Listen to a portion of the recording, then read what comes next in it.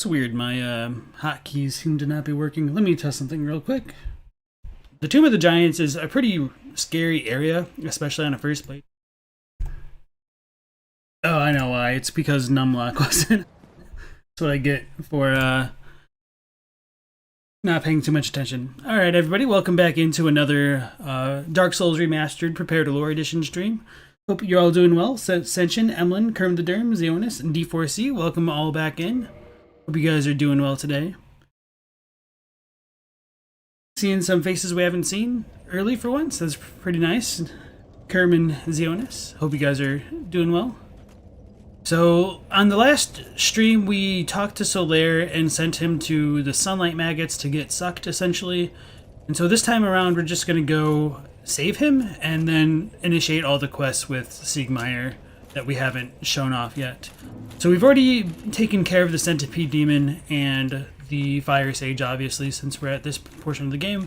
I'm not going to talk to Solaire right now, just because I don't know if that'll trigger him to get screwed up by everything. Let's go ahead and change our ring. And on the last stream, we also did fight Kirk and the Chaos Witch. So they'll be back again this time since we just reloaded.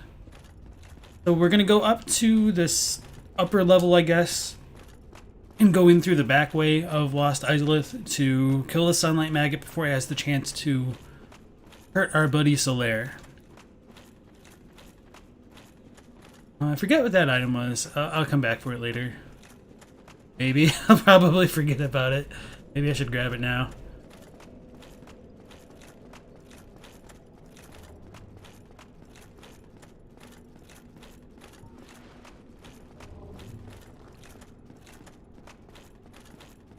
So, the Demon Fire Sage as well as the Centipede are completely skippable if you have ranked up to the highest tier of the Chaos Servant Covenant, because you can take a detour through this, I don't know what to call it, cavern, crevice, probably crevice or something. I should have jumped. Wait, that killed me? Was it not at full health? Probably not. I mean, I guess that one's gonna go in the reel too, isn't it? So yeah, normally you can't progress through that way just because... Oh, there goes our humanity. I'll need to use that when we go fight Kirk again later on.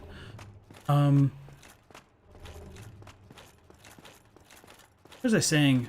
Yeah, so if you're at the highest rank, you can open up the gate that leads straight into Lost Izalith and the Titanite Demon, but if you're not, it won't open. It's kind of cool that they included it in the game. It's just a little bit unfortunate that there's no like guidance that it's really a thing.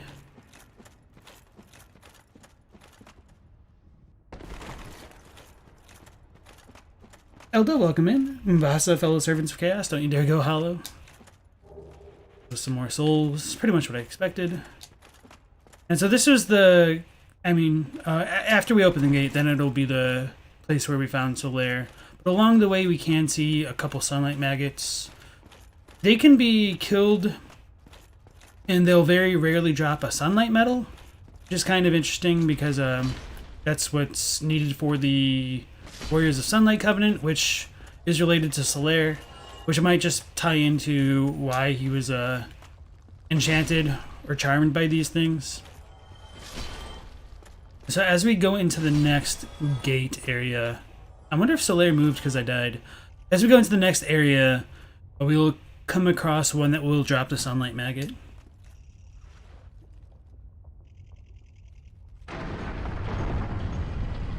I should have taken that off before. Alright, so Solaire is not here, so we should be golden.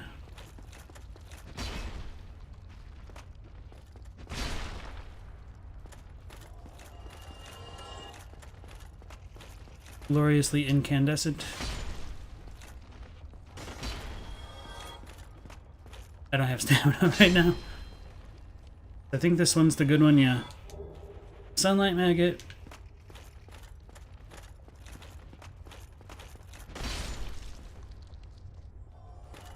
And then we'll get the Crystal Lizard up ahead.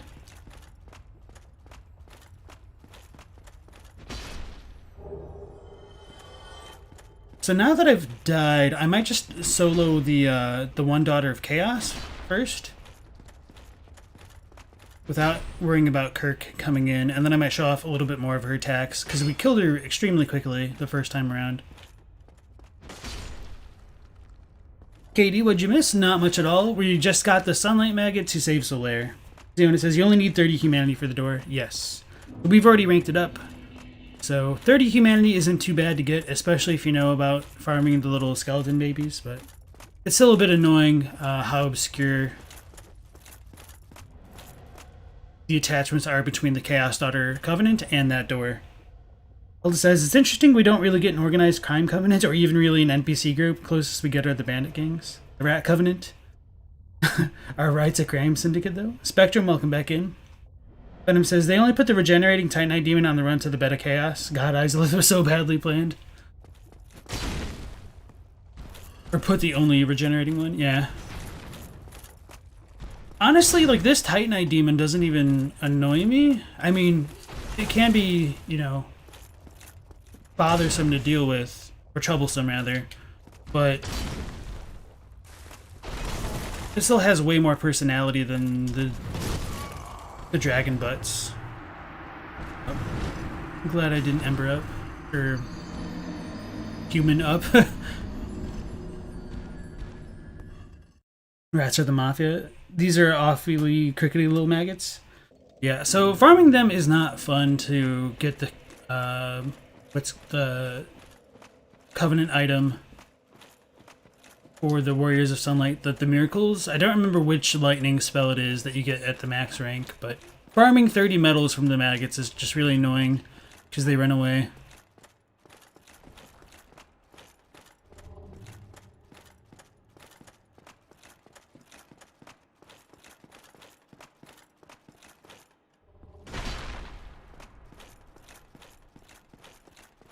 That Titanite Demon kills you so many times. Yeah, sometimes you can get pretty unfortunate RNG. Other times you can just not heal when you have the opportunity and get smacked. I thought I would have been fine, but obviously that was not the case there. It's the Great Lightning Spear, maybe? Okay. That was the last Covenant that I finished off. And it was a little bit ironic that that's how it ended up for me in Dark Souls 3 also, because I forgot about them. And luckily we had Merc Burkington help us out with Dark Souls 3. And farming up the Sunlight Warrior Covenant items really quickly. Because otherwise that would have been a grind as well in Lothric Castle. But at least these are like kind of... Oh, Solaire appeared here. Okay, that actually worked out that I fell to my death then. I wasn't expecting that. Okay. Shows how well I know the triggers for the characters in this game.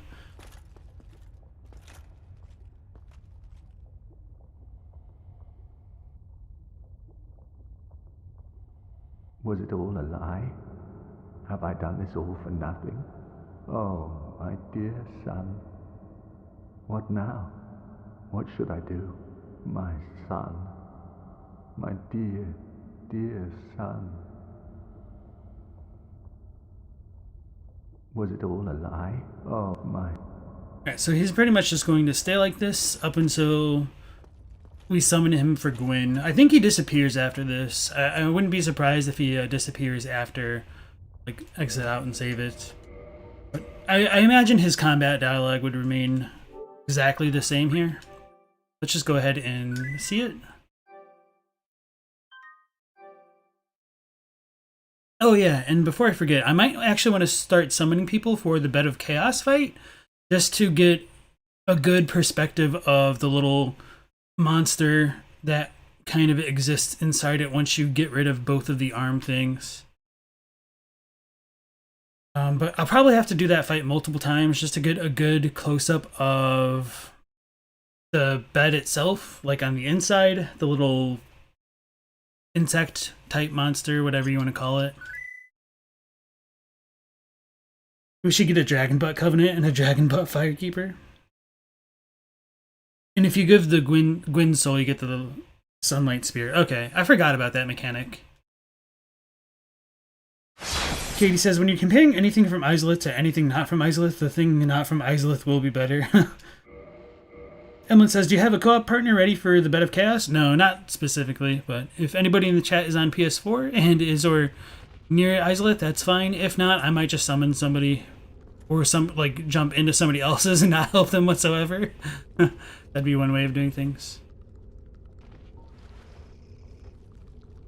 Was it all a lie? Have I done this all for nothing? If a stubborn beast you be, I have no choice. A warrior of the sun will not just sit and take it. Hurrah! Why can't I R2? That was weird. Why, you... How could this... My son...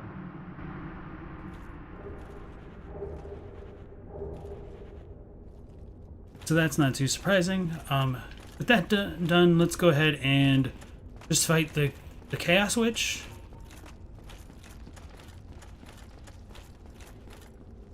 Because I'm going to reload it anyway, and it'll be nice to see some more of her spells without getting invaded by Kirk.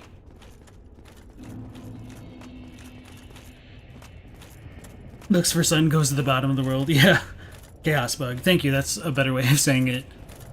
Absolutely struggling for words there. Oh yeah. We pulled that out sooner.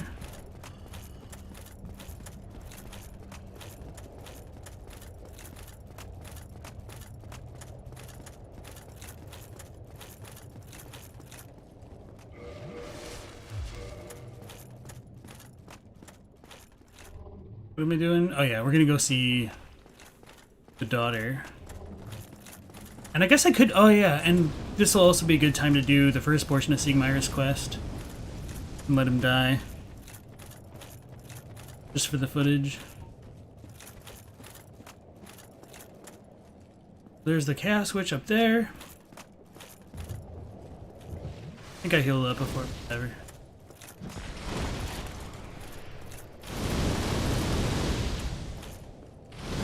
You can see she has chaos magic because it creates like lava when she does her stuff. This one's gonna hurt.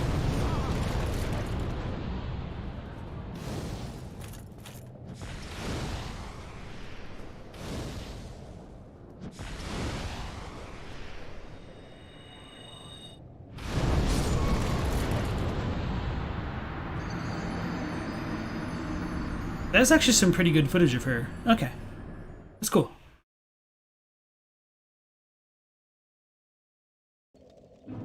So let's go do Siegmeyer stuff first, and then we'll reload. I just saw something over there. Okay, oh, that was the item that we forgot about. If it's just souls, I might as well just pick this up now, just to confirm my suspicions. Yeah, okay. Figured that wasn't important. I was actually trying to die a little bit there. Didn't think it would work, but...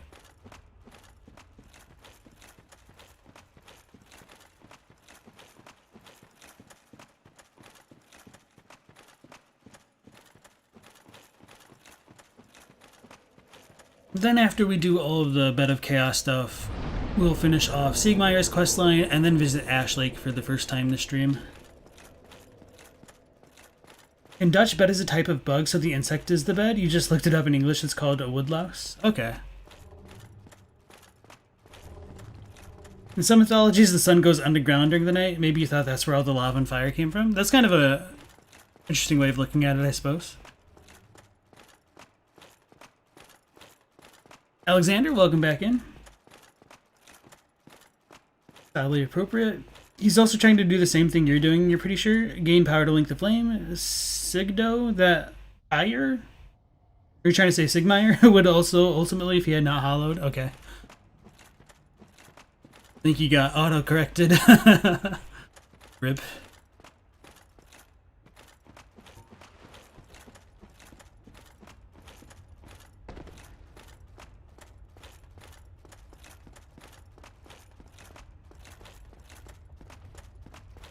Not gonna worry about the maggots.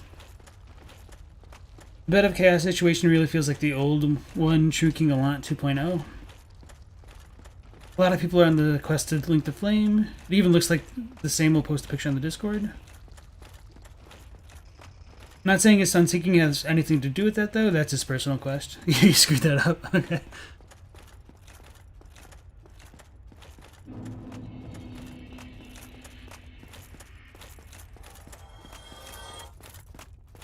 Well, something fell.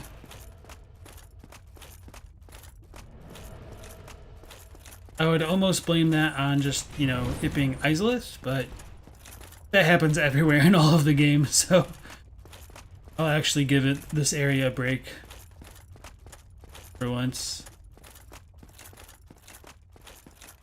Yeah, so this run up to the Bed of Chaos is just really tedious. Even from like the bottom story, I felt like it would have made a bit more sense for them to have put the bonfire like in one of the buildings over there or something, instead of the one on the ground level. It probably just adds to some of the frustration with Izalith.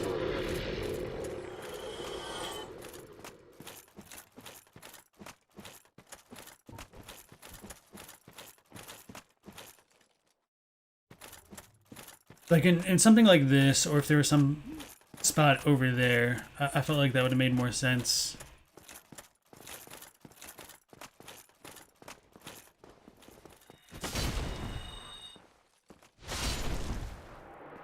I guess I could have embered up again, or used humanity again for Kirk, but I was really just going to show off Siegmeyer, and I just wanted a little bit of revenge for personal reasons, I guess. I didn't need to do that whatsoever, but I did it, so. Alright, since I don't have a ton of Estus right now, I'll probably just leave it as it is. You looked at me funny. Gotta go. So as I mentioned before ending the stream yesterday, there is like a trap over here where the floor is just going to break away. If you go slowly, you can kind of avoid it, or if you go off to the side. I guess I screwed up there, because I have done it before where I haven't like... Alright. Figures. So over there in the distance we get Siegmeyer.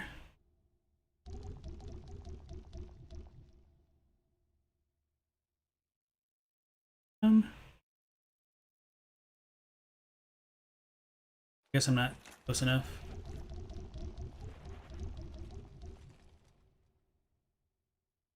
Guess that's really as close as I'll get.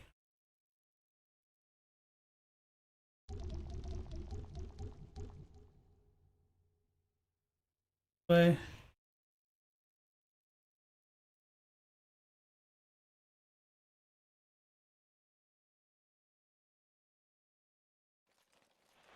Oh, well, that isn't too bad. And then we'll go over to his side and talk to him to initiate the stuff with those things. I don't remember. I don't think you have to go down first to talk to him. Okay, no, we should be good. No? Okay, no, you should totally be fine.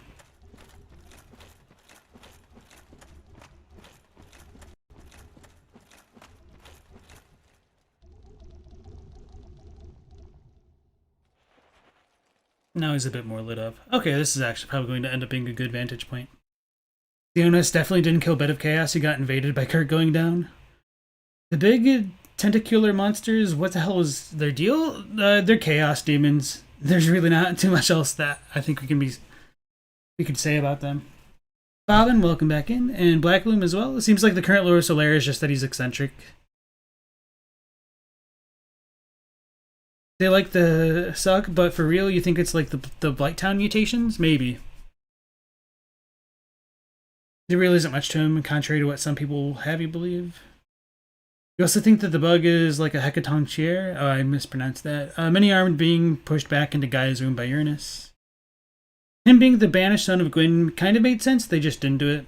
No, you don't know if that was a coincidence, that people read too much into it, or it was a dropped plot point. Yeah, it could have gone either way with only Dark Souls 1, but obviously it was more explicitly retconned by the time of Dark Souls 3. So, I mean, people could have still read it the wrong way or just wanted to make it work, even if it wasn't fully compatible with the original game. I don't think it was, just because he's Solaire of Astora, and yeah, his quest just overall doesn't align very well with what we see going on in Anne Orlando, I think, with the miracle on the tomb and stuff. You think Slayer is the major reason the Sunbro is the most popular covenant? He's a big reason you think all covenants would have needed such an NPC, though his covenant lacks a covenant leader. Yeah, I agree with you pretty much 100% there.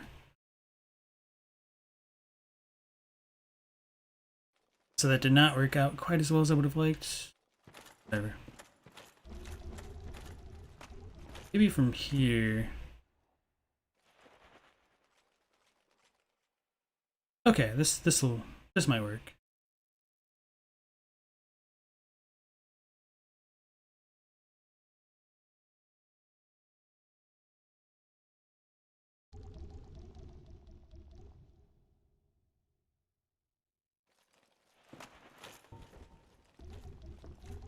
Talk to our boy. And then get him got. I guess I could have invested into some like fire bombs before coming down here. Cool deal.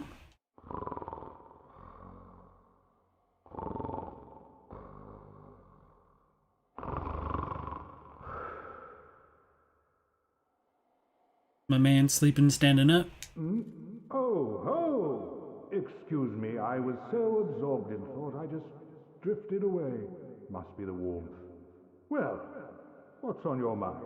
No, don't tell me. Those monsters making life difficult for you? You need not be ashamed. We're all in the same boat, you know. I really have run up quite a debt to you. Perhaps the time has come.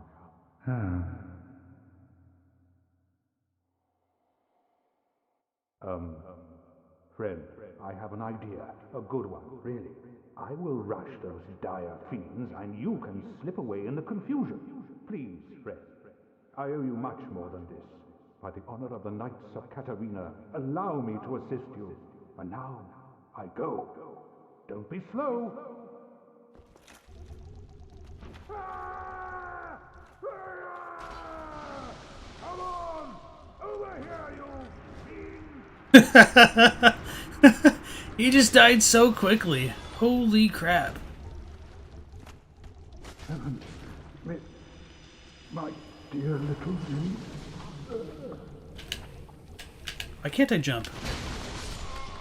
Oh, I died too. It's all good. I'm pretty sure he just like drops his armor and whatnot, but that'll be good enough for the footage of him just dying so quickly. I thought he did better than that. So one of the ways to make the quest work pretty well is to kill most of them before going down and maybe only leave like one alive. So that way he just doesn't get absolutely creamed. So we'll go ahead and reload it now, since we've done half of what we needed to. And then I think I'll still be human. No, because we did the stuff with Solaire to keep him. Yeah, that makes sense. So I'm not human, so I'll need to go use some humanity first, and then I guess I could do that. I could do that after the Siegmeyer stuff, so I don't like die in the process.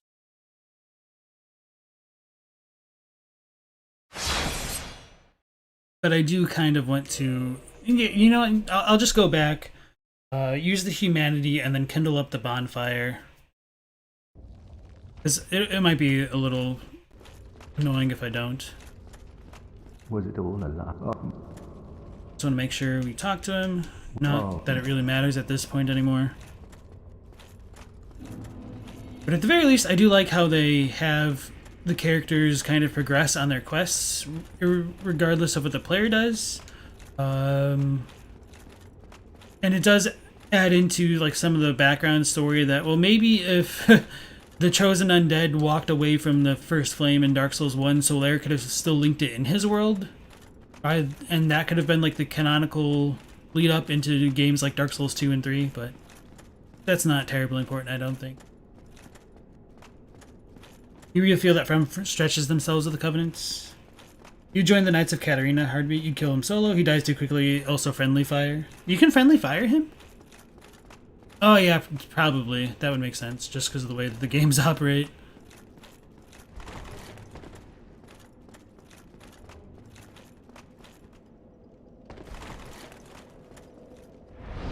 What was I going to do? Oh yeah. I don't have humanity. That's silly of me.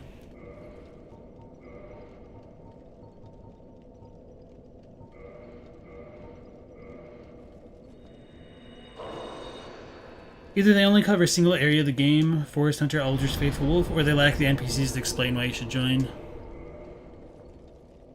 Talk about atrocities. Unions make people cry. What?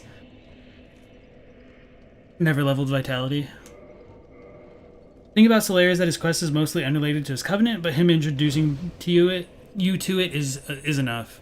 Yeah, and also the fact that like his covenant works by like the entire principle is the covenant is to help with jolly cooperation. So the fact that he can be summoned everywhere else still kind of works for what his covenant represents, as opposed to some of the others like the wolves. You don't really fight dark wraiths or the abyss directly as a Farron wolf. Where am I going? Oh yeah. Just zoned out there for a second. So it just doesn't quite work out super well for some of the other covenants compared to Solaire. Like his whole thing is just like he's a reliable dude, and his entire covenant is a covenant filled with reliable dudes. So it just kind of works together with what you get. We had an issue that if you missed an interaction, it just made the questline stop. That was kind of true also with Dark Souls 1. In some ways, 3 does feel a bit more punishing. I don't know, like, both games are kind of hard. Like, you already have to know what you're doing to do it half the time. So I do think 3 does a little bit better job of leading up to it with some of the item descriptions. Like with Cirrus and Podrick. But it's still pretty unclear on an initial playthrough of when you need to initiate things with Cirrus. So I'm kind of afraid that Elden Ring might pull off something similar to that. I was rolling.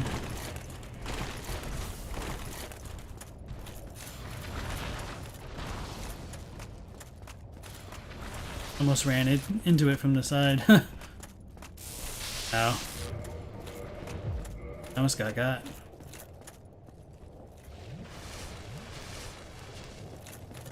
They are easy with the Claymore and starting with plunge attack. As long as you avoid the mouth.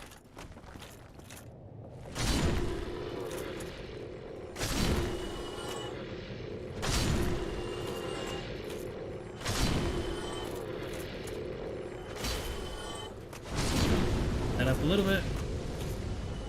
Okay, so let's go fight the Witch and Kirk again.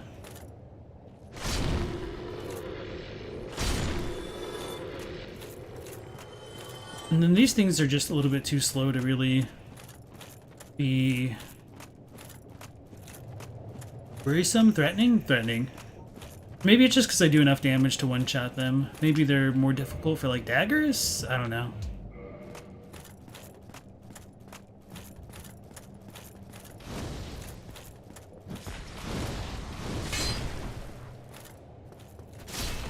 Rip.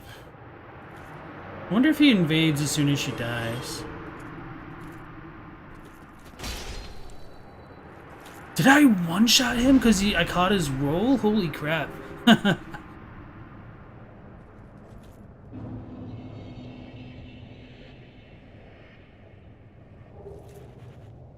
Okay. So that was as well as it could have gone, really.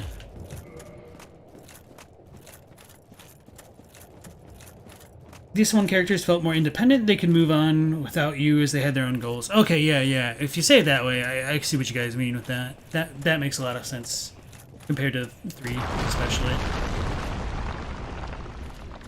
So I don't remember if you just jump in that Siegmeyer like automatically tries to help you. I think so. Oh yeah, let's just go ahead and save it here first. That makes almost too much sense.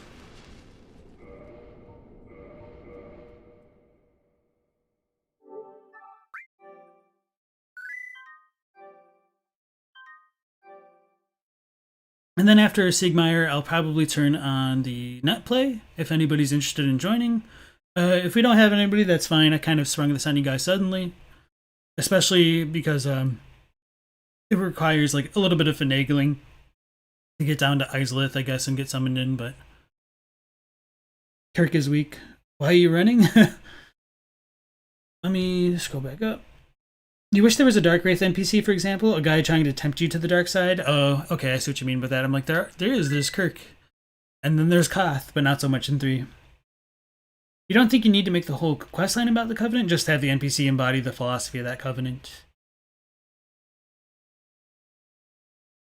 You love the Mound Maker concept-wise? Kind of wish they'd be the default. If you don't explicitly summon from the co-op Covenant, they can't just turn on you.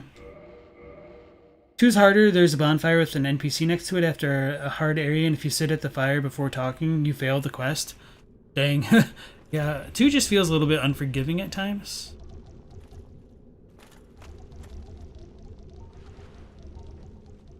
Let me try... I don't think I have any fire bombs. Okay. So I'll go ahead and equip bow to shoot them just to get them lined up, and then I'll just kind of plunge on a few of them. I think Siegmeyer automatically jumps in if you come at it from this way, so we'll probably reload things a few times here, honestly. Dude.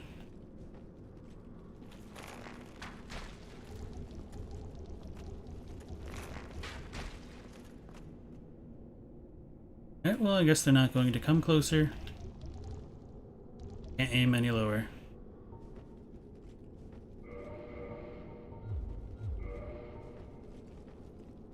So let's see. Oh, yeah, that's cool to show off. I thought I would have jumped over it.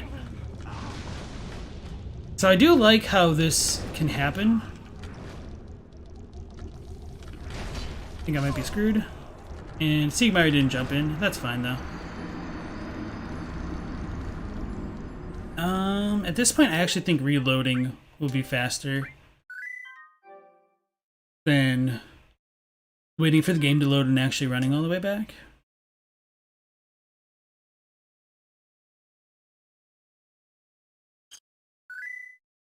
I'm pretty sure that's unique. Not that there's very many opportunities for plunging attacks, but I don't even... Well, 2 might have something similar to that, but at least with 3, I don't think there's anything which actively punishes you for plunging in such a way. Even like the ancient wyvern or dragon or whatever they called that one. Drake.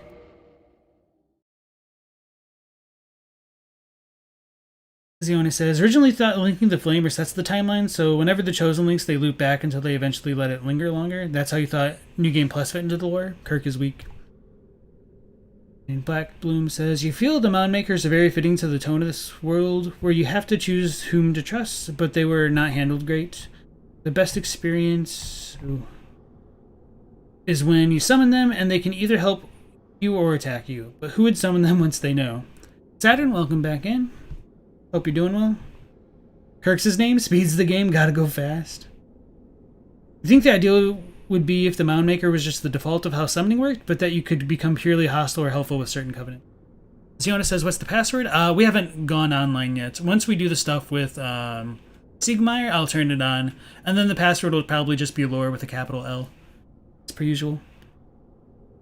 Plunge attack right beside the head is the easiest way. Mound Makers are the Chaos Agents.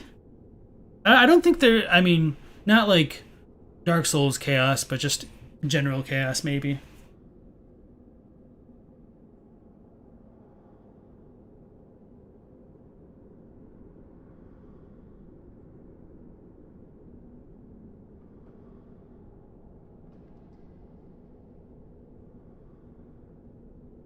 He doesn't, he gives different dialogue. They just thrive on unpredictability. They get summoned, but can freely choose between helping and not attacking the host. Did it crap you out? Yeah. Alright, let's do that again, but better. Oh, that was not better. It's like a toilet. Let's roll out.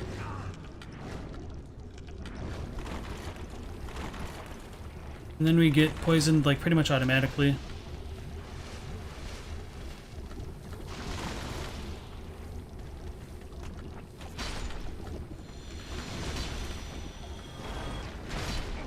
Oh, they have another grab? Oh, and another spin. Okay, that's cool. Oh, because they've also got the acid on the inside. One hell of a swirly, man. And I'm poisoned, so let's just double tap.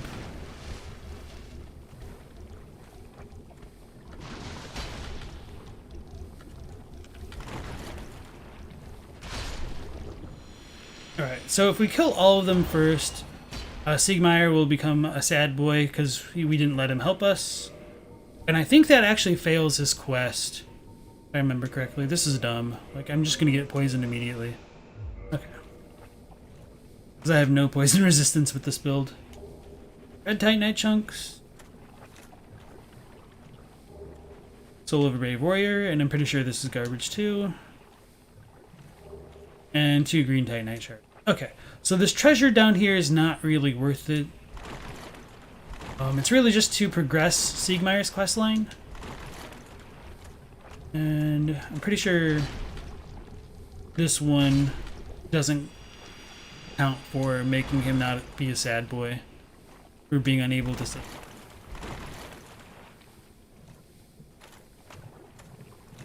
Actually, I don't remember if those spawn back in. Oh yeah, we can equip the ring. Actually be able to run.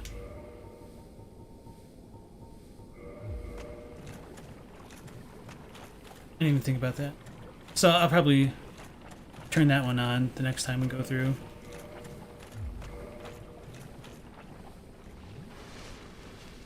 Hanzo Hattori, welcome in. You said it would be cool to if we got to see a lot of these places in their prime before things spiral down. Yeah. The stairs over here. No, that's on the other side, isn't it? Okay. Yeah, Izalith is actually one of my favorite areas, just not for gameplay reasons.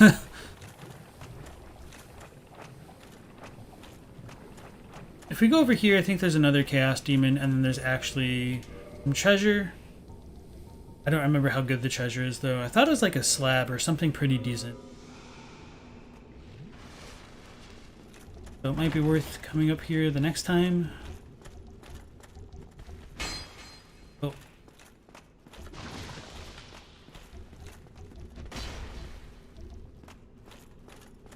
The wily devil. Go.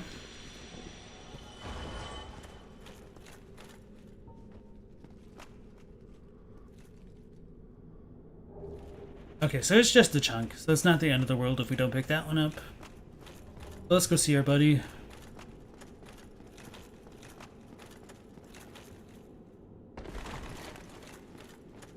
And then we'll reload to get like the better ending, I think, if I remember correctly. Ah. Oh, there you are. Wait, did you defeat those dire creatures? Outstanding. You never fail to impress. Well, wonderful. This Knight of Katarina thanks you. Take this as a token of my gratitude. We get the speckled stone plate ring. I feel like I'm always thanking you. I curse my own inability. I feel like I'm always thanking you. I curse my own inability. So I think at this point, I don't remember if he goes back to Firelink or if he just goes hollow someplace else, maybe later on. I actually don't remember. It's out of my head. So I'll just drop down to double check to see if there's any more treasure, because I thought there was, but maybe there isn't. And otherwise, I'm just going to warp out to Firelink real quick. Double check if Sieglinde is there, or if she's over in like Blighttown. I should have really double checked all of the stuff before coming on the stream, I realize. I guess that just shows how much I have trust in your guys' collective knowledge of the games.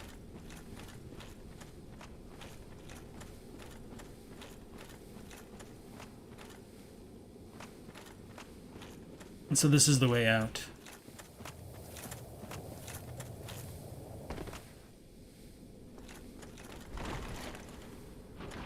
I thought there was going to be a farther, like a more harmful fall. Oh, that was the last one too. Okay. There's no incentive to send a mound maker intentionally. You like a mix of red and blue. So they're purple. You like the color, but you don't like that people can see it, lol. Where are we going? Firelink.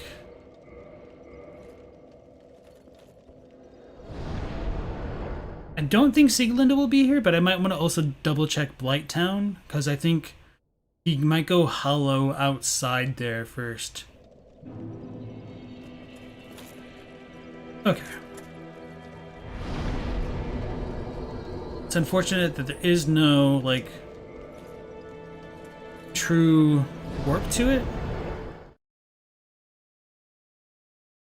You don't know how anyone can't like Lost Izalith? There's so much free lasagna everywhere, who doesn't like lasagna? Summoning Hodrick in 3 can result in him helping sometimes? You thought he always attacked you? You think the area in 3 is where we find Ceaseless?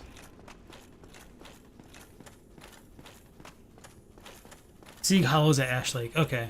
I know he will go hollow if you complete his quest fully. I don't think doing that there, like, if you don't kill the enemies, sorry, wait, let me rephrase that. If you kill all the enemies, I think that fails, like, the good ending for his quest, but I just don't fully remember. And we still have the Iron Ring on, so that'll be fine to, like, run through this area with.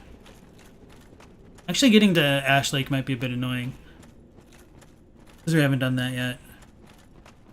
Oh man, it's gonna be a real pain in the ass if we have to do it twice. There's definitely a red slab down there? Okay. Also, welcome into the stream, okay. Or is it Olse? I don't know how to pronounce it, so let me know and I'll do my best.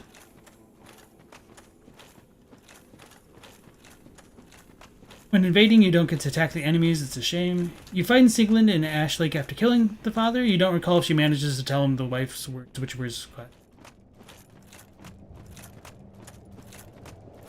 So maybe I needed to kill him then? I don't know. I should double check. And at the very least, we can hit Quaylana. We haven't done that. And we'll reload the area. I guess we did kill her the one time. Truth be told, I thought you had perished. Whoa! No luck, but do not. Didn't know they ran this far out.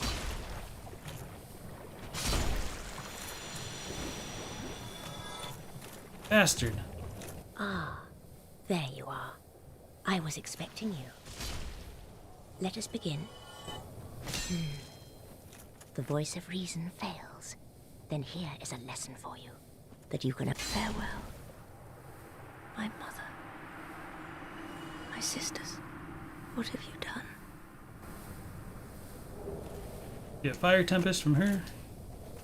I think I read that at some point.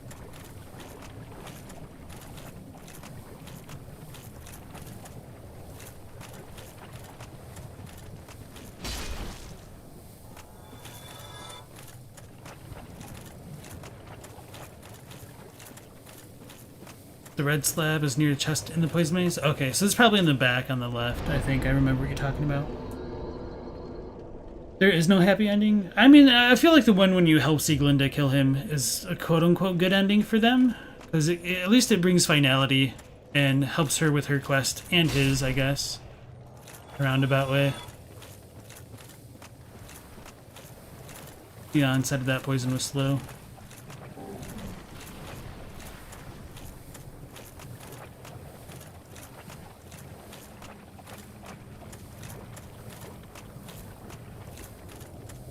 Definitely not over there.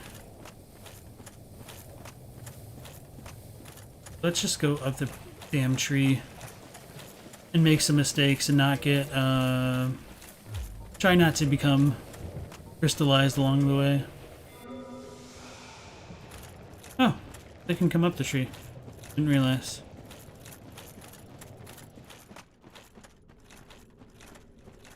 No farewell to her brother. That was a quick lesson. Atrocities 101. You think a line, "What have you done?" is referring to her sisters, not you for killing her. The good ending with Siegmeyer is getting a slab for Sieglinde from her. Yeah.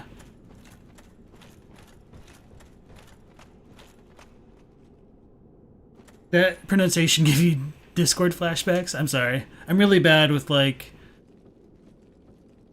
more Polish, or is it like Slavic type names? I don't know. That just kind of highlights how bad I am with recognizing them. Let's rest at this one because we'll probably die a lot. It's... Are you saying like Oljai or Oljai? Because I would assume the latter, but I feel like if you spelled it out that way, it's probably Oljai. Yeah, with the C like that, I wouldn't have guessed it would sound like a J or a Y, so I'm still confused. I'm not worried about the treasure. Do we have the Chloranthy ring up there? I'll worry about that stuff a bit more when we do it with Sieglinde. Pretty sure this one's the one we're going to go down. I'm not paying too much attention right now, actually, which is probably bad.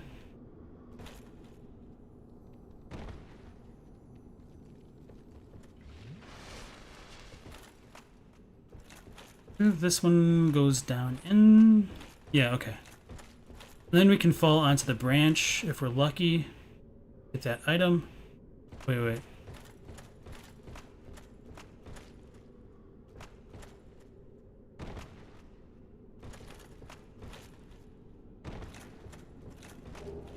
Blue chunk. Okay, I'll try to remember that.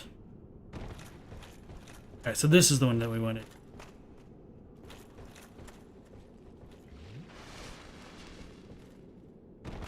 That was always the one that was like the most frustrating to get to me.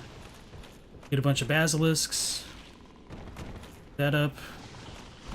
Run away. Get the mushroom dudes. Down below. And they can still kill me. So we're not in the clear yet.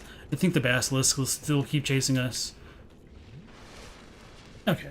Got a little bit of a moment here. But Sieg dying to help you gives him dignity. It is believed that she tricked him by laying her clothes on that altar so she thinks he's alive. So he thinks she's alive. The shadow scared the crap out of me. Dignity and getting two shot by a walking trash can. She never says farewell to her brother, only to mother and sisters. How rude. So it's Germanic. They can come up the tree, or the last word said by the hunter when it comes to the bears. They can come up the tree, yeah. She might not consider him her brother. Remember, she fled before the bed of chaos created him. Oh, you guys thought they were talking about Sieg? The first one is 100% correct. It's a name from the Central Asian Turkic tribes. Bar. I don't remember, so I'm going to... I think I would have said Oljai first. So, thank you for letting me know. I'm learning. It's always fun. Got the little resin makers right here, essentially. Poor basilisk that fell to its death. Hey, why is... Okay, I thought that one was alive. This isn't the way. Oh, I was afraid of that.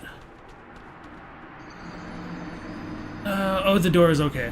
I didn't know where I was. I was looking for the door. Damn, it made it that far just to screw up from a silly delayed attack like it was Dark Souls 3.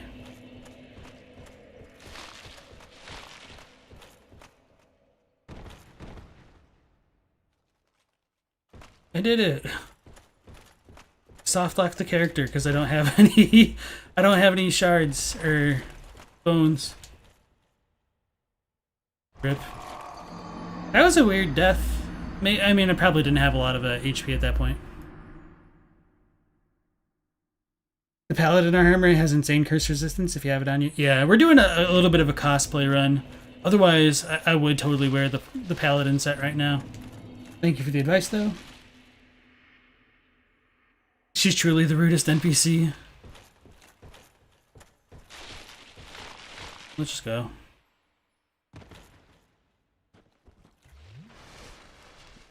have the dark sign.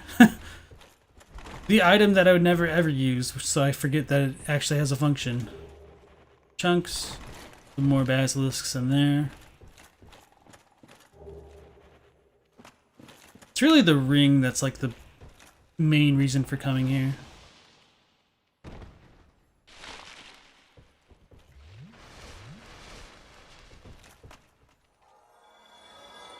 The one we want to go down.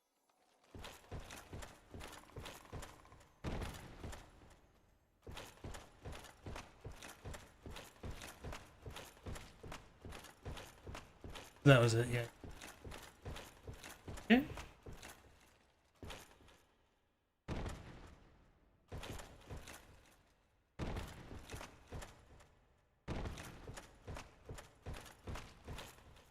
Oh, maybe we'll get luckier this time. Let's aim a bit further. Okay. This is red titanite chunk, so definitely not worth like half the trouble. But it would definitely be better if we were like going for that kind of weapon. Where's our hole?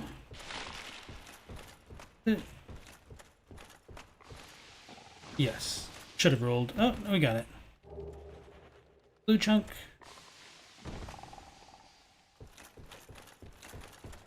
That was weird. Oh no.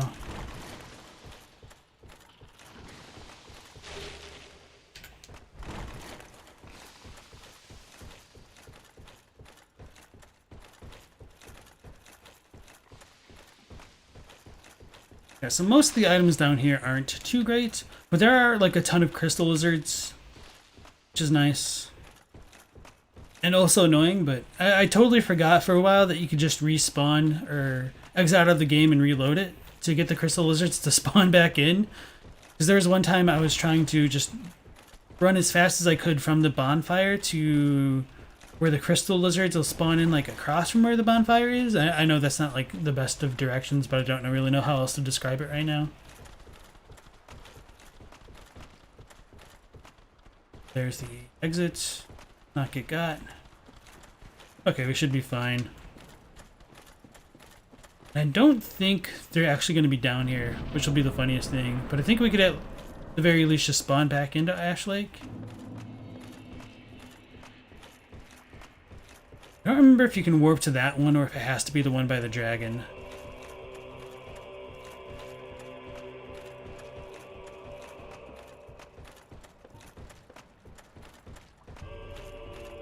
Get a Hydra over there. Okay, so they're definitely not down here. I really don't want to have to fight the Hydra. I just don't remember if you can actually warp to this one. I think you can. But I also feel like I had to run from the dragon to here. Isn't it so fun to die at the Great Hollow because the game just decides to bug you? You to bug in a branch? Can cleave through the demons made of literal metal slabs, can't handle branches? Well, you see, they're arc tree branches. Does it not count as death? It takes your current souls. No. You have to sacrifice all your souls if you use the dark sign. And I don't think you can go to like a blood spot. Actually, I should have enough strength to just not really care about the Hydra. You know, the operative word being should. I will talk about Ash Lake more. I'm just being a bit paranoid and want to double check the stuff with the quest with Siegmeyer. Actually, maybe I should do it from this log. Maybe the Hydra can shoot us through it though. Dragon scales. There's quite a bit to talk about with the lore down here. I mean, a little bit. It's a little bit like spread out, but there is stuff to talk about. You love this track? Here comes your favorite OST? Yeah, I do like the soundtrack down here. It's your mistake. Thanks for bringing it to your attention. You kind of wish there's an item that just brought you back to the beginning if you got too stuck, but that would break some parts of the game. Which beginning are you talking about? Like the asylum or someplace else?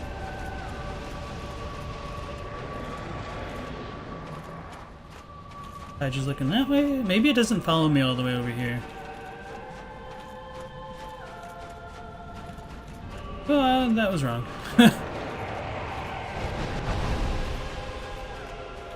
Oh, it did a melee attack. That's cool. I guess I could have tried to show it off, like jumping about. Because that's pretty much the only way you're going to see its body.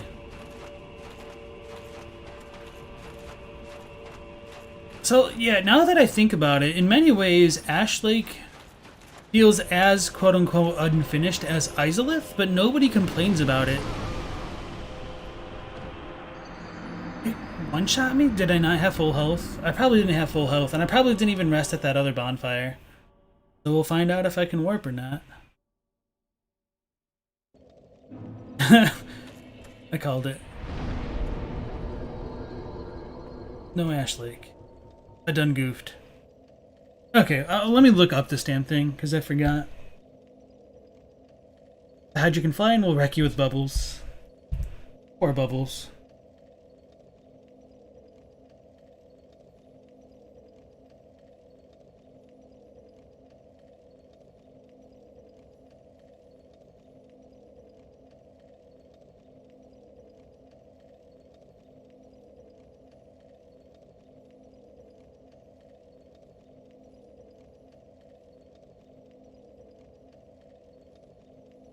Oh, so it looks like his story does not continue any further than that point. So this was kind of pointless. So we need to do the fight with him kind of multiple times then. Download. Again.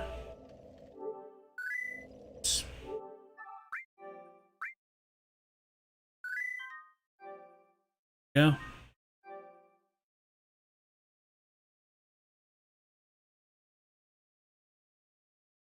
Get ready for the jumping Hydra. If you quit and reload it, will jump again? Oh, that's cool.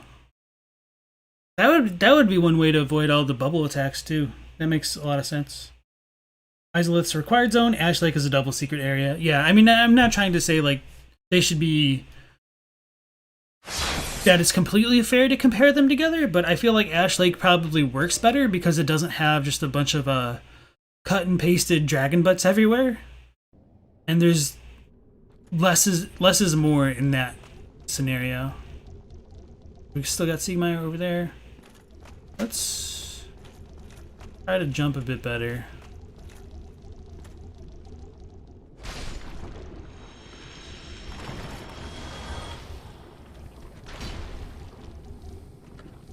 Oh, no stamina. Oh, that was lucky. Did I kill two of them? Must have. Oh, I forgot to equip the ring.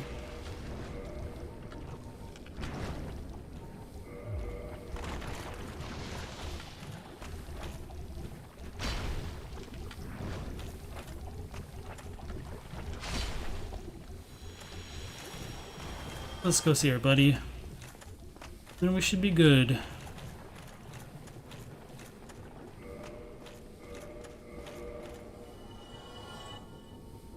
Something else just died though.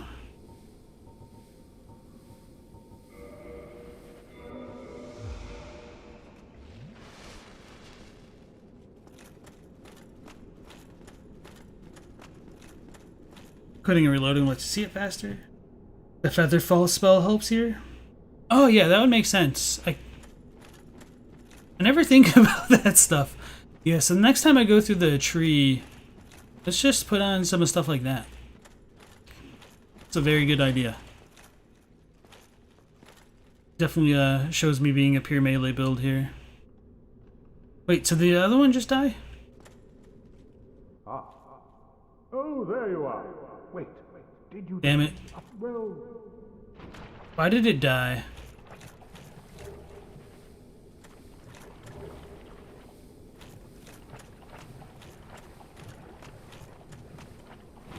Did it get poisoned?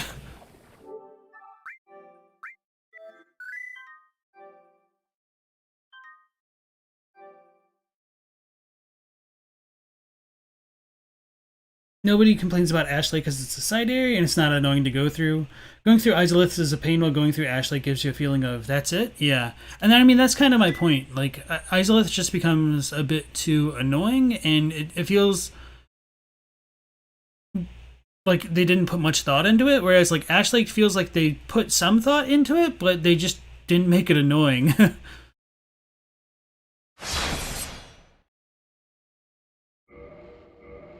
Like, the run from the 2 bonfires can be a bit annoying, but that's really not too bad.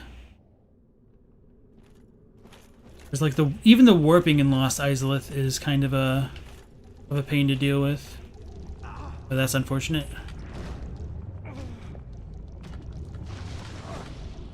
The fact that nobody ever mentions Ash Lake helps it.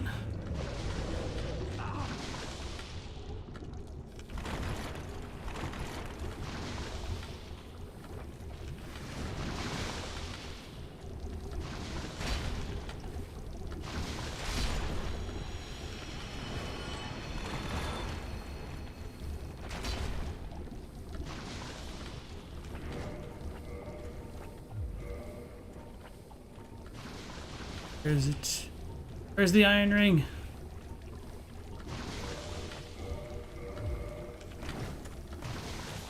Okay, so I think this should be good enough to... Oh, it probably fell down the hole.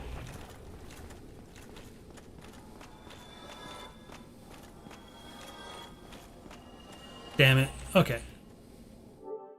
I didn't even know that was a possibility. Oh, I probably didn't hit upload or download all last time. That might have been it. So let's try to remember to put on the ring this time.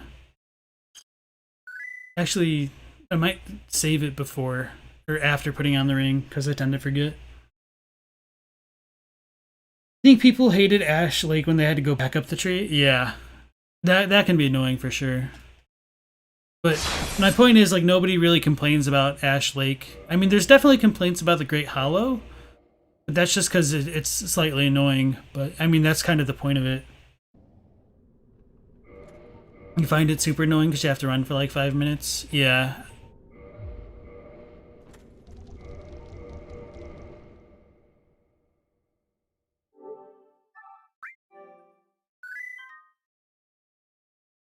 Izalith's a major part of the lore and a key location. It had expectations. You guess Shulva's quite similar. Hanzo Hattori says, you wonder if this game was the last time we see the ancient dragon, or if it evolved or transcended to the dragons that we see on the mountain in DS3. So, as far as like the dragons go, Miyazaki mentions once the fire is introduced to the world, it creates disparity, and it kind of affects the dragons with what I believe he called the poison of life. And so life itself has kind of altered the physiology of the dragons, which is a bit curious as to how people escape the curse of life that affects even the dragons by going down the dragon covenant. But I don't know.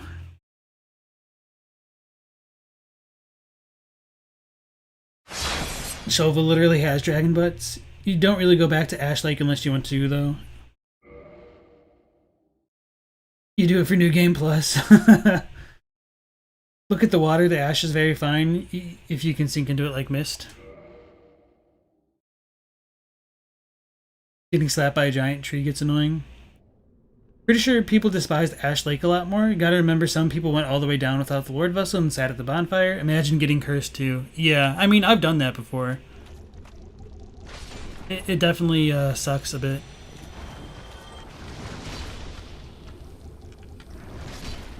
So let's run away now before they all fall in the hole after me. Why am I not sprinting? There we go. Probably didn't have stamina. Shaped like a banana.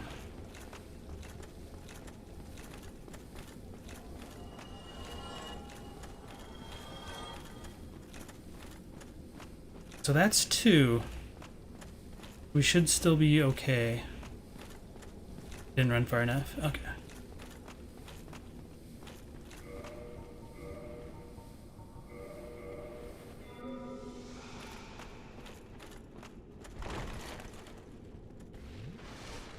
Okay, we got the one dude over there. For our boy.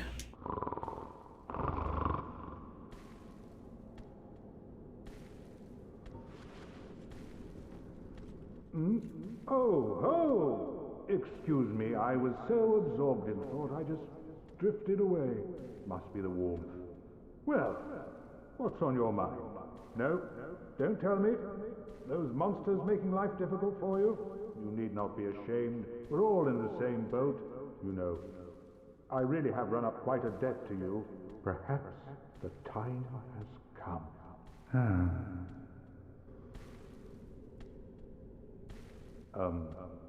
Friend, I have an idea. A good one, really. I will rush those dire fiends, and you can slip away in the confusion. Please, friend. I owe you much more than this. By the honor of the Knights of Katarina, allow me to assist you. And now, I go. Don't be slow. Ah! Ah! Come on! Over here, you fiends! Perish, foul creatures! I am Siegmeyer of Katarina, and you shall feel my wrath! Interesting. Okay.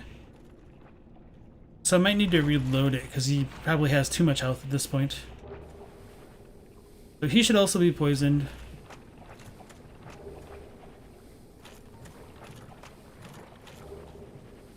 So once he gets below 50%, he'll die to poison. He'll give us the ring.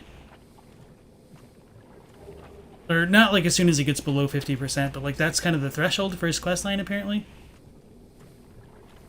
I don't know how we can tell if he's poisoned though. I might just reload this a few times.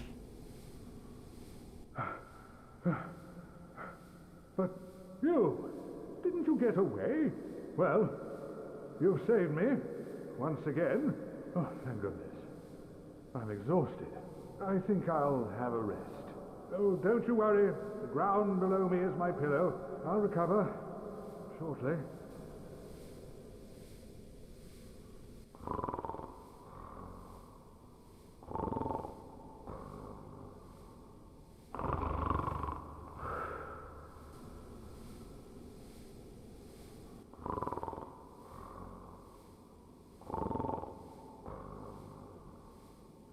We're used to secret areas being kind of airborne.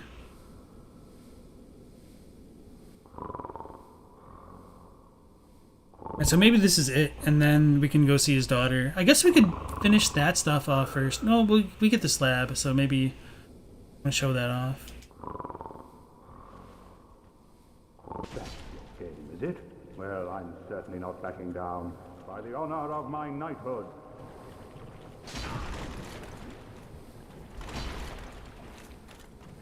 Heavens, my dear little me.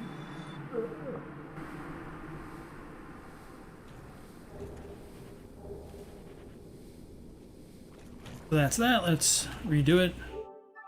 Have him die. Siegmeyer's actually immune to poison? Okay. Ironic, hopefully got more moss. You killed too many? He saw it as you were saving him again? Okay. Siegmeyer always dies here for you. Why'd you hurt the friend? Just to see what he says. Did I actually download? Feels like I didn't. Well, we'll spawn in and figure it out.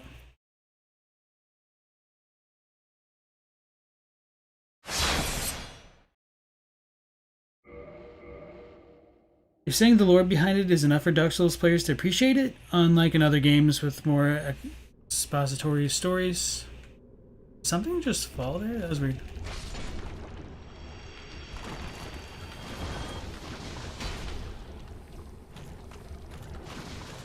Bruh. So a bunch of these are gonna fall in.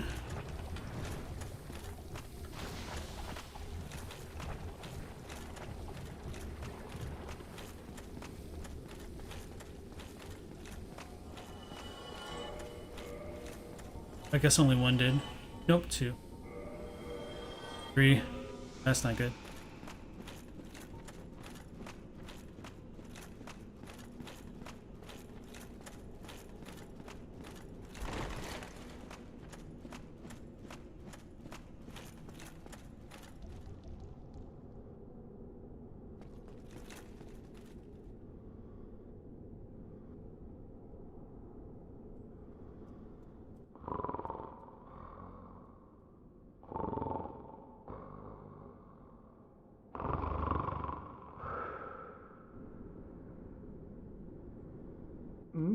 Oh, ho! Excuse me, I was so absorbed in thought I just drifted away.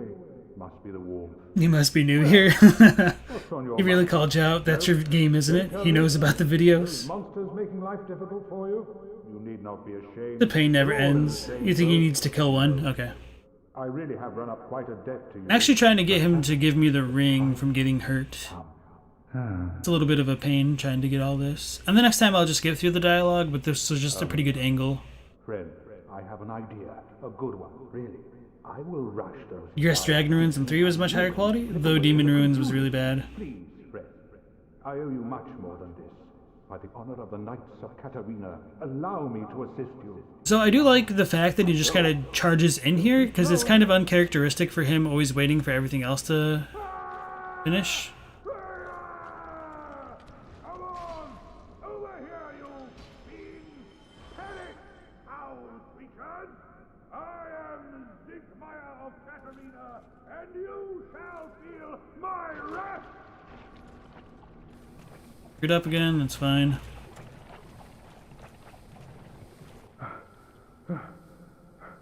But you, didn't you get away? Well, you've saved me, once again. Oh, thank goodness. I'm exhausted. I think I'll have a rest. Oh, don't you worry, So let's do it.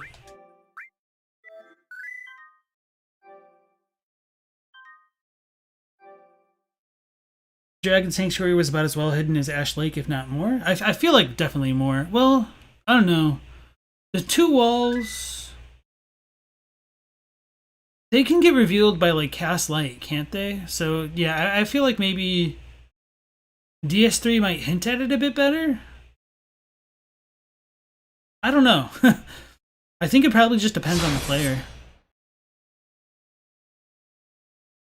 Yeah, he does have a bad end if he's hurt and we end up winning. So I'm trying to get all 3.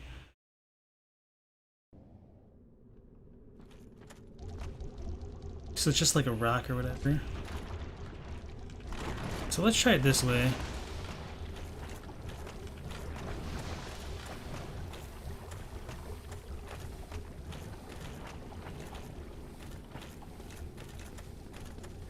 Glenn. Just 1, 2.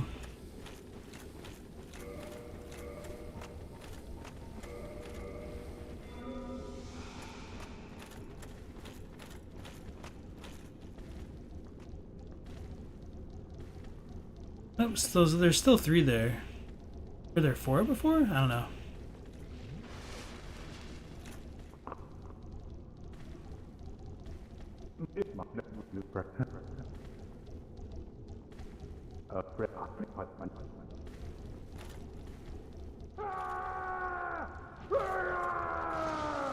Come on! Over here, you fiends! Panic! Hound creatures! Oh, damn it. I wasn't expecting that. And you shall feel my wrath! It was gonna be funny to see him get pooped out. And we screwed up. Oh, that's unfortunate.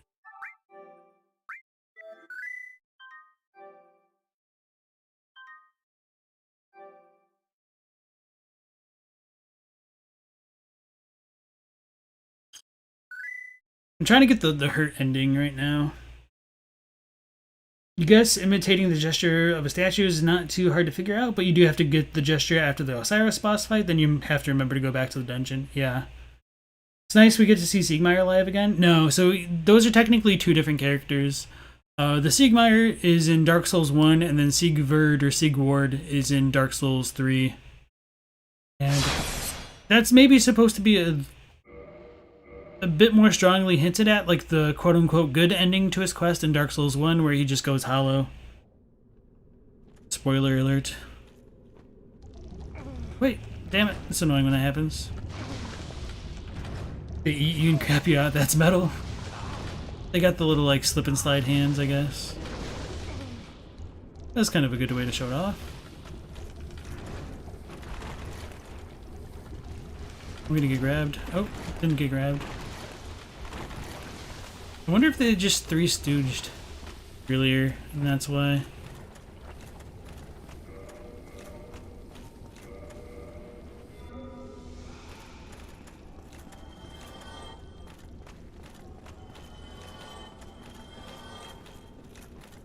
Three died.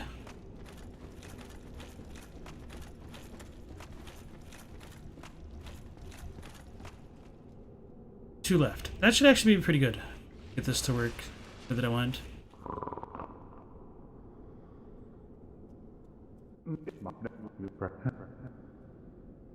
Tim, welcome in. So we've been trying to get this for a little bit, so maybe you'll be lucky enough to see it work properly this time around. Oh yeah, he says, yeah, it's 4 normally, and you have seen him kill 3 of them by himself. He has insane damage, so if he doesn't get staggered and the Cthulhu stay stacked, he destroys them 2 to 3 swings. He is wielding the Zweihander. Gotta admire the man's choice of style. This point's intentionally jumping inside him. A good one. Don't forget patches from Katarina. Dire fiends, and you can slip away in the confusion. Please, friend. Wasn't it found out after 2 weeks? The Ash Lake. Merc, welcome in. You said everyone's out of here talking about the hidden areas, but it took you over 10 minutes to explain to your friend where the abandoned old workshop is. It's a pretty good hidden area. Like, it's not too intense, but Come on! Over here, you fiends! Perish! Owls return! I am Siegmeyer of Katarina, and you shall feel my wrath!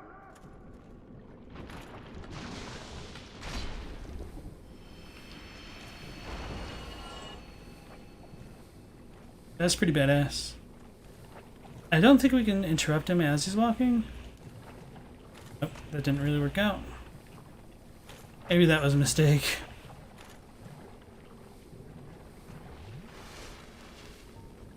Let's try this.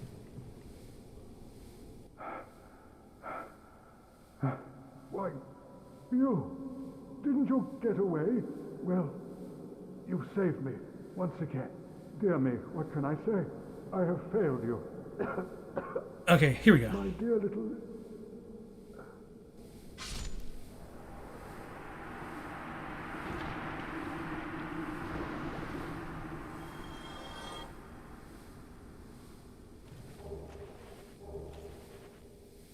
Alright, so that was the third ending that we weren't able to show off just yet. So sweet. We got that footage. Let's go ahead and reload. Do it as we had been like the first 4 or 5 times.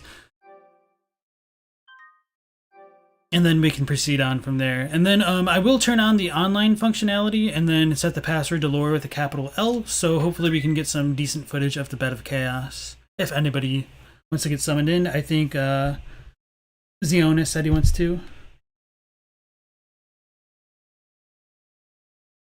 So what is that? Like Araba Elemento? So Arabara Element? Abara, I can't read. Abara Bone. So just Rib. Welcome in, Rib. Nice to have you here.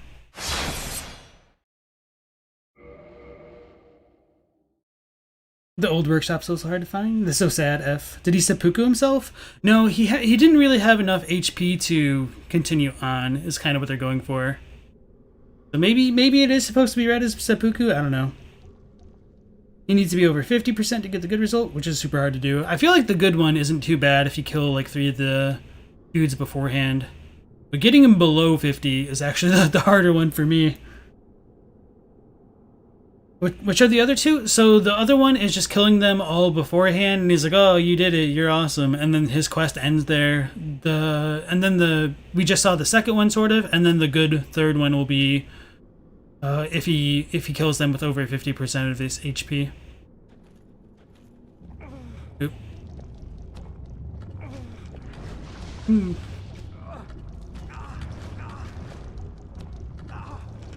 I'm not even mad about like falling into them so much, just because the animation's so funny to me.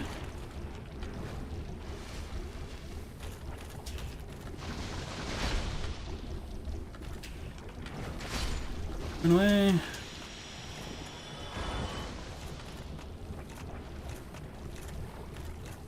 Hopefully they don't all fall into the hole.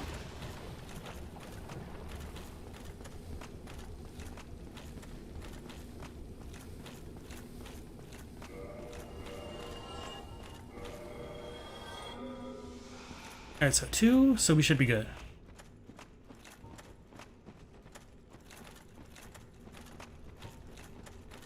Should just be able to watch him. Maybe this time I'll pull out the binoculars. Okay. They really like to just fall off into the holes. Yeah, we discovered that the hard way a few times. Wouldn't it be an exploit to kill some and go back? To kill which? Oh, this? Maybe? I don't know. Like, the real, like, way to do it is to talk to him and, like, jump in. So maybe you can call this an exploit, but this is not going to stop us. Last thing he sees is you and probably thinks he failed you, then dies. What a bummer. The animation's very goofy.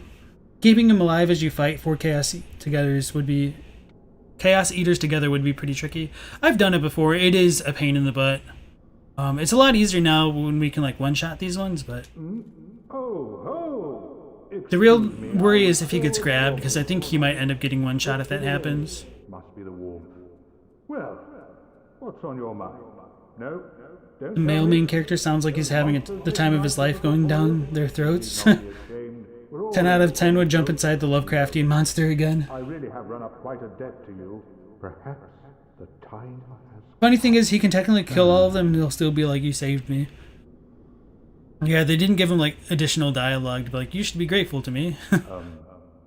Friend, I have... What happens in Chaos Eater stays in Chaos Eater. I will rush those dire fiends and you can slip away in the confusion. Please, friend. I owe you much more than this. By the honor of the Knights of Katarina, allow me to assist you. And now, I go. Don't be slow. I just love the sound of his scream as he falls in. It sounds like he falls to his death to me. I am Siegmeyer of Katarina, and you shall feel my wrath.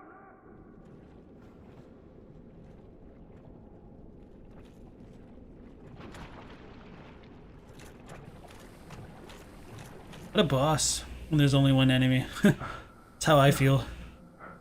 But you, didn't you get away? Well, you've saved me, once again. Oh, thank goodness. I'm exhausted. I think I'll have a rest. Oh, don't you worry. The ground below me is my pillow. I'll recover shortly.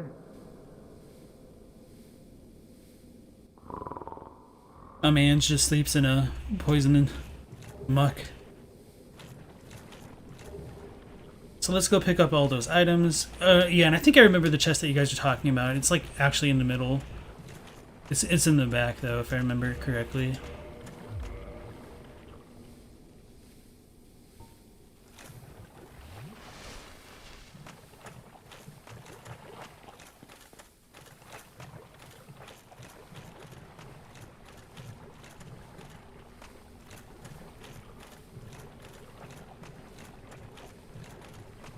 Oh yeah, and we need to explore the rest of Lost Izalith. It's kind of a doo-doo area, so I forget about it. That's our red Titanite slab. I could have slowed that down, but that's really not too relevant for the lore. I don't even remember if they have like anything specific about their descriptions when you pick them up like that.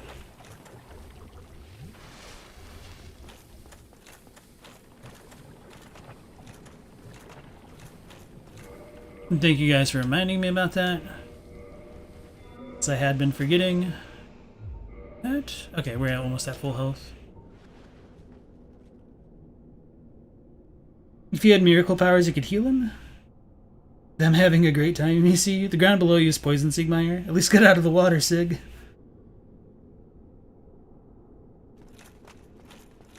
He'll be fine, Alex. You wonder why these people go to Izalith? I figure they're all on their quest to link the flame. They've probably all been told by Frampt in their respective worlds. Titanite chunk? Okay.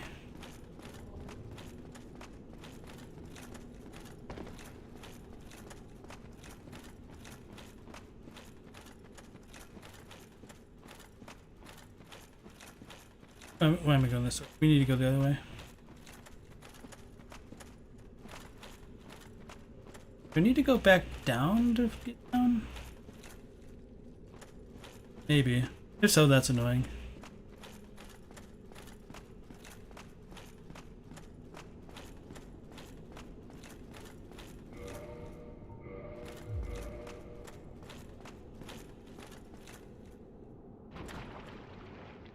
Become legend. Oh yeah, he says, as a single guy who lives alone, you're offended that I said my man lives or is sleeping in muck, in a poison muck. Hey man, just wash up, clean your house.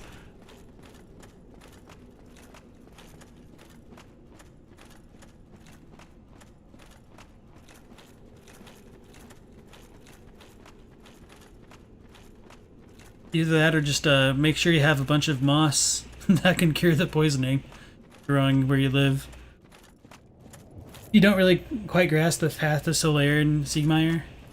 Yeah, it's really not straightforward, especially the stuff with his daughter. Like, I guess it does make sense that you'd find her in Ash Lake. No, not really. Over by that area, because the last time we saw Siegmeyer before coming down here, he was over there. Or like by the hollow, not the actual Ash Lake itself. I think this was inconsequential garbage.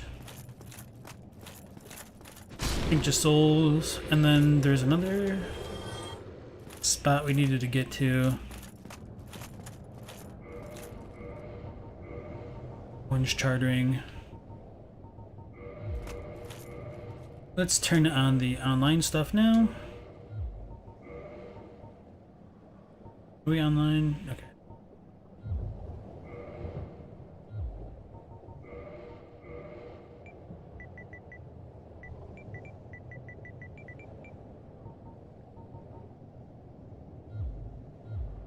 Okay, that should be good.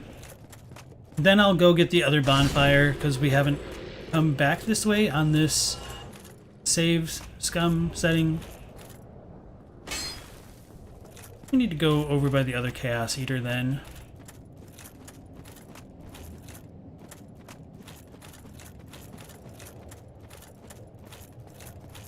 Should have already killed the daughter and Kirk.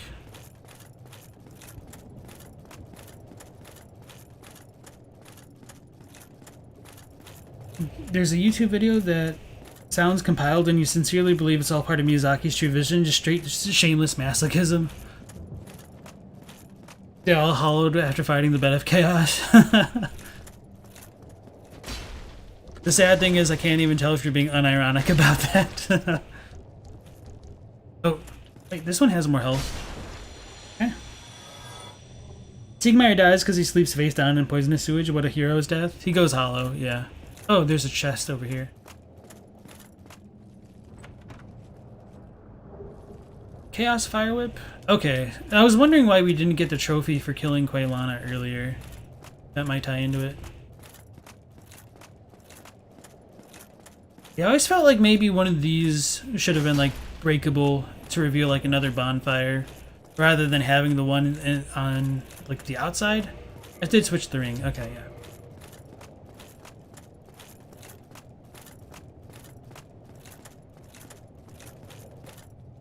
You've been too depressed lately to even clean your house? It can be rough, but sometimes actually like cleaning the house helps with the depression. Because sometimes you can just get into like a negative feedback loop. But my general advice is if it feels like too much of a task to just do something major and like clean an entire room or something, just working a little bit at a time. It's like if you ever go from one room to the other, maybe just grab a handful of trash or clothes or whatever you need to like reorganize, and just do one thing at a time like that, or just like a handful here and there, and then over time it becomes easier to kind of maintain and stay on top of everything.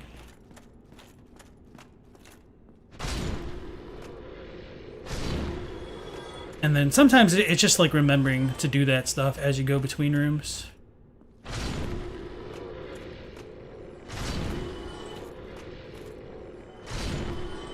Tim says you have to quit out and restart for online. Yeah, I know that. I'm just going to pick up the one item. Thank you for reminding me. So yeah, once I get the one item that I don't remember how to get to, and then get the one bonfire, I'll turn it back on.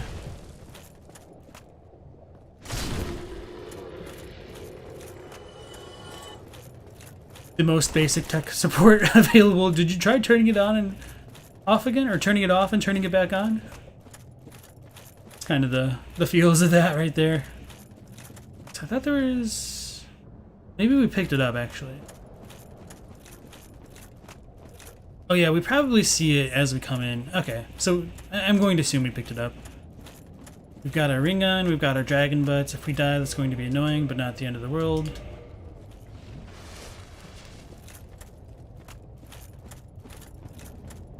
Oh yeah, and we can pick up all those items behind the dragon butts once we reload it back in again. You'd say the second half of this game is obviously unfinished, half finished at best. That's why some things feel so disconnected and random. Yeah, that's... I've said it before in a lot of the streams, that's why I'm not too stressed about Elden Ring. Just because, like, the longer they take, the better the product I hope it'll end up being. And so if they have enough time, maybe we'll avoid a Dark Souls 1, 2, 3 Bloodborne type scenario. So let's go ahead and exit out, not that way. Are you even human? Alexander says, you try but you're diagnosed with bipolar 2 PTSD, GAD, and insomnia chronic? That's always fun. Yeah, that sounds rough, dude. Just, generally, just take baby steps and one step at a time. If you focus on one thing, it's easier to kind of ignore other things, and that kind of makes it easier to... I don't want to say cope, but at least just move forward. Yeah, that's probably the better way to say it. It's easier to move forward when you don't have to focus on so much. Actually, did I rest at that bonfire? Did I just turn it on? I should have, like, rested at the other one, but...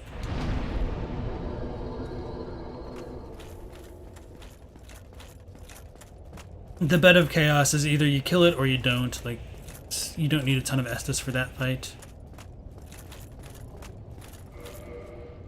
Oh yeah, and I must have used all of my Estus with dealing with Siegmeyer and stuff.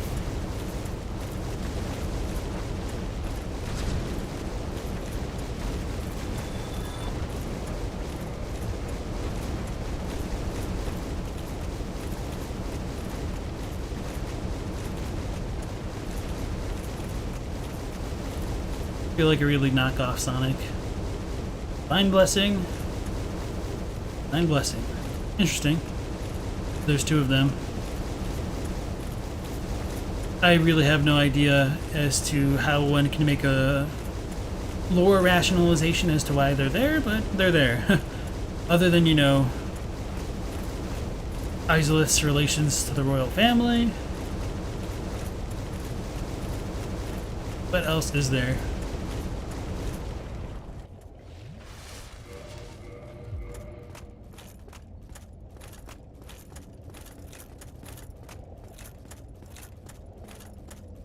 Bonfire, so we need to go up this tree. How do we get back up to the top? Oh, we need to go that way. Okay, yeah, I remember now.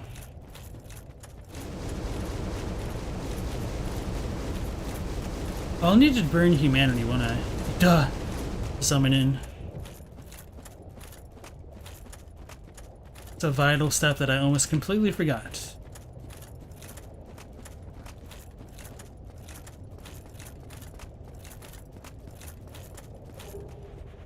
Hey, look at that. Twin humanities. How nice.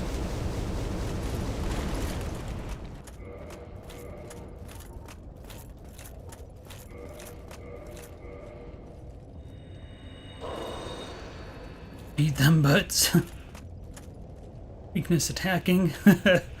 It's true. I should have rated that. What am I doing? We're good. We're reversing hollow. Wait, I'm not hollow? Oh, I guess I didn't die. Okay. I thought I did.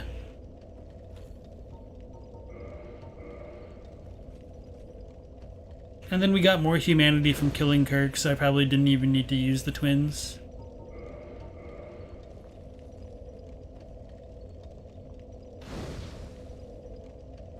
Make this a big bonfire, because why not? Okay.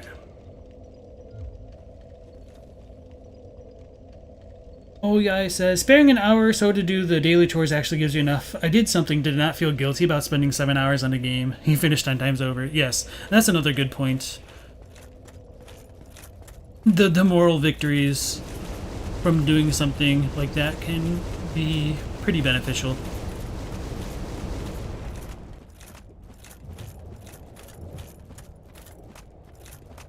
Nothing behind the dragon butts is worthwhile. That's kind of how I remembered it. I just didn't remember exactly what was over there. And I'm pretty sure that's garbage over there too. I could check it out. I'm kind of fed up with Izalith already.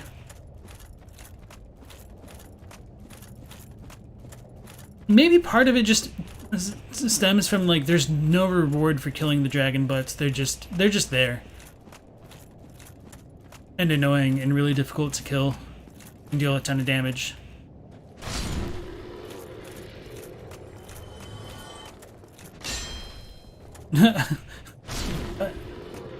Got tricked.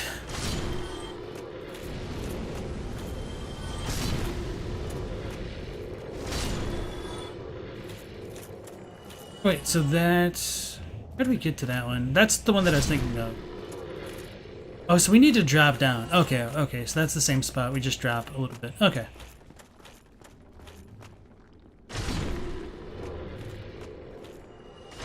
Tim, you've played Super Metroid, right?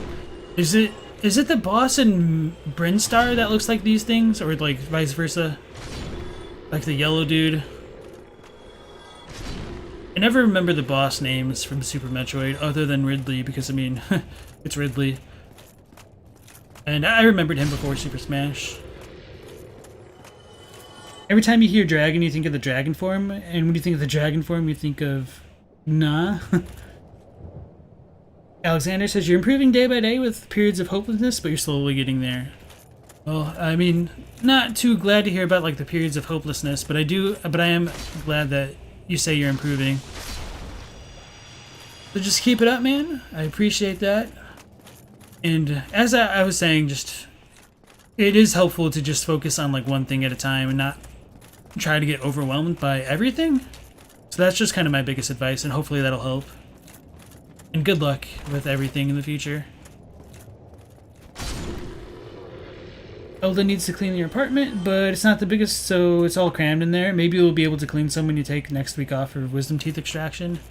I mean, you guys could also clean while I play. The only thing you're going to miss out is on, you know, my fantastic use of skill to overcome our hurdles. Just a rare ring of sacrifice. Okay. So I'm going to save out in front of the Bed of Chaos Arena. Oh, that's a phantom. I was like, what the hell is that? I haven't been playing online for a minute.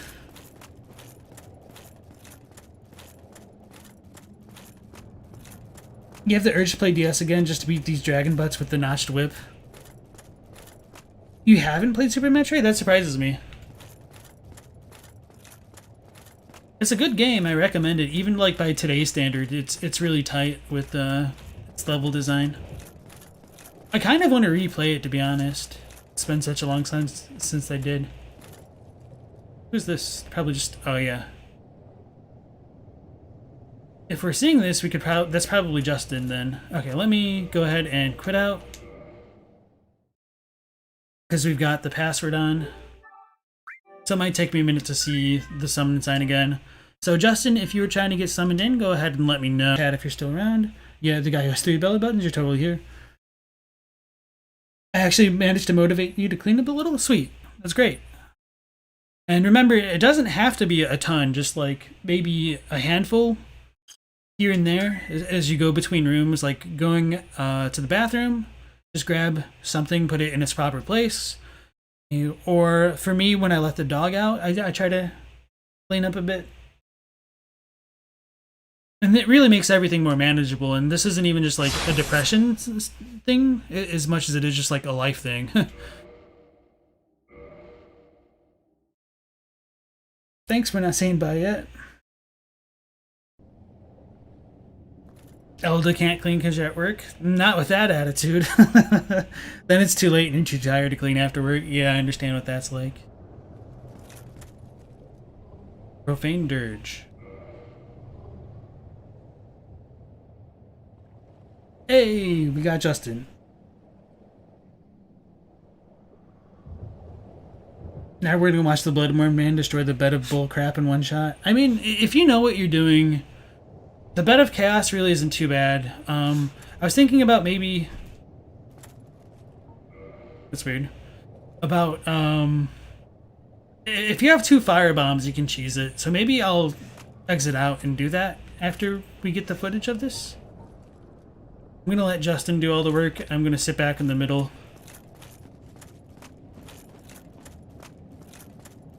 Poor Justin not getting summoned in. Because he's trying to be fashion souls on us. Signal Guns, welcome in.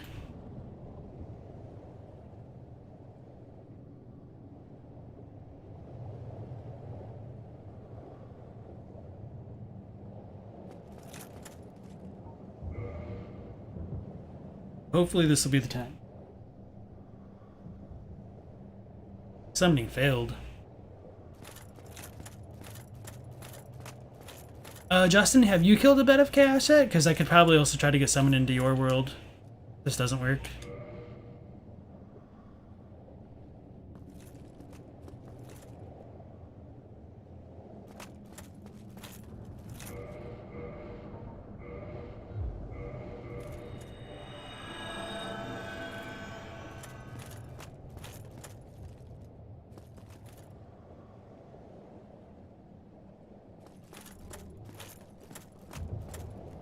Let's move mine over here in case I like put it on top of Justin's. Okay, I was afraid of that. Wait.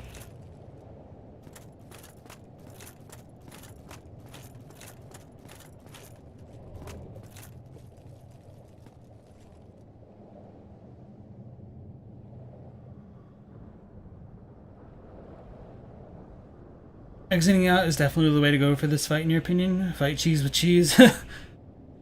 I mean, the run is a little bit annoying, but, I don't know.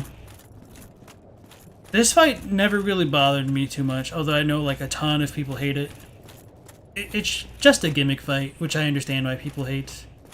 I think I died maybe 2 or 3 times to it my first time playing. Maybe it was only once. And I thought you'd have to do, like, all the portions of it, but it's like, as soon as you break the one, it stays permanently broken, which is kind of annoying to me, to be honest. I would have rather have done it cleanly. Oh, you haven't killed her yet? Okay.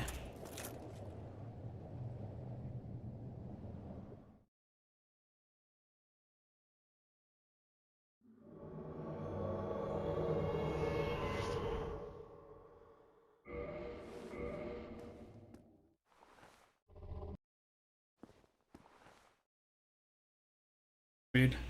Sound. My sound out? No. Okay. Just seemed weird for a second.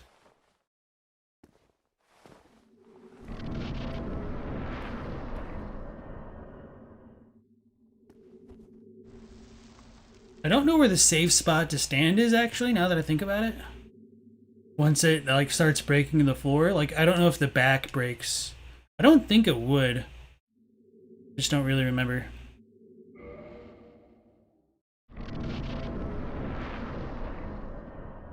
Try down. I like that you can, like, slide in different directions as you go down. Branches can break. Alright, Justin. It's up to you, buddy. I'm just gonna, like, focus in on the main boss.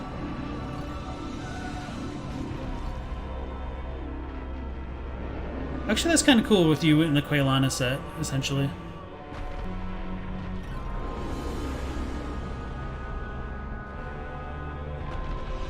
Justin making the move over there.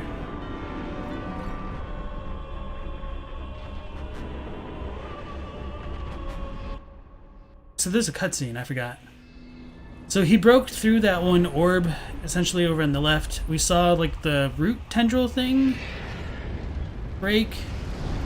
Then from the back of this throne type boss thing, which is kind of reminiscent of the ceaseless discharge, we get this fiery orb, and I guess it kind of transforms into more tentacles, like it has an arm.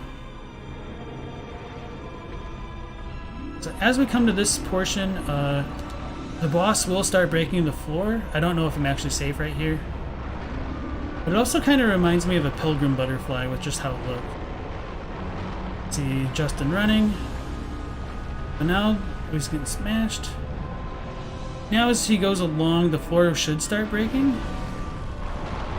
Yep.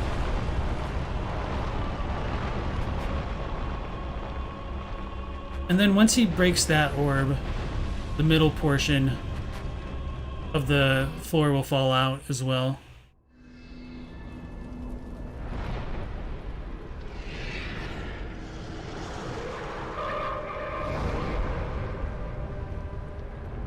Justin being a pro right now, getting both the orbs. Kind of reminds me of a phoenix. And then the OST just restarts. Hopefully I don't fall through the floor right now.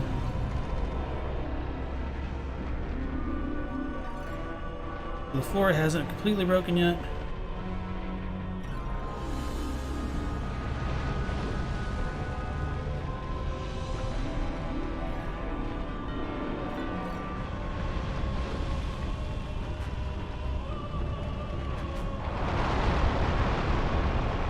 You're good to go, Justin. Boots. Oh. Double slapped.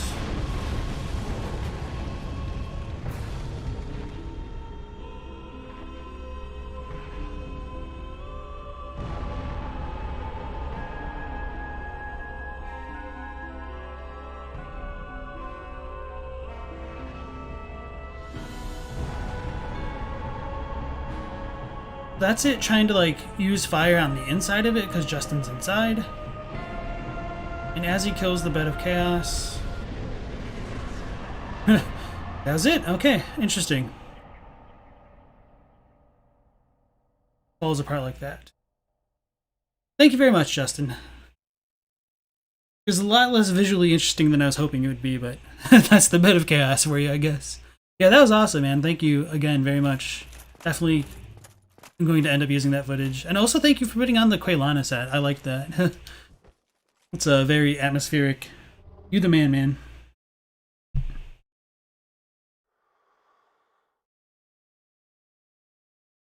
Okay, so hopefully we'll be able to do that on our own. We'll probably die a couple times as we try to show off some of our stuff on the inside. So let me remember to put on the fire ring.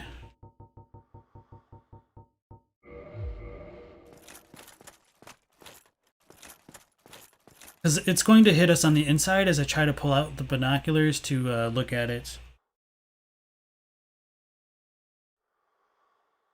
Did you have a bow? No. You move like a mobile suit? The boss's main issue, there's no real way to be good at it. Yeah. You keep thinking you see the daughters in the trees as well, but you're not sure. I should have turned the online stuff off. We'll probably reload anyway. That's not the end of the world.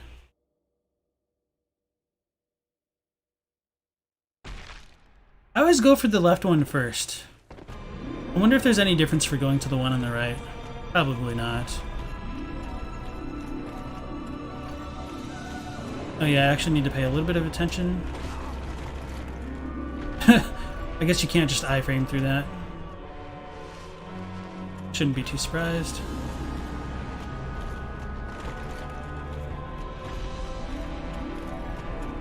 So as we come up close, we get these like branches covering a spot over there. We get like this runic symbol stuff going on.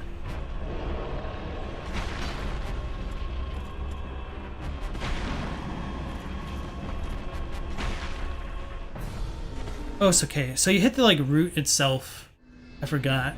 I thought you just like broke in like automatically. It just kind of did this.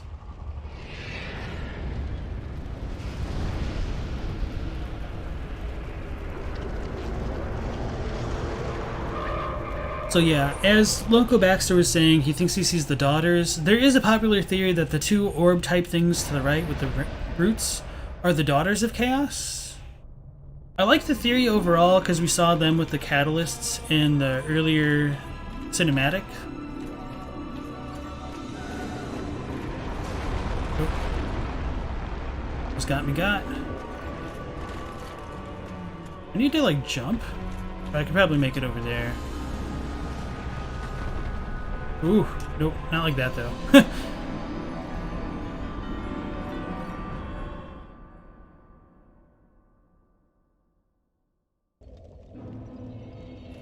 Justin did it better than I did. It's all fine though. That one off. I don't think I can make that run. A little bit annoying.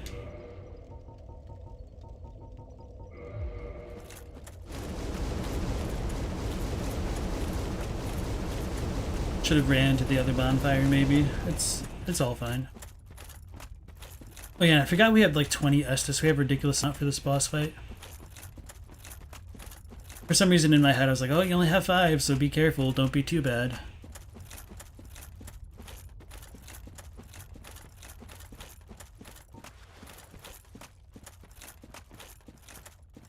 The boss's main issue is there's no real way to get good at it. Oh, I read that a long time ago. Let me scroll down. You get human... Ooh, I thought there was a pit there because I looked away. You get humanity for helping leads you to believe that the satisfaction theory is why the bosses give humanity. That's a fair point, maybe. I feel like it's kind of like embering up or like the human effigy thing, maybe. Actually, does it undo some of your curse if you kill a boss in Dark Souls 2? I don't remember.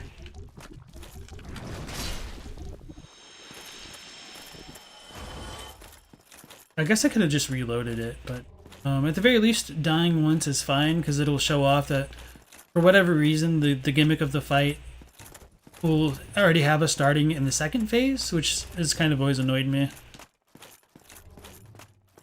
You find using tower shields gives you the most stable approach to the boss with high endurance. Yeah, that probably makes sense. You usually go to the right. It doesn't matter which one you go to first. Yeah. I just always went to the left. I was like, hey, I wonder. And it was kind of funny that Justin did as well. High poise, bravo. In Japanese, the bed of chaos is called Konto no Nai Doko, which more literally translates to seed bed of chaos. Yes. And so Nai Doko comes up in a few different contexts. So as we see, it is in phase 2 this time around. We come closer, it'll break the floor a little bit. Still swipes at us. Should have dodged. Isn't the floor gonna break? And it also has some fire attacks. I guess I should try to show those off.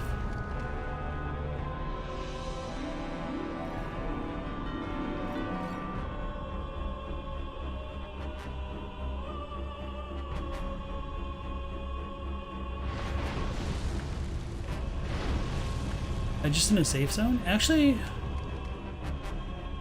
the one thing right there kind of looks like a scythe. And it reminds me of like the Life Hunt scythe a little bit. That over there. I don't think they're related, it's just kind of something I couldn't help but notice. I guess it doesn't have more attacks right now. I thought it did like more fiery type stuff. I was pretty confident that it did.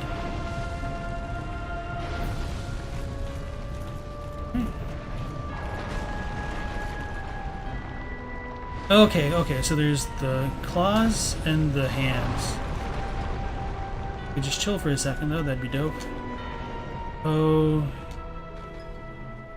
that was risky.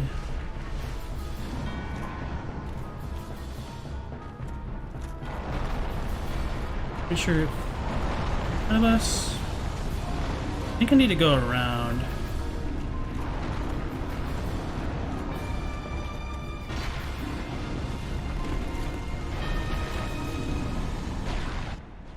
Okay, so that was one stab into it. So maybe I just didn't hit it the first time around. This is the best bonfire to do the beta chaos from? Okay. It's just annoying switching the rings. Oh yeah, I didn't switch out my ring, which is I was going to do to resist some of the fire damage. Because maybe it's in this phase that it gets the AoE fire stuff. Maybe if I just stay over here? Oh yeah, that's it.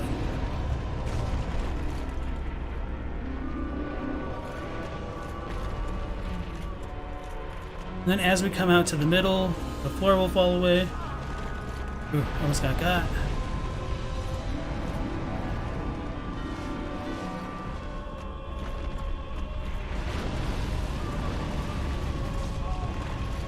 Fine, I'm just waiting for it to break.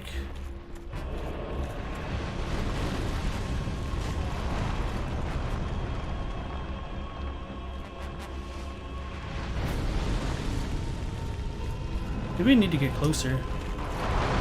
Okay. Makes sense. Trying to bait out some more fire attacks. So maybe standing back here is safe. Up until it does the AoE. So maybe if I stand a little bit further to the left.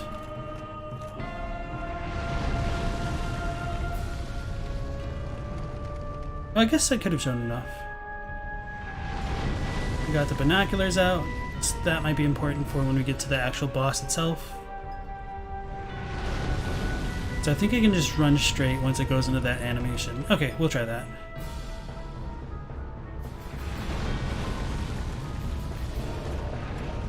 Nope.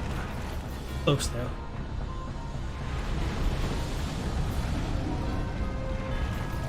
Almost didn't make it. Oh, and then I should have remembered. Just gotta YOLO it.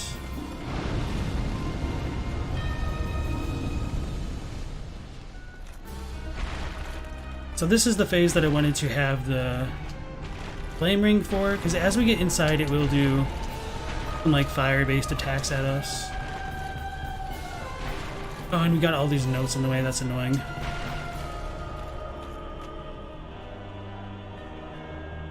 So this, my friends, is the bed of chaos.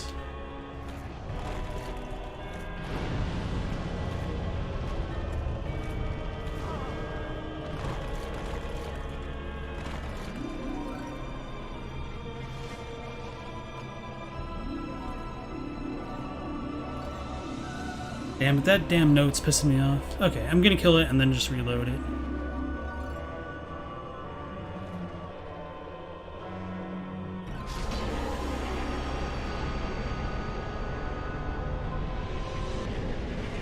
Lord Soul. I'm not even gonna read it. Oh, again, we get the trophy to go away. That'll be good. And then a bonfire appears where it was. We get some humanity. So let's go ahead and reload. And then the next time we get it, we'll look at the Lord Soul and all that fun stuff. And so yeah, is Effervescent, I think it was, saying that the Konto no Nai Doko comes up. It's more like the seedbed of chaos.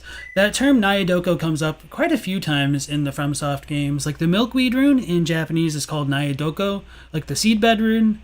And so it seems to be like the concept of seedbed is used in gardening to represent like a plant that's in an enclosure, so it's safe from insects, bugs, other types of vermin, animals, and weeds. So it's a specific place that's meant to help foster life. So that's kind of what it goes with, like the bed of chaos. So calling it the bed of chaos. Wait, but I'm offline now. Oh, because I reloaded it. Okay. Because I reloaded it that way. Let's quit it and then redo that. You can run through the whole thing. No jumping is required. Okay. It's supposed to be a different fight involving Jeremiah, so they kind of worked with what they had and it was still broken. Yeah, so calling it the Bed of Chaos does a pretty good job of getting at that idea. I think, I don't remember how they call it in English for Dark Souls 3, But the Cleric Blue set also mentions that the pilgrims are afraid that they'll become seed beds for darkness.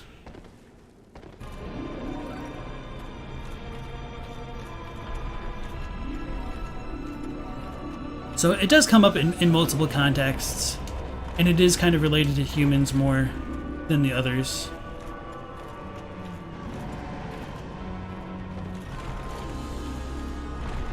Oh, it's got little arms. Can you just kill it like that? Oh, it gets angry. Okay, that's cool. Did I die? Okay. I'll just reload it. Never mind. Because we got the online stuff going on. Oh, I do have the orange chartering on. Okay, so I goofed a little bit.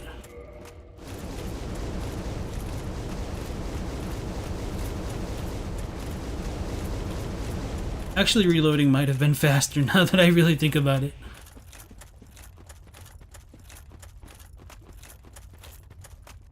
You go human when you help kill a boss.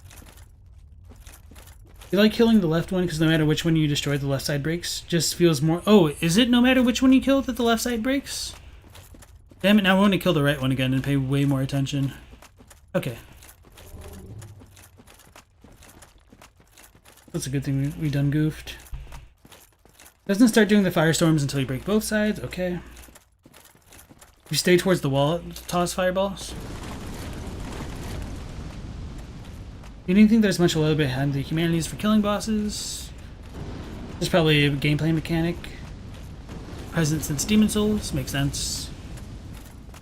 You think her left arm always breaks first? We'll double check. This is probably a good thing that I died. Beta Cask is the general gist. At the very least, I do like the connotations of seed beds more specifically. It ties into like trees and stuff, which is kind of what the boss is a little bit. The tree monster does not take damage. I didn't think it would. It just seemed interesting that it had like the sound effect as though it did.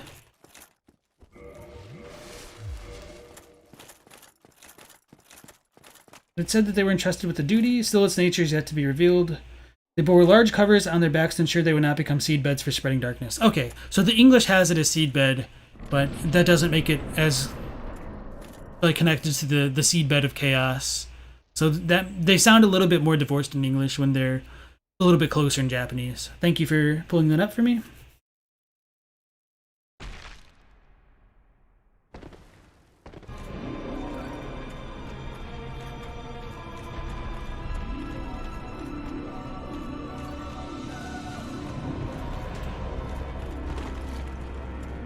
So let's pay more attention to see if the left one comes out.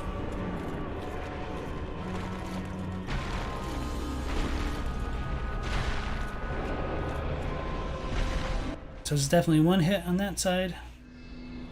So that looks like the right tendril breaks open right there.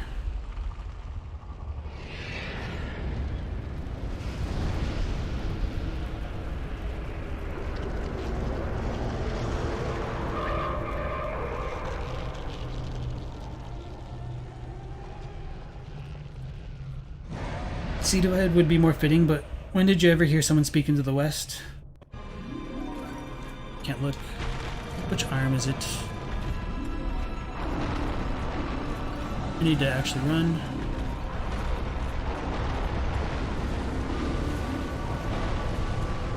No, the left arm totally does pop out. You're right with that. That's funny.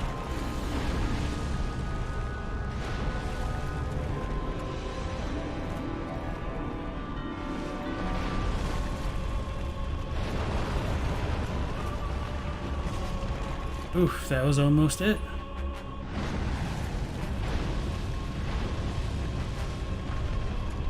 Should be good now. We need to go around that tree. That's the next one. Oh, I guess it changes a little bit.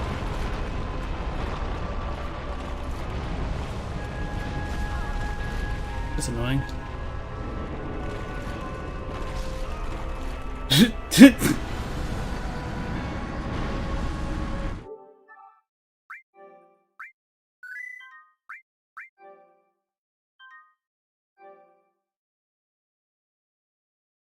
I could have just healed, but I was just being impatient.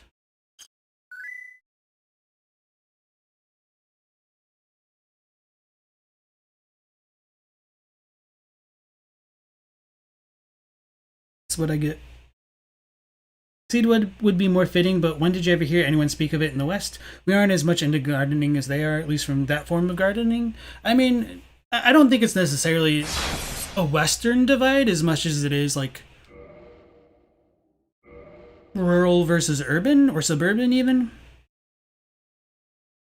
Like if you live in a city, you're much less likely to know about the stuff with seed beds, but at least when I was growing up, my mom had a garden, so I'm a little bit more familiar with that stuff.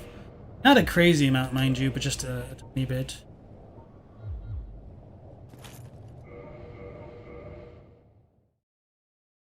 Let's actually upload it again, because why not?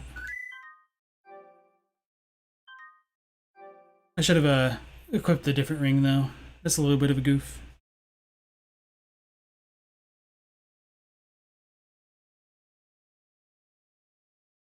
Did she just try parasiting an arc tree to make butt dragons? Maybe. And also welcome in Retro Gamer. I think I missed what Emlyn said then.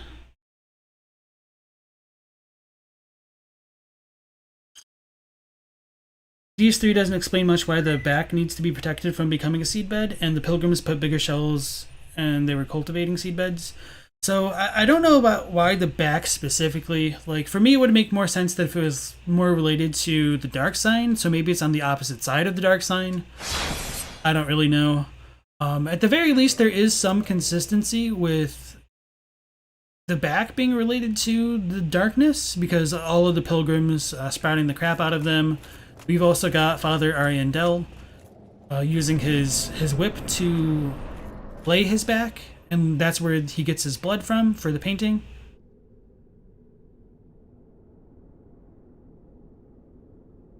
The glyphs are chaos based. We even see them in the Craig Spiders in Blighttown. The boss fight makes it clear that the glyphs are what it is keeping the flame stable. As you see what happens when they break.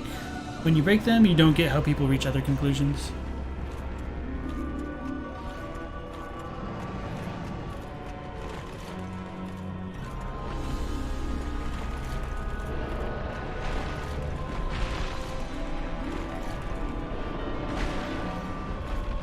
Okay, so it must have been like the first branches what protected it. Okay, that makes sense. Ah. Up. Dude's a bastard, man. This lady is a bastard woman. Okay, so that just breaks off. So no, this was the safe tree. Okay. How did that even happen?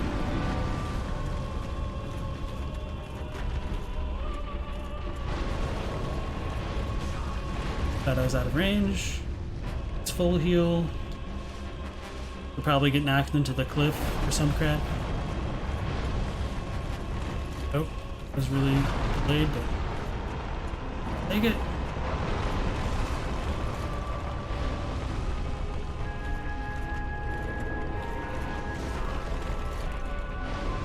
I think I'm buffered. Oh,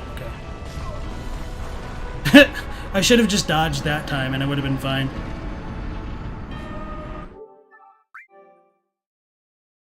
Well, Justin did a great job of showing me up today. Dying to the beta chaos feels bad, man.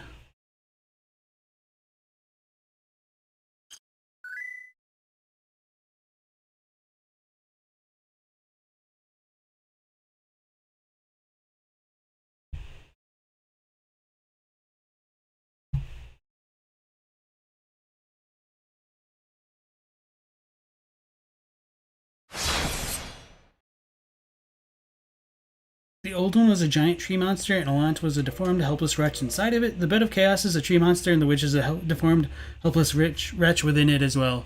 So yeah, there's a lot of thematic elements of the games which kind of end up overlapping between all of them. Which does make me think, and this isn't really related to Dark Souls as much, It does make me think there is kind of a repeat with some of the themes with the old one, as there is with the Moon Presence and Bloodborne. And that's why I tend to believe that the role of the Moon Presence is to more or less absorb souls or echoes from what it can as easily as it can.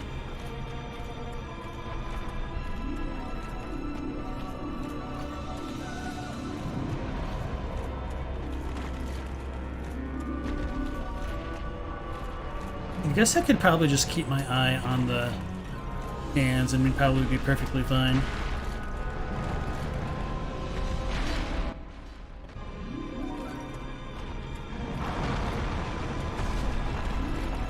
That was not the hand I was looking at. Okay.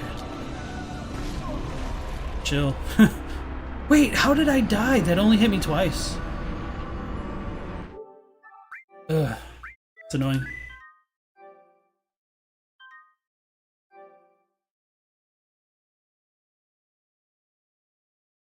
This is the most that I've ever died at the Bed of Chaos, even with all of the new Game Plus runs. We know the flame was at one point unstable, and as such, it is now stable. It makes sense that those are protecting glyphs. They're containing it to keep it stable. That kind of makes sense. I mean, you do see it kind of rage when the glyphs are broken. And Elda says, stable sounds more like Izalith has a handle on it. It's semantics.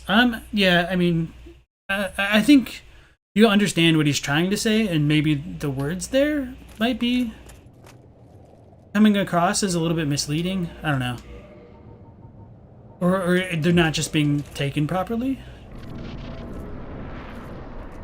But as we see, like, the glyphs do keep the Bed of Chaos from, like, raging, essentially. So it is questionable how quote-unquote stable the bed is, but it's probably been somewhat stable since we don't get more things like the ceaseless discharge, and the items don't really elucidate on that any further. Okay, I see the arm.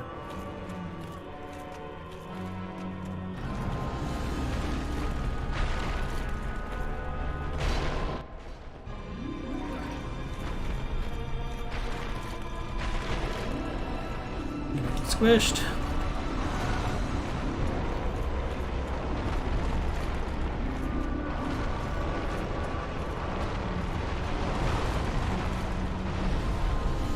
A little bit slow on that one. I'm gonna full heal if they're gonna kill me that easily.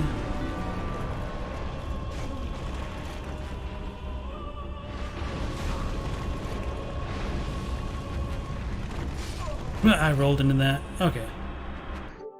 That one is totally me. I'm not even mad at the boss.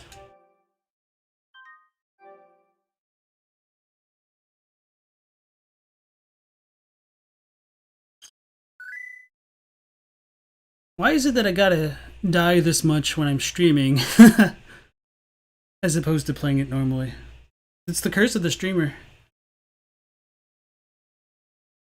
The biggest difference here is that we'll not talk to you, but we never hear from the witch. Yeah, you think Izalith is the fire monster, and the bed is a creature she created with her soul. Which, you mean like the fire monster up top? I don't think so, because like the games in multiple descriptions point her as the Bed of Chaos. And like, I think Izalith herself is the insect, and that's where like the fire monster is linked to that insect.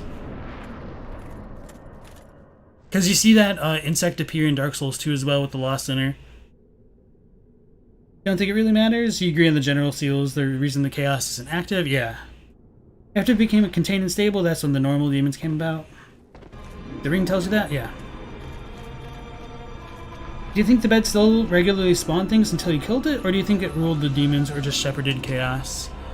I don't really know if things still spawn from her. It almost sounds like they should. And there are, like, you know, a decent amount of demons in the nearby area.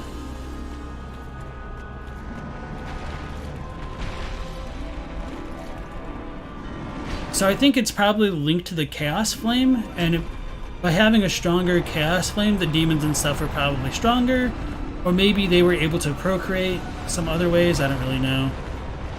I needed to run. Oh my god, that was so close.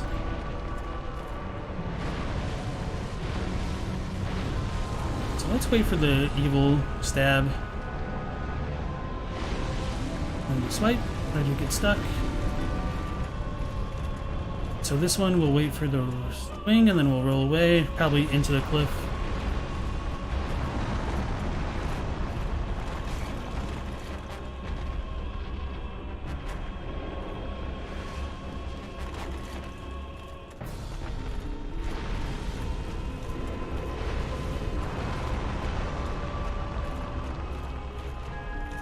That time seemed easier.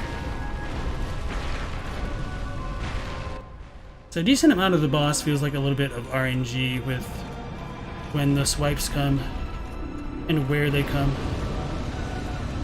I thought I was fine. Obviously was not. Don't die.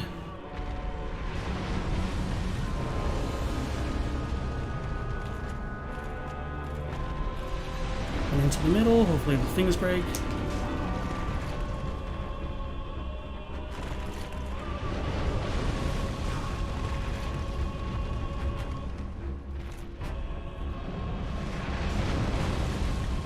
I need to be a little bit to the left.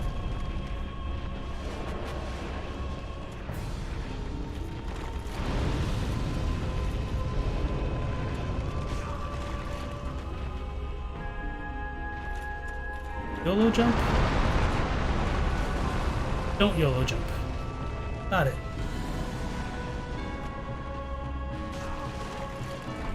Oh, I thought that was GG.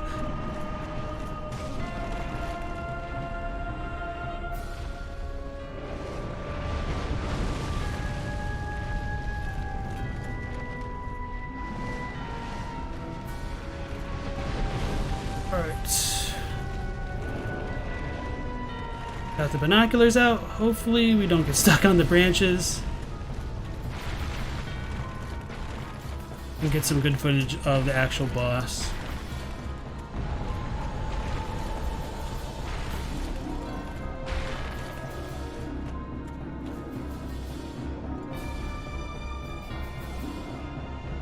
So this is the bed of chaos. Walked into the flame. It sucks.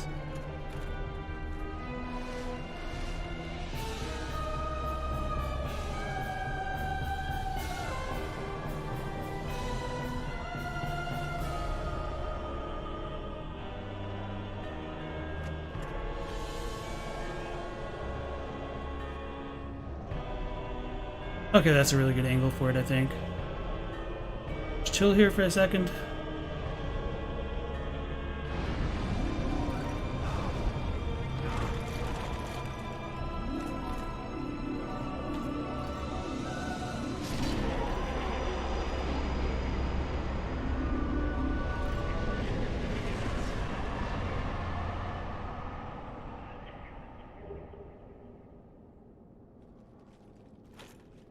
So that's that boss right there. Real pain in the ass.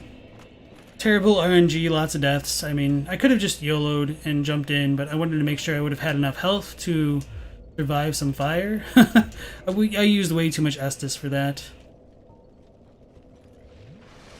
I don't even know why I did that. Okay. Let's get away from the little bonfire real quick, and then read its Lord's Soul.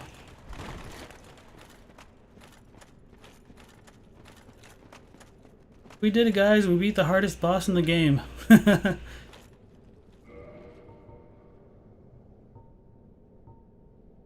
me get some water, read some chat, and then we'll go to Ash Lake next.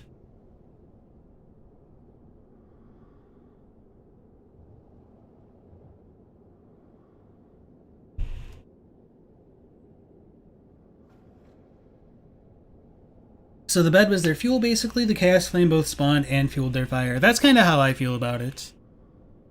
And so they might have drawn their life from the fire after the fact, but I don't really know how the demons work. I feel like since the Bed of Chaos does die, and then by the time of 3, the demons are all dying out, it shows that they were somewhat more connected to her.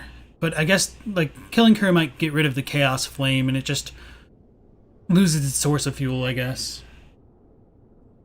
The demons are going extinct. Into the chaos is mixed with the abyss, weirdly enough. Not sure how that works. I feel like that leads into the stuff with the profane flame in 3. But even in Dark Souls 1, all of the chaos stuff is related to the abyss. Did we get the Chaos Ember? Where do we get that? It has to be in Izalith, because I'm pretty sure Vamos talks about it.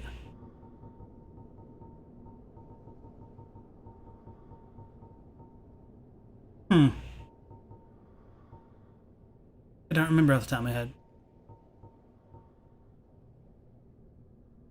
So why do you say chaos is mixed with the abyss in DS2?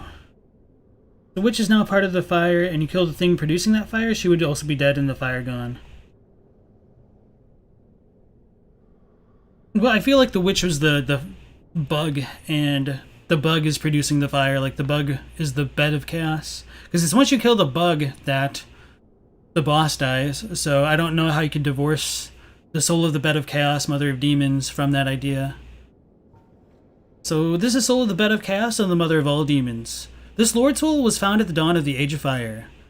The Witch of Izalith attempted to duplicate the first flame from a soul, but instead created a distorted being of chaos and fire. Its power formed a bed of life which would become the source of all demons, and is more than enough to satiate the Lord Vessel.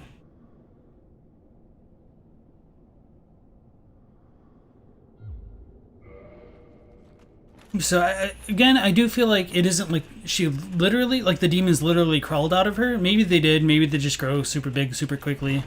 But I feel like it's the flame that she created which kind of makes her the metaphorical mother of all the demons and stuff like that. Let's go to Firelink first, and then we'll go to the Chaos Covenant, Chaos Servant Covenant bonfire. We'll talk to Quaylana and then go into Ash Lake, because those just all work together now that we've killed her mother and stuff. Alright, so Sieglinde is here. Let's put on the Iron Ring. And then save state the game.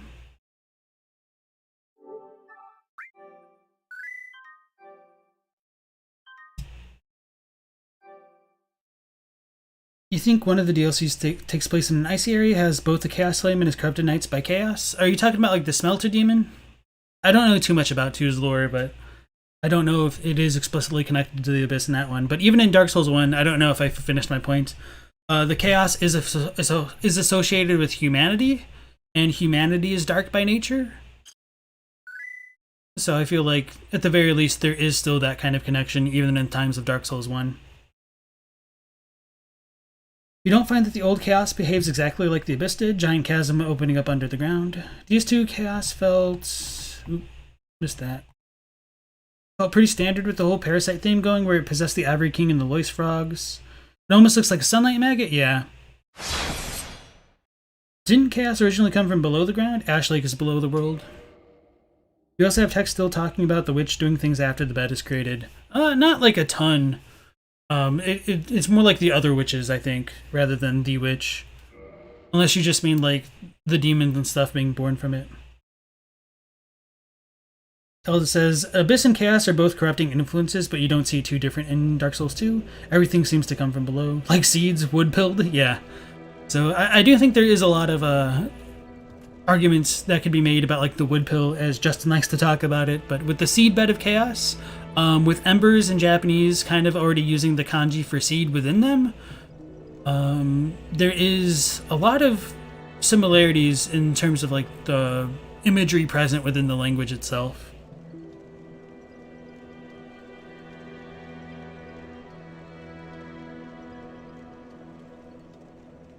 Black Bloom says, it's not a bad take, you just don't find that a giant chasm fit the Chaos Demon aesthetic. That's far more of an Abyss thing. Chaos Flame, it's such as basically Fire Dark. You hypothesize that the drugs anchored the world mentioned in the deep would exist in the depths of Ash Lake. Oh, yeah, we didn't go back to that spot. Thank you for reminding me, Spectrum. That was on my radar at some point, but it fell off between the streams. So thank you, because we do need to go back to where all those Taurus demons were, because we didn't have the orange ring before. So we'll do that when we warp to the Chaos Ladies. Justin says, chaos has always been connected to the dark. Even in DS1, it grows in power the more humanity you have. Yes, exactly. It's in some lava. We need the ring. Yep.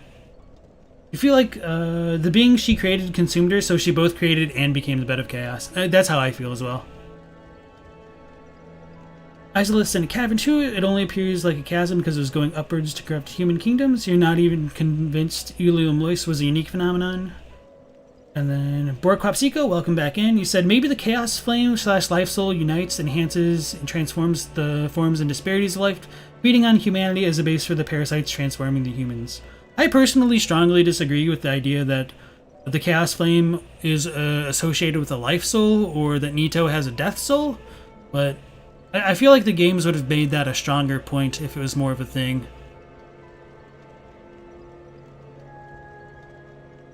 But I don't really think that disagrees with your overall point, though. Demons look like they're made of non-organic material. The stray demon straight up becomes rubble. Yeah, in Dark Souls 3, it just becomes rock. I think there was a Japanese theorist that's like, the Chaos Flame is essentially lava-based, and that's what the demons are. They're just lava beings, and that's why they become rock in 3, because the flame is cool. I guess the chaos, which is real human-like. Chaos seems to be the elements given life. Yeah, so that's kind of what another popular Japanese theory is that the chaos is another form of life. And when we look at spells like the Profane Flame, they theorize that since it pursues human flesh, and when we look at spells like Crystal Homing Soul Mass, that says that it's essentially the nature of life itself, and it mirrors the nature of the dark. And from other spells like Pursuers, we can see that the nature of life is to pursue living, I guess. And so the Chaos Flame producing life is a pretty big indication that life might be related to chaos and all that sort of thing. Demon beings poured out of fires, rocks, and all that stuff. There's more headcanon. Not all demons fit that aesthetic, at least not in 1. Yeah, especially with the Cthulhu toilet demons. They don't fight each other forever. You have to call the Lois Knights to help you. Still, the Knights and their kind become corrupted, though. You got that part wrong. Oh, and the King, not kind. Okay. We don't really know what the other 3 souls' natures are. Maybe they're all the same.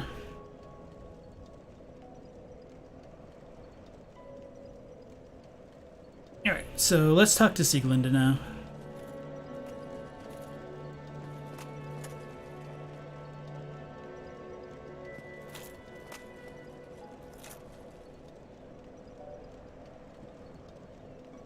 Okay, that should be good. Well, hello again. I have finally located my father. All of your help was invaluable to us. I didn't mean to do that, but okay. So much. I was finally able to pass on my mother's last words. My father, he went on his final adventure. Don't worry. That's just the way he is. Undead or no. Sort of reassuring, really. If he goes hollow, I'll just have to kill him again. Yes. Now I see. You are one of the bad ones. Then there's only one thing to do with you. Oh. Dear Father. Alright, you guys pretty much knew the drill going into that.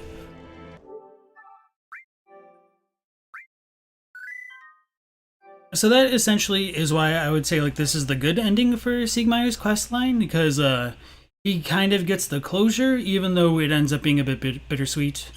I wanted to double check. I think I looked at this once in the Japanese. If I remember correctly, off the top of my head, when she said she'll need to kill her father again, I feel like the Japanese was she'll kill him no matter how many times it takes for him to, like, die, I guess.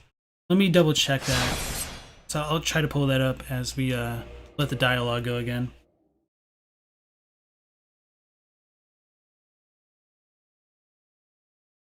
You don't disagree, just fuzzy on the details with what Justin said. Really sounds like she's the one that killed him the first time. Or Sieglinde, so cute. Is that the old chaos popped up around an already established country? Okay, let me look this up while she's talking again.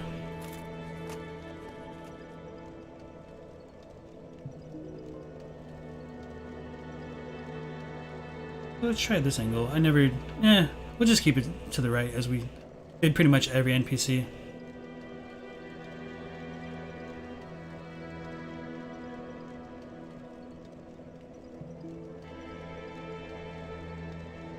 Well, hello again. I have finally located my father. All of your help was invaluable to us. Thank you so much. I was finally able to pass on my mother's last words. My father, he went on his final adventure. Don't worry, that's just the way he is. Undead or no. Sort of reassuring, really. If he goes hollow, I'll just have to kill him again. My father, he went on his final adventure. Don't worry, that's just the way he is. Undead or no. Sort of reassuring, really. If he goes hollow, I'll just have to kill him again. Alright, yeah, so looking at the Japanese dialogue, she says like, Nando demo watashi ga koroseba ii desu kara. So, like, no matter how many times it takes, like, I'll kill him over and over, it's fine. My father? Okay.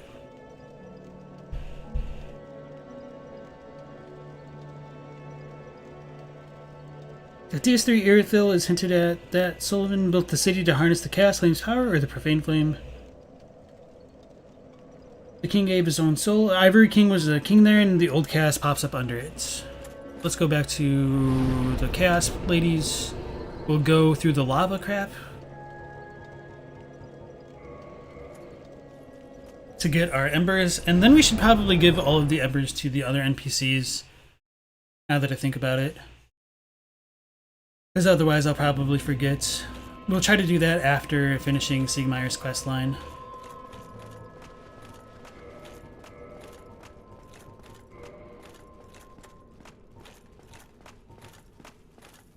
Oh, I was looking at it. Go.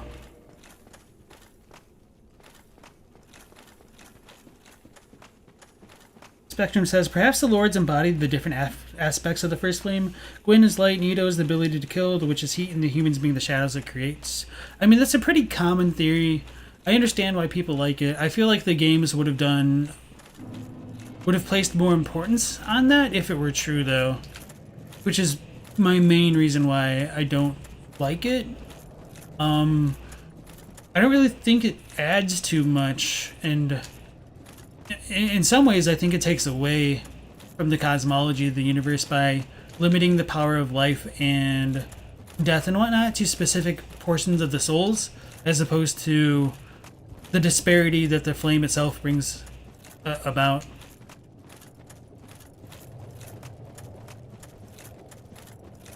You don't know if that's supported by the games, but the Four Souls being aspects of the First Flame is interesting. So what's my take on the Four Souls? I mean, I just talked about it a little bit there. I know there's the delay with chat too. But again, that is just like my personal feelings about it, and you guys don't have to take that as gospel. It should be abundantly clear by now that there is plenty of room open for interpretation about the lore of all of these games.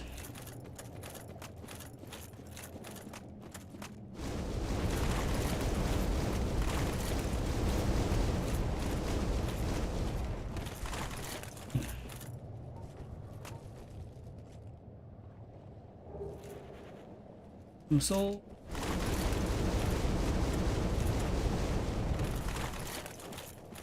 Alexander says, you mean as stated in the intro, light and dark, life and death? Gwyn is light, death equals Nito, life equals Izalith. Yeah.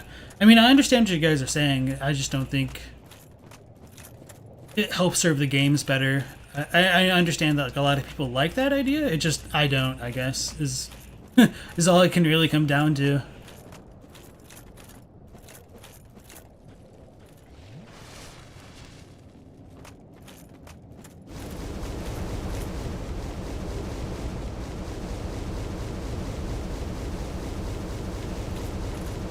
That was that.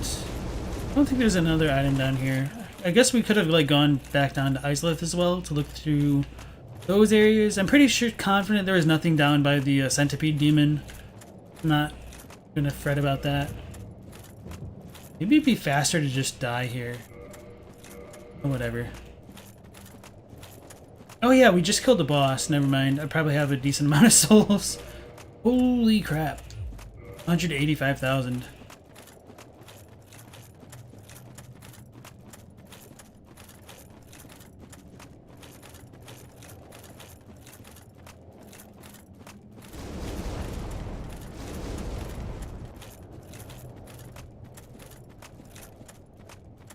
Not saying they control all aspects of it.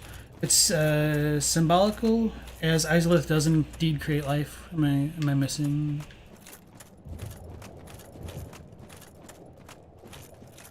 The possessors of those souls had aspects, but not necessarily the souls themselves. That's more about disparity, so the 3 Lord Souls are fundamentally interchangeable. I think so. There's arguments to be made that it's the nature of Gwyn, Nito, and Izalith which can alter the abilities of the souls, but I mean, or no, I don't want to phrase it like that. It's more like they're able to manipulate souls in accordance with their own natures. It's not like the souls specifically gave them specific powers with respect to lightning, fire, or death. And part of the reason I say that is when we look at characters like Solaire, Logan, etc., it's that they've decided to go on like their own paths and whatever, and that kind of dictates the way that they fight. Wait, is this from Kirk's corpse? I forgot that exists now, because that wasn't there before. So this might have come from Kirk. This might be the Thorn set. Yeah, okay. Definitely forgot. Let's check out what Kirk had to wear. So this is kind of the other confirmation that despite Kirk being called a Dark Wraith, he might most likely serve the Daughters of Chaos. Helm of Kirk, Knight of Thorns, and notorious member of the Dark Wraiths. A dense patch of thorns grows from its surface. It is a fitting item for the murderous Kirk, for by simply wearing it and rolling, one can damage enemies. I guess you could make the argument... never mind, I don't want to make that argument, it's kind of dumb.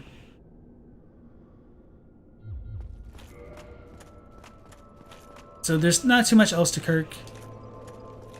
So I guess he doesn't technically have to be part of the Chaos Servant Covenant. But it is very curious as to why his corpse would be found there then.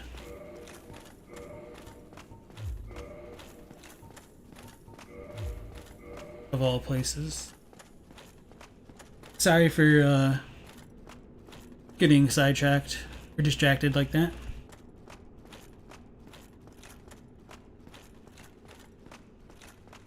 So the 3 Lord Souls are fundamentally interchangeable. I think so, because as I was saying, we look at characters like Solaire and Logan. It's essentially their own actions which kind of dictate how they're empowered. And then when we look at characters like the 4 Kings or even Seath, they've been given fragments of Gwyn's soul, but that doesn't mean that they have the power of lightning or anything like that either.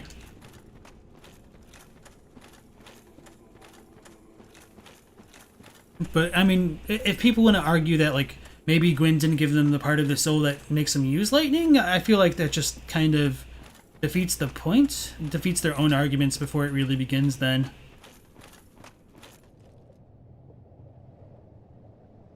Only the Dark Soul is explicitly different, and it could have been found next to the flame while the others are found within it.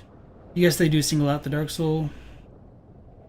The flames are originally empty slates, and the Lord's personalities or whatever empowered their different aspects. It's a theory, but you don't know. Elder says, it's possible 4 Lord Souls were found in the conventional sense. The flame could have just worked as a crucible, and that would be where the Lords lifted up the souls using the flame. The souls come from the flame, but after that they're separate. Longfinger Kirk. Alexander says, until you need them to fuel the flame to reset it, but like Dark Souls 2 and 3 shows, after the souls became their own element, they recycle what element they are every time you link the flame when they are supposed to reset. Yeah, so, I mean, that's one of the aspects of Dark Souls 2 that I kind of dislike as far as the lore goes. I think it adds a lot of good stuff in places, But as far as recycling the boss's souls, that's kind of annoying to me. And I feel like it makes the bosses of one less unique. I mean, obviously they'd be less unique if they just appear again later, but I feel like it diminishes their value.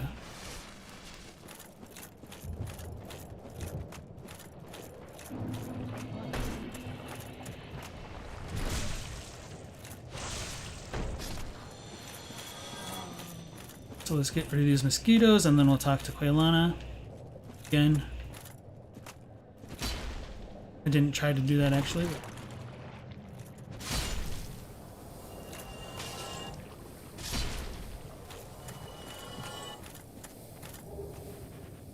Some poop pies.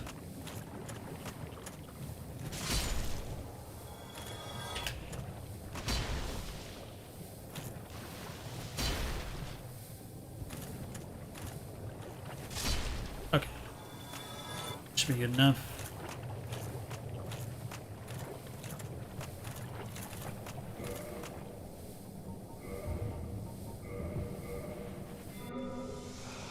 I'm just gonna be safe and save out. How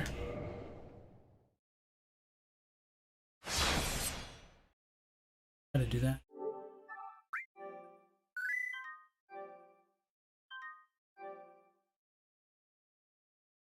Good Sir Kirk of Cameron. Kirk Cameron.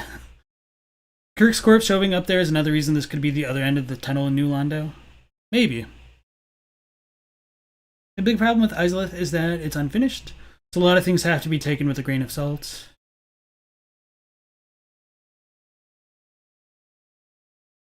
You believe the theme's fleshed out, just not the area? Yeah. So what am I doing? I already uploaded, didn't I? Pretty sure I did. Well, I guess this will be the last time to talk to Quaylana, so maybe I should just start the genocide run after all anyway. In preparation for like New Game Plus or something like that. And I could read all of the pyromancy, since this will be like the conclusion of the pyromancy arc of the story. I guess up until we go to like Lucille, but that's kind of different. It would follow with demon souls, where each demon soul is unique depending on the demon that hosted them. Souls are material. Don't take the two reusing the Lord Souls too literally. Or sorry, don't take two reusing Lord Souls too literally. Technically, Gwyn's soul was reused for a fire boss. The Lord Souls of two are generally pretty bland. Yeah, I think that's a good point, and thank you for bringing that up. Spectrum says, perhaps Kirk was just infamous for being a Dark Wraith and then joined the Chaos Covenant and not many people knew he changed. That's also a possible way to read it. It just annoys me because as soon as we're able to cast doubt on any aspect of the item descriptions, it just really leads down to a slippery slope where a lot of discussions can get devolved into, oh, maybe we shouldn't take this as fact. But I don't think too many people are worried about Kirk in particular. But it's just the general principle. DS2 doesn't explicitly say the boss souls recycle. It does indicate their themes / motifs echo throughout history. Well, if you use the New Game Plus stuff, you can get like the old Lord boss souls, I guess. But I know what you mean, though. Though you will defend Duke Seldora and his dear Freya, they were cool. Ziona says to Alexander, yeah, but you don't think Kurt is a part of the general lore of the place. He could have just been a Dark Wraith NPC and thrown into Izalith to flesh it out. Then Black Bloom says, otherwise, Lost Sinner, Iron King, and Rotten were not very interesting. Especially considering those 4 bosses are spoken of from their past cycles, and they only get slain in the current one. Alexander says, actually it makes sense. The Iron King fell due to his pride like Gwyn. The Rotten is Nito, who keeps collecting follows to its flesh like skeletons, etc. In DS, most of the lore is gathered through context. It's rarely explicit. His souls become weaker and weaker. If you don't count the location of Kirk's corpse, what will you count? I mean, I'm not like discounting it. I'm just saying that the item calls him a Dark Wraith, and I don't think he's... I don't want to say that he's not a Daughter of Chaos servant. I'm just saying it's sloppy is really what I'm getting at. And so because it's sloppy, you have to try to figure out ways in which it works. And I feel like in this case, no matter what you do, it's sloppy. Sometimes you can make arguments that work, and they're not quite so sloppy, but As far as like the whole context idea goes with Kirk, it makes sense. I'm not trying to deny it, but it just doesn't agree with the item description mostly. Like, even if it said that he was a former Dark Wraith, I'd be like, okay, so yeah, that makes total sense. But we don't even get the luxury of that, unfortunately. Kirk's someone you really lack knowledge on. Bland is the point in Dark Souls 2, the souls are way weaker. The old ones and New Game Plus souls really imply that they're the four lords of Dark Souls 2. Emlyn says, the Lord soul showing up again lowers the value to us but increases the value for the lords. It's the opposite from our character. They keep their mind but lose the body while we lose our mind but keep our body. Elda says, you think that the surplus of humanity the Dark Race hold might have them make them vulnerable to things like love? Maybe. That's an interesting thought. Because, I mean, it makes sense to a certain degree. Their bonfires are called primal bonfires, which to you indicates further that the souls are still what they were and are core to the world that keeps relinking. Technically, the corpse is in Blighttown. I mean, he is like in the Quelaag's domain and the Daughter of Chaos Covenant area. It's like sealed away. Elda says, LP, that is the thing they are just called the Old Witch Soul, Old King Soul, etc. It doesn't say it's the Witch of Izalith's literal soul, but it hints at an echoed role in its life. I feel like when you look at the little bug, though, that's a smaller version of the one that we just found in the Bed of Chaos. It's really hard to argue otherwise, but I get what you're saying. Will Garland, welcome back. You said the Dark Race want humanity, Daughters of Chaos want humanity. We're better to try to poach. You know, that's a good point, too. He could have...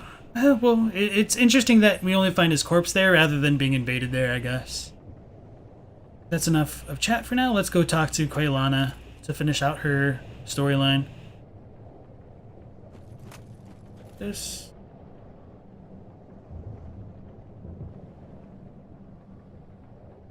Outstanding. You have done very well. Thank you. I am blessed to have met you. I suppose I can call you fool no longer. I can hardly thank you enough. Please take this. It is all of me. Fire Tempest. Thank you. I am blessed to have met you. I suppose I can call you fool no longer. I guess I could modify that, but it's not really important. No luck. Do not let it bother you. Maybe I should reinforce once. Ah, there you are. I was expecting you. Let us begin.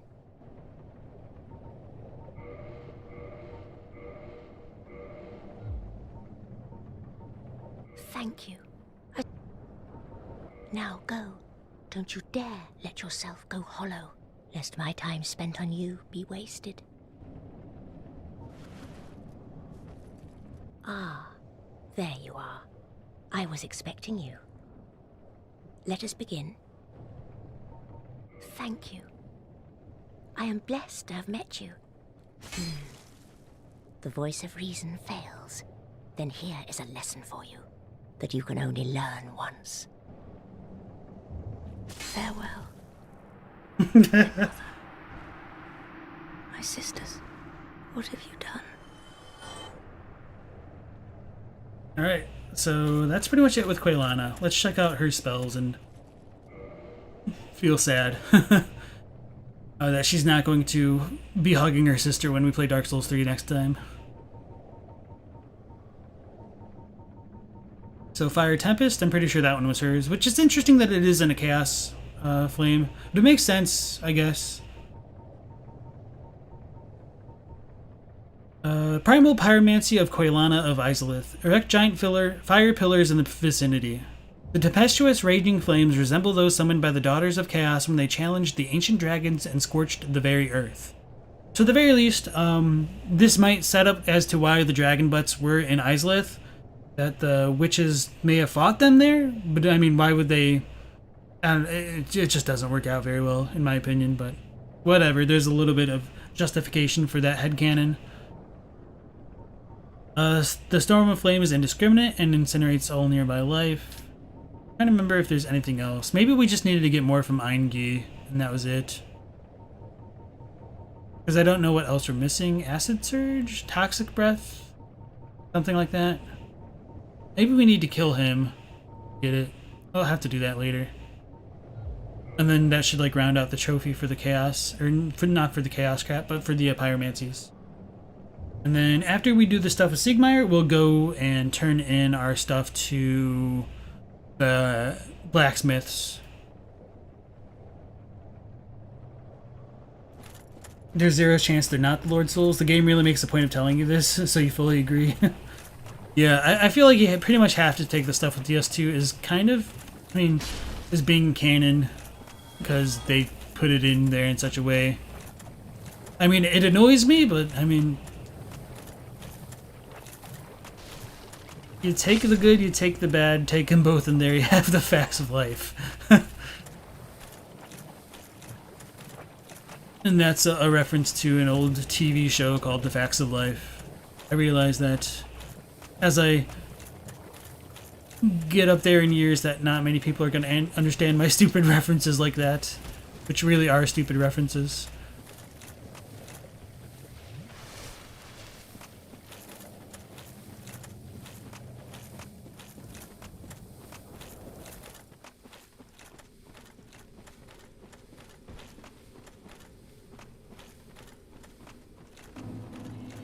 What a lesson. The 4 Lord Souls put in the Lord Vessel might not have been fed to the flame. Gwyn could have been planned for them used to fuel metaplots. Like, rather than fuel the flame, they just fuel the system. Maybe they'll all the unkindled and bells and like to work. Let's rest at this one before I forget.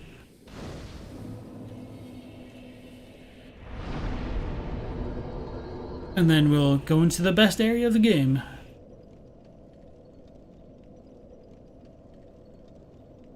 You think you can learn to say farewell more than once, LOL?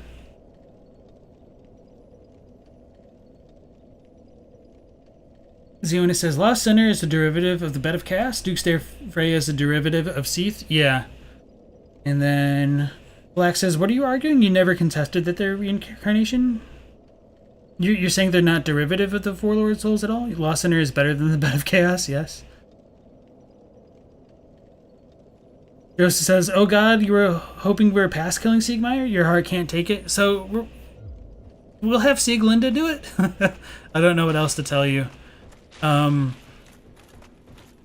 It's a bittersweet ending. I think it works really well for the game, to be honest. So this is the Chloranthe ring. The best ring in the game, essentially. So we wouldn't need to wear our shield. This ancient ring engraved with a large green flower is of unknown origin. Hastens the regeneration of stamina. More stamina regen is always good. So we can see like a bunch of crystal lizards in this area. There's basilisks down below. Oh, damn it. I didn't go to the bonfire to level up. Let's do that before coming down here. Which we've already come down a bit, but not too far.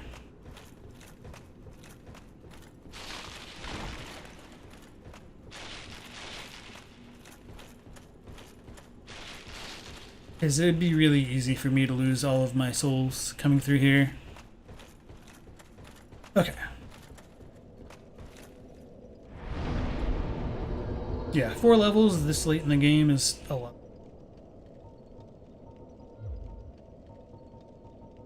Still, we're at the soft cap.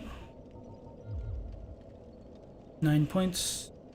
Maybe I just want to go for vitality as we start to head into the DLC. Let's go 3. Good with endurance. I really don't need anything else, so just pump dex. Okay. So those, that little area over there, I tried to sprint so many times to get the little crystal lizards, because I totally forgot you could just reload the game. Do everything.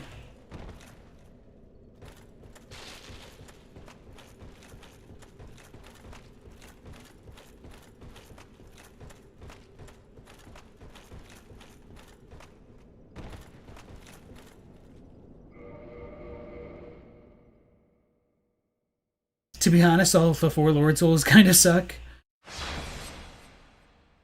You just don't find that having them being reincarnation benefits either games? Yeah, that's how I feel. And the 4 Lords in 2 aren't just living up to...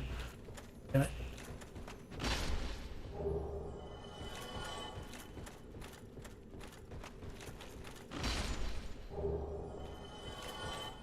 Not a ton of luck with those. I don't remember if this is an invisible. I'm pretty sure it's not, yeah. And the 4 Lords in 2 are just not living up to who they're supposed to be. Tap ring is the best alongside the Chloranthy ring. Yeah, that's usually what I do with the meta build. But Ring of Steel Protection is nice for getting hit in the back by a mushroom.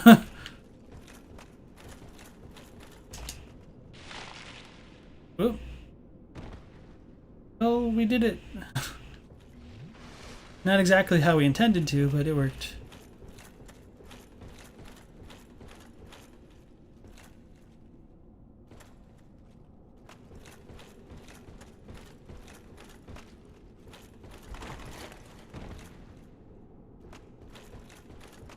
I'm not too worried about getting like every little thing in here as I go to grab every little thing.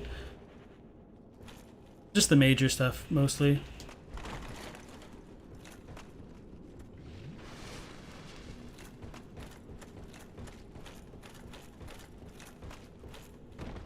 That was not intended. That was a little bit weird, but okay, whatever. 4 decks should get you to the Black Knight Halberd. Yeah, I guess I could switch the weapons a bit. Show that off. I don't think I've ever really used it. Let's double check. As we get into like Ulasil and stuff. I guess I could have done that before.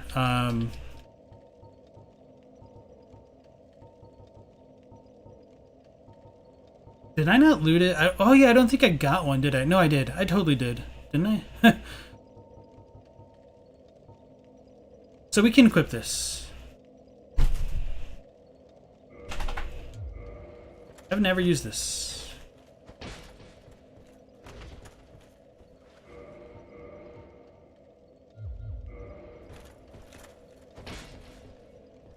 Damn, what's my weight at? Oh, okay, so I'm just like 1 level away.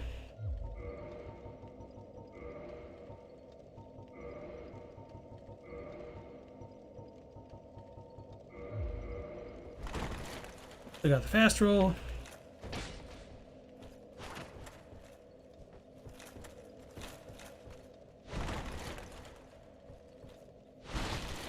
Interesting. Is there something else I should know about it? It just seems really weird how you do the slams, the R1s.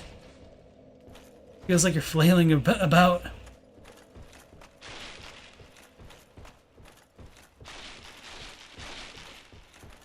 Got a slab from one of the crystal lizards here. Yeah, you can get really lucky with their drops. I think the 4 Lords and 3 are more interesting. They have their own legacy, even if they don't get it all developed properly. Getting to Ash Lake is definitely my uncle works at Nintendo caliber secret. Yeah. Not just 1 illusory wall, but 2. Well, at the very least, with the online system, it's not too hard to figure out. That's probably how I found out. That would make the most sense to me, because I remember playing it and getting into the Ash Lake on my first playthrough, and just being like, holy crap, this area is so cool, and then like nothing really happens there. Feels a little bit bad.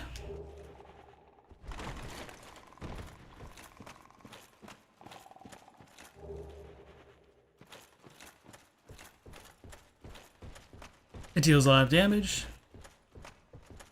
I would probably need to upgrade it for sure. I did, just kept going past it. Oh, you don't know why it was 24 decks? You should upgrade it. You should have enough twinkling at this point to max it. Probably.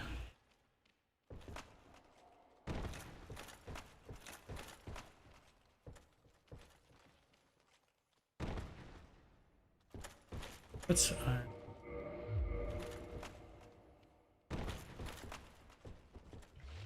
don't like the shadow. The 1 basilisk's already fallen. We can't get up. So there was like a red chunk over here we picked up the last time. Should have walked faster. Okay, it still worked. Red chunk.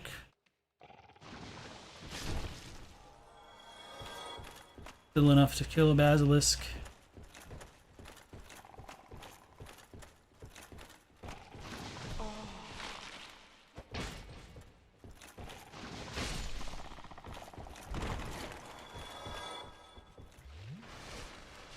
Just testing that out. Can still one-shot because our stats are pretty good. And this is supposed to be a broken weapon, so it makes sense. And honestly, like, the basilisks don't have a ton of health.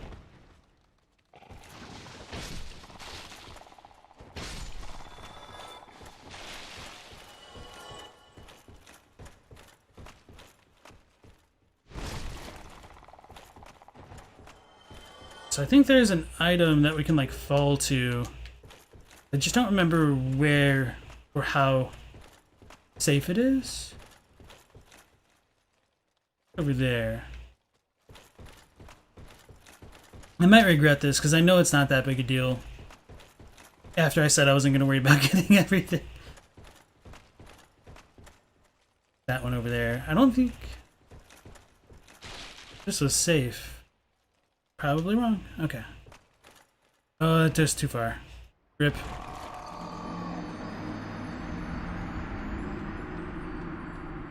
DS2 focuses more on the kings than the lords. The only reason the Iron King got attention is because he was the king. They feel more connected to the four lords than the actual old ones. You'd probably say that should go with 3 main bosses instead of 4. One lord always gets super neglected in every game. Let me use some souls, just because we've picked up a ton of them.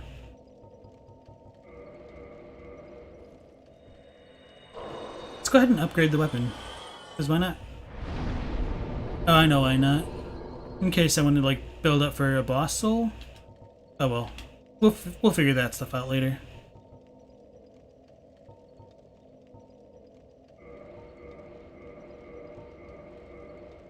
I don't have the souls. Oh yeah, because it costs 1,000 or 2,000 for each one of these. Doesn't it only go up to +5 with the twinkling ones?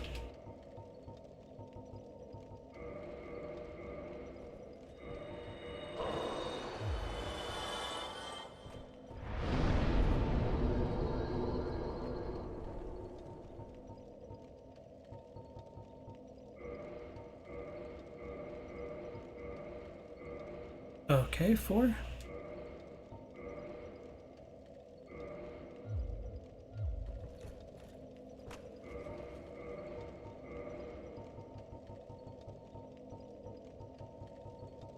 Just want to compare it.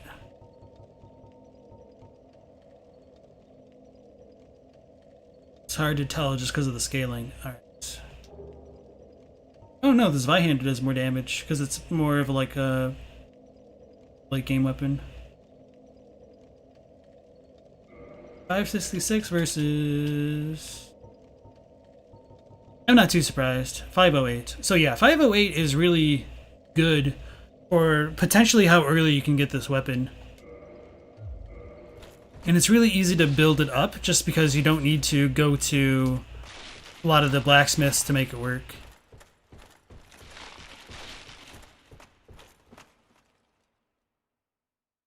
Will says position matters more than with this more than the Zwei. If you hit with the pole inside the stabby part, you do less damage and stumble. Okay. The kings are nice but very self-contained, except the Iron King, which is in the main game, and of course Vendrick. Beckner says you keep forgetting how funny the disappointed moans are when you get hit. Tim says boss weapons don't use twinkling; they use Demon Titanite. Oh yeah. Thank you. But I thought you needed to upgrade the base weapons, and I don't think the twinkling ones are used for it, for any boss souls. That was like my main concern, because I think you need to get them up to a point where you can actually modify them into being a boss weapon. The fast way. That's the dangerous way.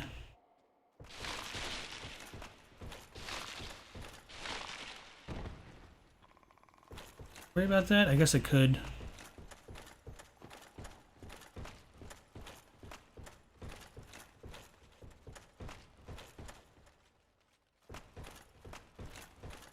I wasn't paying attention to how I came down this way. Oh yeah, this one. I hate this one. Feels even worse in the remaster. Can you not come back up? No, I know you can. I've done it before.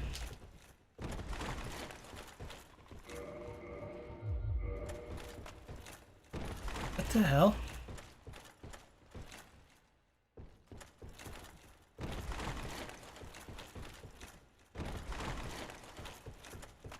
Maybe you can't come up this way on the remaster. That doesn't make any sense. Oh, because the ladder's here? Wait, well then how do you get back? Because you have to be able to get back. Maybe I just wasn't going in at the proper angle? Doesn't make any sense. Alright, after I get down to the bottom, I'm going to need to let the furry one take care of her business.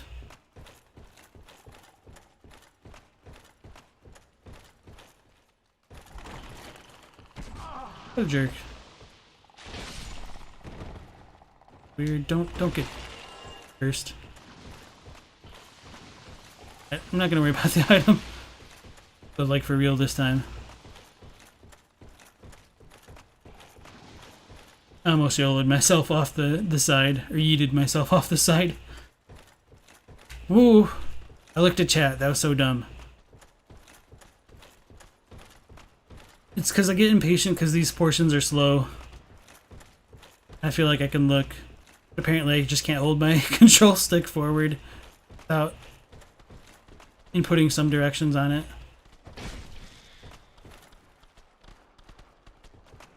Oh, it lived.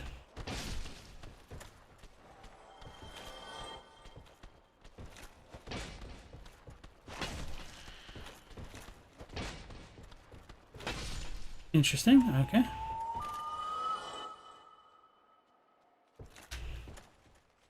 That spot's glitchy. Two brothers have the same goal but different methods. Are you talking about Vendrick and Aldia? Aldia is more like Seath's role. Ziona says, all the kings mirror the lords a lot more than the old ones. Vendrick is a Seath looking for a way to escape nature. Iron King is a weak man grasping for power. Ivory is trying to contain the chaos. And Shulv is a sick old man with no lore like Nito. Yeah, I kind of feel like Aldia would be a little bit closer to Seath. I don't know. I need to learn more about Aldia because I get some like weird readings of him when I only look at the text.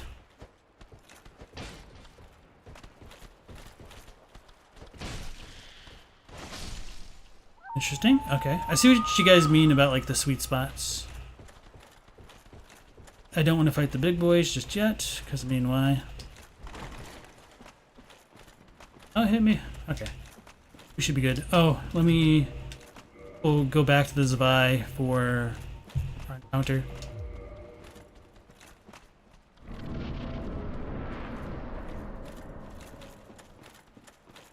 Mushroom dudes scare me, like, for real. Okay.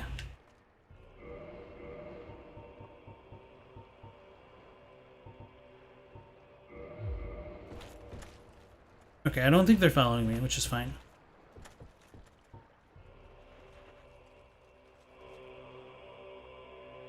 Oh, actually, now I'm gonna exit out. And I'll save it, and then I'll take a quick be right back to take care of the dog.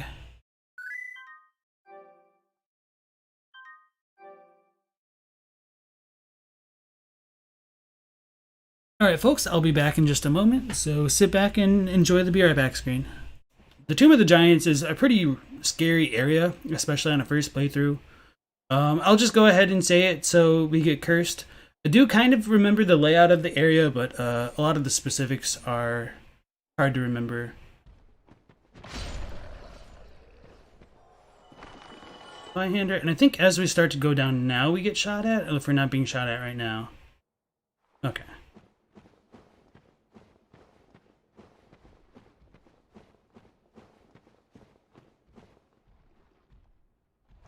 I thought there was a way to fall there. Shows how well I actually remember that layout. Actually, let's try to be smart for once. Wait, I don't think I have any of the prism stones. That's all of my stones are in Dark Souls 3. I think it's a little bit further to the left.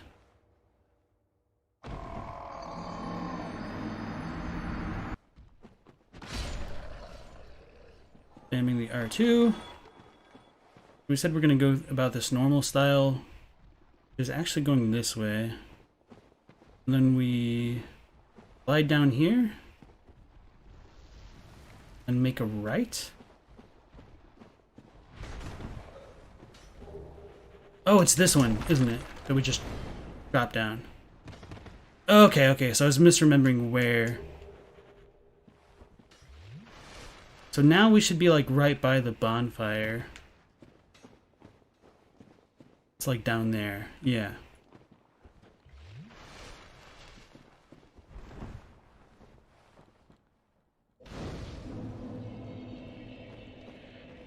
See, I do kind of remember where I'm going, I just don't remember the specifics. I almost stepped off the cliff right then. Okay. If I do go hollow, then finish me off. I beg of you. But at the very least, with Miyazaki's interviews, I mean, I guess it doesn't, like, dispute the idea that, dragons are abyssal. But, he says, like, where'd she go?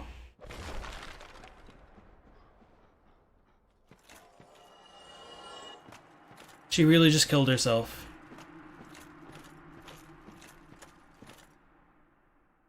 Bruh.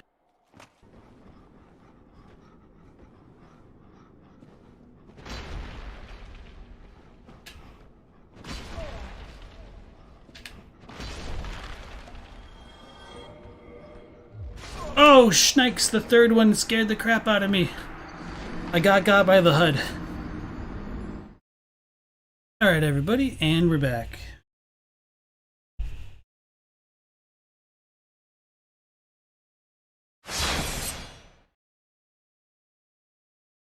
That's supposed to be how you walk back up? Yeah, so I don't know if like the remastered makes it so coming down to Ash Lake early is soft lock. I had to be doing something wrong. I had to, just for the sake of the game. I hope I was. Stella, welcome back in. You prefer the Black Knight Greatsword to the Halberd? I love that if you look up, the music plays so that you can look down, look up, and have the music play and stop. Katie said you've been gone for a while, and when you come back you see me using the death stick. Yeah, so we just switched out the weapons for a little bit. I might go back to the halberd after this, just to give it a little bit more of a whirl.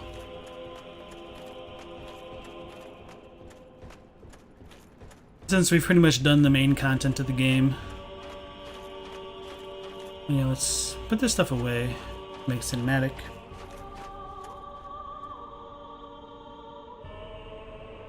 Very funny how NPCs can block with nothing equipped. The music glitch is hilarious.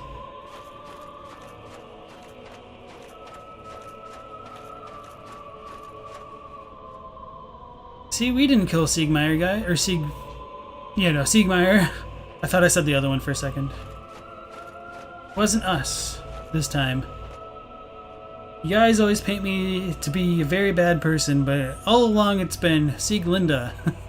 That's been the evil bad one.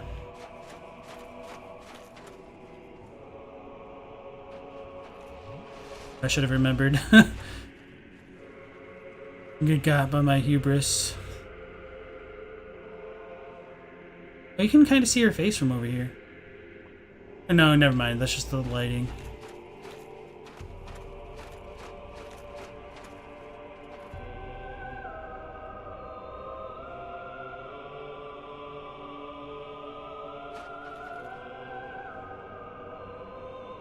Here's your guys' precious little inn.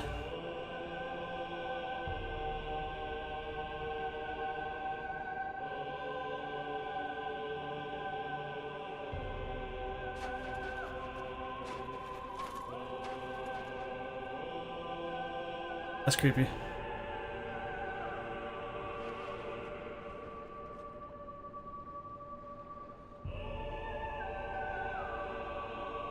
Damn it, camera. Didn't you guys love the close-up? Yes. Now I see. You are one of the bad ones. Then there's only one thing to do with you.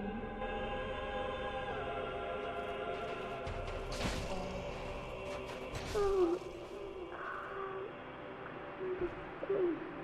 dear Father. Yeah, that's just really me messing with you guys. Maybe it wasn't too obvious. Hopefully it wasn't, but gotta have some fun, mess with chat. Very moody. Talking about the chaos weapons of the halberd's OP, but you hate using it, so you prefer the great axe. The sounds of the moveset make it feel cheap, but also you don't like being OP. You don't get why her model's white? I don't really think it matters too much. Although maybe just because like the presets, the Katarina dude's a bit darker. I think even Siegmeyer is pretty light-skinned. Why did she talk like a 10-year-old? You're one of the bad people? Could have donated souls to her OnlyFans. You get their names mixed up too. I've gotten a lot better as we've played through the games, but I still mess up on occasion too. Are you mad-eye moody? Kind of.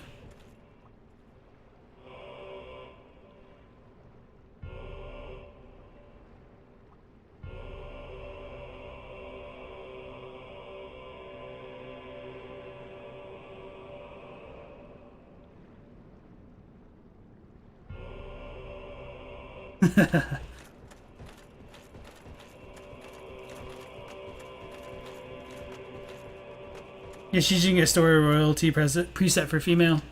Okay. Guess you're right.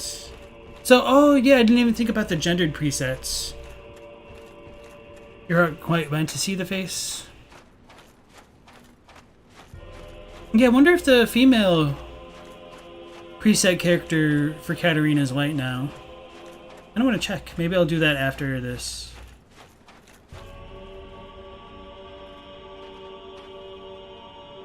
I like the starfish position he's in. Maybe like this. Close without stepping on the body? No. Unfortunate.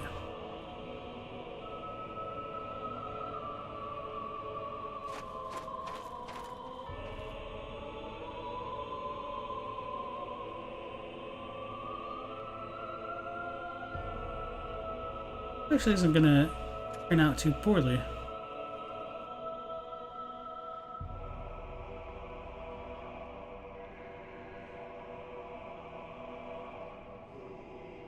Okay, I think this is a good angle. My father, all hollow now, he's been subdued. He will cause no more trouble. It's finally over. I will return to Katerina.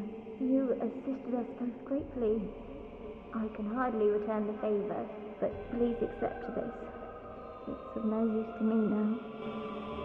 We get our slab for completing this quest, which is also part of the reason why we can say it's the good ending for it.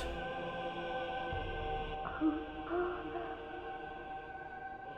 Dear Father. I'm just picturing her saying sob, like out loud. It's kind of funny that they included the closed captioning as opposed to just what she says. Oh, Father. Dear Father.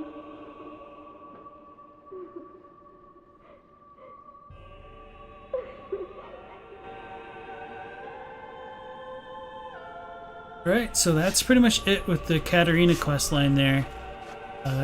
It's more clearly that this is the father because he's got this Zweihander and she only wields the straight sword because she doesn't have the same amount of strength, which I kind of like that there is that kind of small character difference between them, especially since there's very little else that can be used to distinguish the two.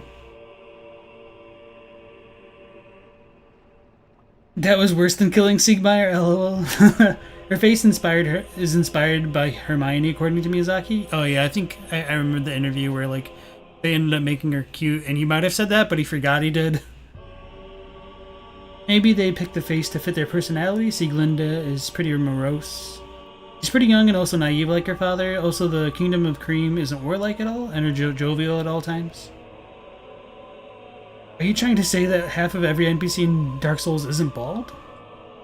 Alda says, what are your thoughts on each of these arc trees leading into a different world? I don't think they would lead to a different world, but I think it was Hawkshaw said in one of his videos that perhaps one of the arc trees fell, and that's why you can see through to Nito's domain, or vice versa. I think that was a pretty cool idea, that the world that we were up above before is supported by the arc trees, but I don't necessarily think they're different worlds. I mean, maybe you can make that argument and you could say, like, hey, that tree over there, that one belongs to Solaire's world, but since I feel like the distortion of time and reality isn't going to be physically reliant upon, like, the arc trees. I feel like it's more spiritual or something like that. Yes. Now I see. You were one of the bad ones. Then there's only one thing to do with you. Oh. Please, please, Father.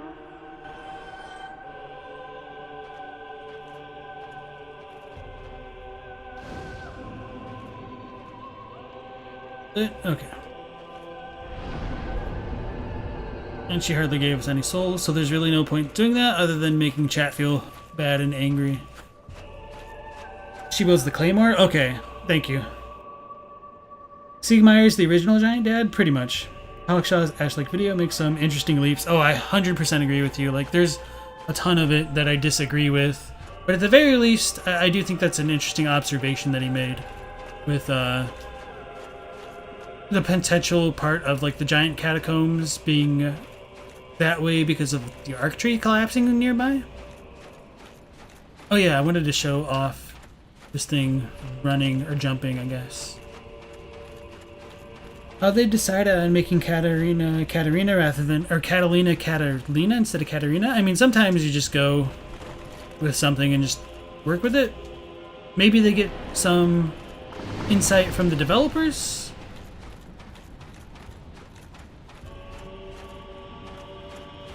So now I think Hydra will jump.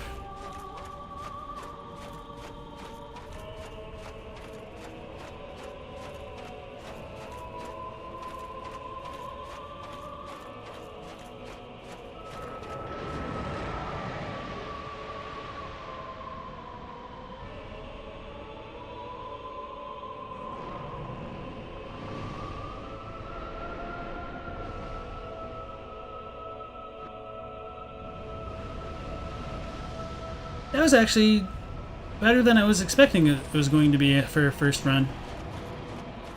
So let's go back and have it fly the other way. Oh, we got clams. The same as ones that'll spawn in with the crystal cave with Seath. Purging stones and twinkling titanites. I should have taken my time and shown that off a bit better, I suppose.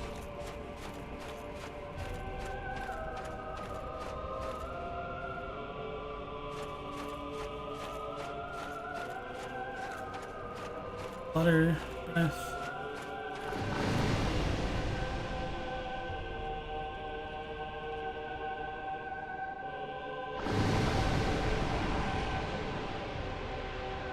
Hey, this might be even better.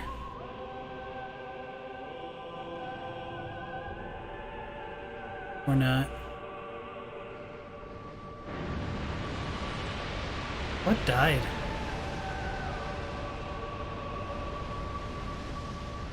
Maybe a mushroom? Free Willy? Yeah. I was thinking about watching that movie again recently because I think I might have only seen it like once or at the most twice when I was a child. I remember seeing it in the drive-ins when I was like 4 or 5 or something. But that movie was huge when it like released. Wasn't expecting a random Free Willy reference in the chat today. Ooh, we're gonna get hit. Or not. Okay, so we gotta look to see where the bubbles come from. Okay, so up there.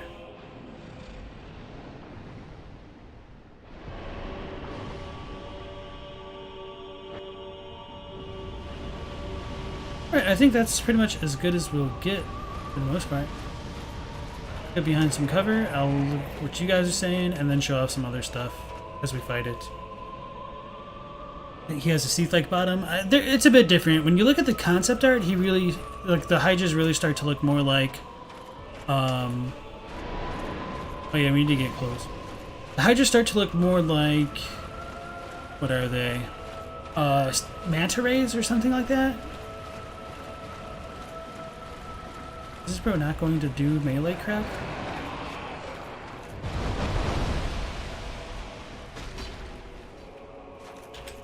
No stamina, okay. Let's heal up. That's not how we...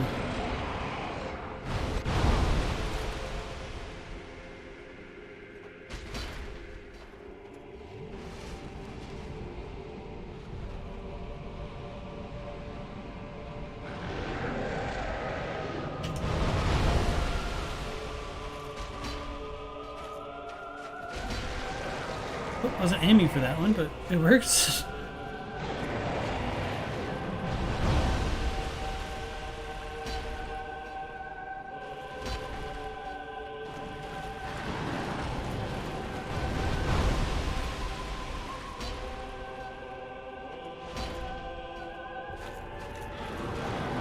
Only 90s kids remembered the bugged Hydra. Screwed up. Oh, no, it still hit me. That sucks. Well, an ambulance, but not for me, I guess.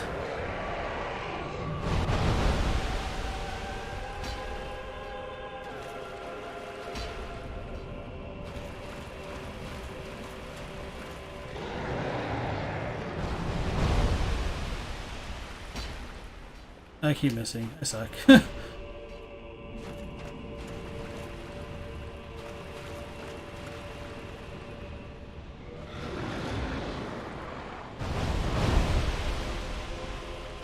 Okay, there we go.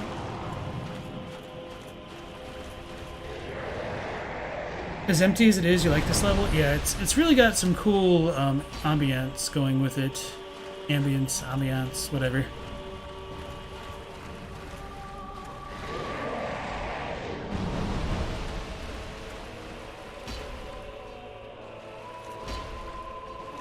As much as a pain in the ass that the Hydra is, I mean, it does help that this is just like an optional area, I suppose.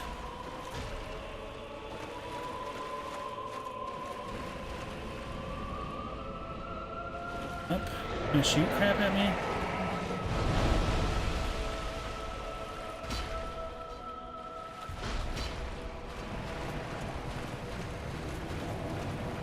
Oh, we killed it.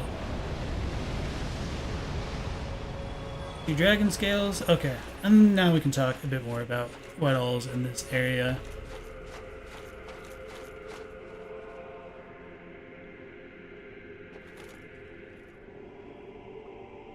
It's not a Hydra in Japanese, is it? I don't remember. And that I'd probably have to go out of my way to figure out what it's actually called, because I don't think any item descriptions talk about it. Oh no, that died. Is that what died? This isn't alive? Okay, so I guess the Hydra killed this by accident. Somehow.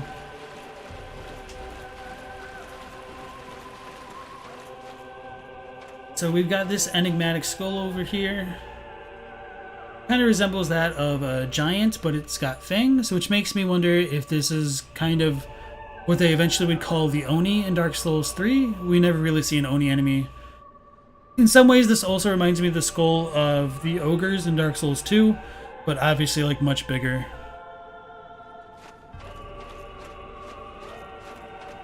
Definitely looks a lot nicer in the remastered edition. It's unfortunate that we don't really get to see its body. It might still have a body, and it could just all be buried under the sand. We don't really know. Yeah, I think I'll just leave that there for now.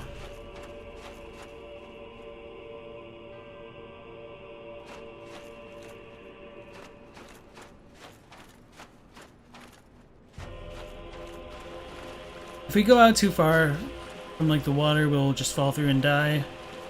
Maybe the water is supposed to be black because it's filled with ash, but I don't know. That'd be kind of an interesting thought. When we look at the intro cinematic of the game, it does kind of align with some of what we see in Ash Lake. So there is reason to believe that Ash Lake could have been where they fought the ancient dragons. We do see the stone dragon later on, which we haven't shown off yet on stream, although I'm pretty sure it's not going to come as a surprise to many of you guys, if not all of us. But who knows, maybe somebody watching this later down the line might be like, holy crap, what's that? Hydra has friendly fire? You think it's just giant? Vampire giant? Yeah. And so, one of the thoughts, I think Hawkshaw mentioned, like, that skull could have fallen from Nito's domain, but we don't really see any significant cracks in the sky/ceiling of Ash Lake. So it's a little bit hard to say what the deal with that one is. You think it's a dragon skull? That one random skull, who knows where it comes from? Tim always assumed it was some kind of dragon. This one? I don't know, just because it doesn't really have like the more like elongated snout. Let's take a closer look. Because I guess I could get a profile view. Oh. Figures.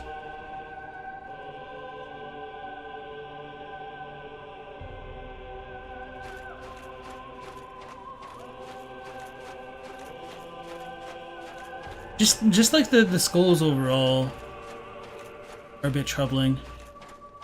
It does have like the horns.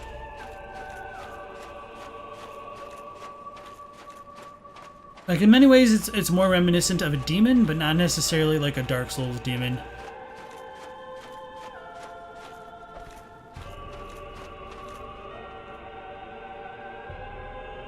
Why is it always a skull? Did the body die somewhere else? Where are we going? This way? Yeah. It might be called that in the design works or the guide. Enemies are often named there. I'm pretty sure it is. I just don't remember what it was called off the top of my head. And trying to scroll through the guide real quick it'll just take a little bit more time than I'm willing to invest right now.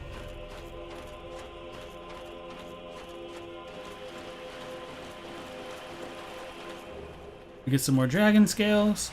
So as we come down here, we've gotten, what, 3 or 4 dragon scales total so far? And I forgot to pick up the other item way down over there. So we'll need to remember to do that when we come back. Hopefully I'll be able to see it in the distance and be like, oh yeah, go do that.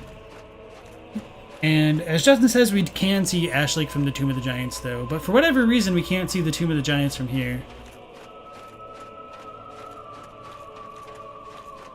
So I'm not like trying to discredit the idea. I'm just saying, like, it's kind of interesting that it doesn't always align from both angles.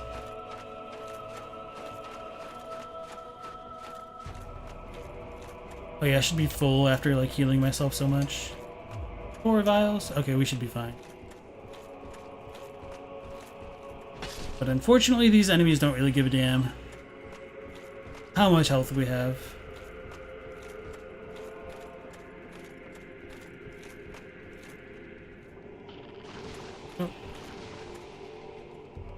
Oh, didn't realize there was one already up here. I thought there was a mushroom dude down here too.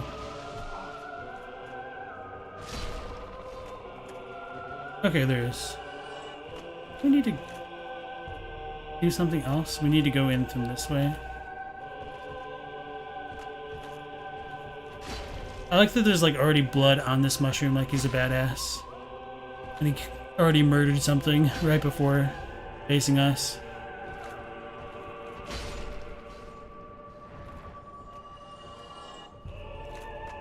Fortunate. So there is also the question of whether the mushroom folks are related to the Lucilians. I think you could make that argument, but unfortunately it's just not concrete one way or the other. What do we get? Do we need to go around again? Maybe.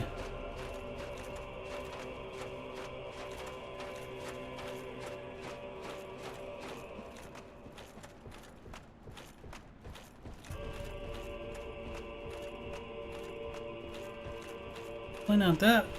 camera, holy crap. Definitely not that way.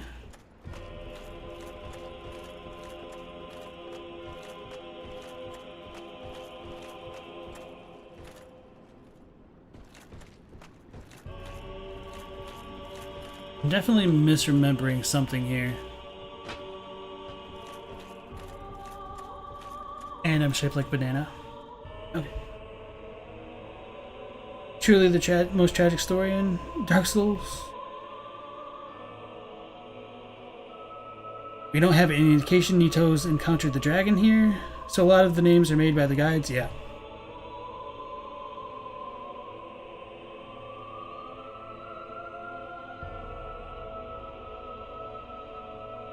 You think the skull was shot in the head close range and framed for suicide?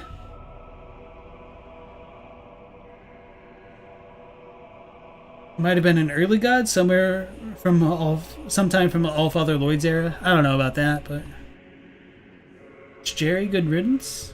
Technically, you aren't seeing this place. The Tomb of the Giant window does not line up to Ash Lake, but the place is so big, the window probably showed some other part of that expanse. Maybe. Makes sense though. These big shrooms are real tough. If you are careless, they just punch you. Ellie says it's truly the most tragic story in Dark Souls. And by the way, Solaris the Sandworm. I mean, I don't really fully believe that, but I do understand why people argue in favor of it. Definitely misremembering something. You think the skull is involved in the plot against the gods, but the real plotters killed him with an occult magnum and he planted a suicide note on him?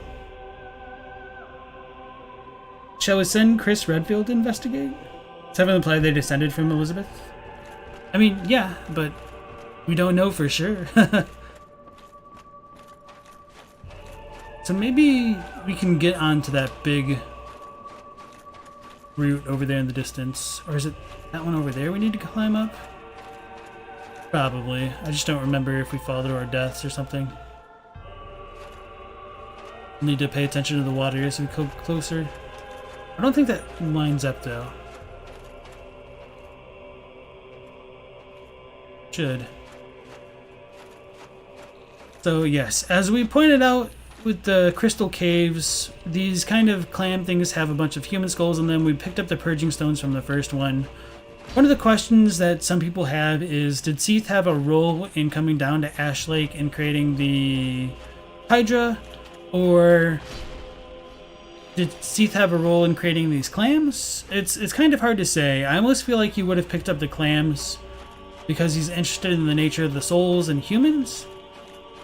And when we do encounter these clam things, we get the Twinkling Titanites and the Purging Stones. So if there's a connection between humans kind of being able to crystallize or take on curses or souls within themselves, they might be able to tie that to the dragon scales or scales of immortality that Seath has been putting research into creating.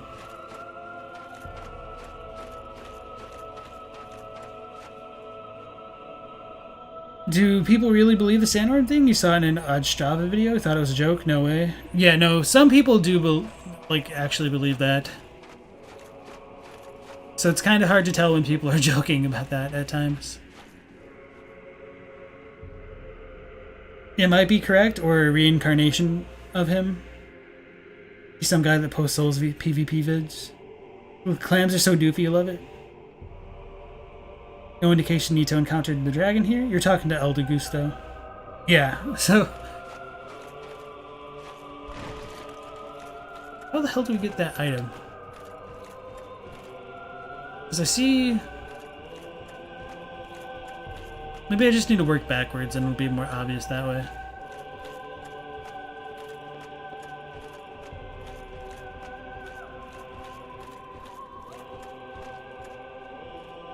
Oh, okay. I walked past it.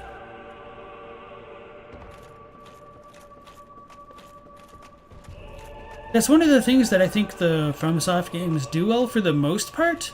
They will entice you with the vision of something that you can get later on to explore, to encourage exploration.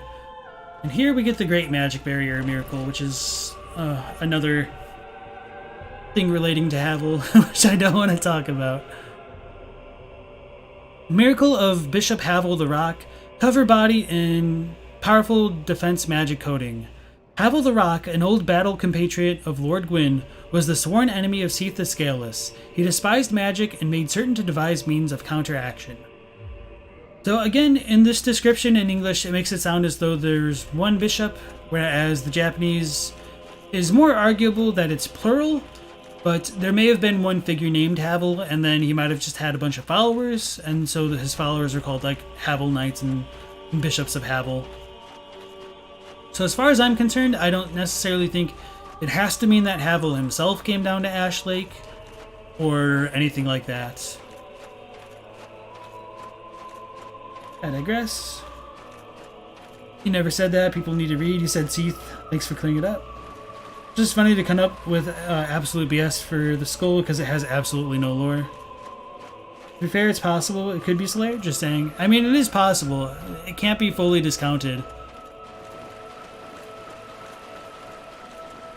Or it could just be a sunlight maggot, but bigger. But to be fair, it also doesn't completely line up with how the sunlight maggots look either.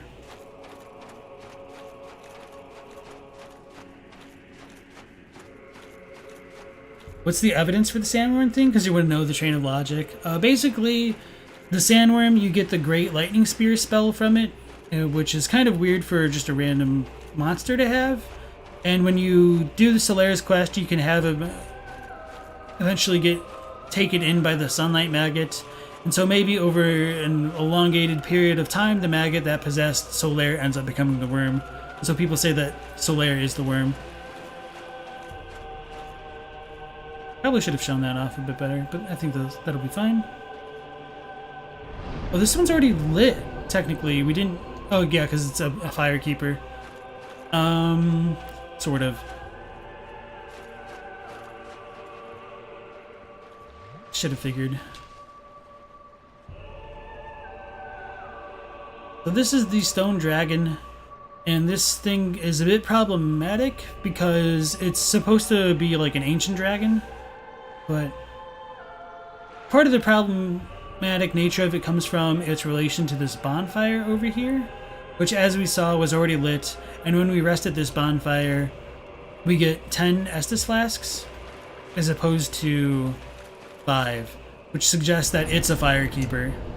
So put that in your pipe and smoke it. So whether or not this is supposed to be like a legitimate dragon or something else is a good question. Let's go ahead and pray. I don't really need the save scummit for this, though.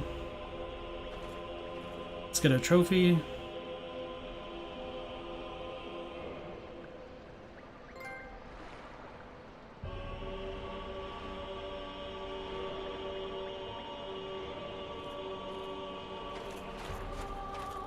And then if we come around to the back of it, we can swing at its tail. Oops.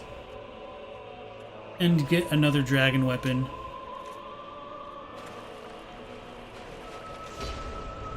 Dragon Greatsword.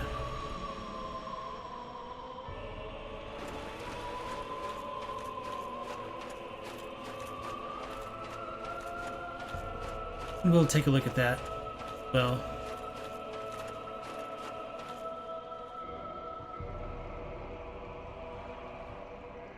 This sword, one of the rare dragon weapons, came from the tail of the stone dragon of the Ash Lake, descendant of the ancient dragons.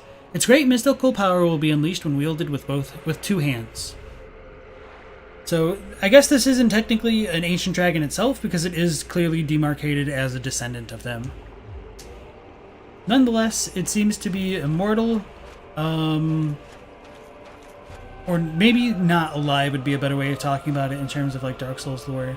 When we look at it, it's got its feet crossed, and it's kind of in the position of the Path of Dragon meditation thing in Dark Souls 3. Kind of hard to make out. I wish I could like kind of float up and show it off better. Because it's really difficult to tell if its legs are crossed. Got the broken tail. And so when we reload the area, it'll like grow its tail back and it'll be fine. Maybe even resting will do it? I don't think so. It needs like a full reload or like a death screen or something like that.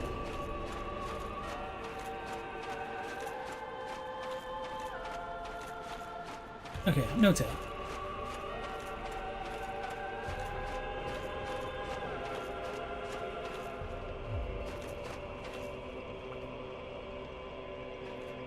Let me catch up with you guys. What's more confusing is that the Demon Prince has the Karthus sandworm as a tail.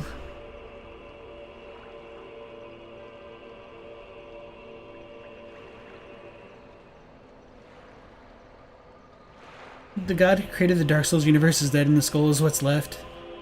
It seems he either came and picked up some clams or made them. Probably picked them up from here, but you don't think he would have left the ancient dragon alone, so you don't know. Yeah, I feel like it would have been more in line with Seath's character to harvest the clams and study them as they created their Purging Stones or Twinkling Titanites. I feel like that would work pretty well with Seath's research into that kind of thing. As for Seath leaving this dragon alive, that is also a good question to bring up, because it doesn't seem like Seath would, just because he betrayed all the other dragons and fought and killed them.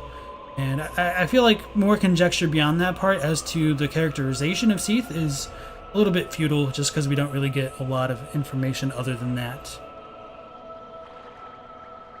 The worm could have just eaten someone with that miracle. That's another good point, and that's partially why the theory that Soulsborne is the sandworm is flimsy, because there's really nothing to suggest it other than, oh, this thing uses lightning and it's a worm. I don't know. And it has the miracle. And it looks somewhat like the Sunlight Maggot, but not a crazy amount.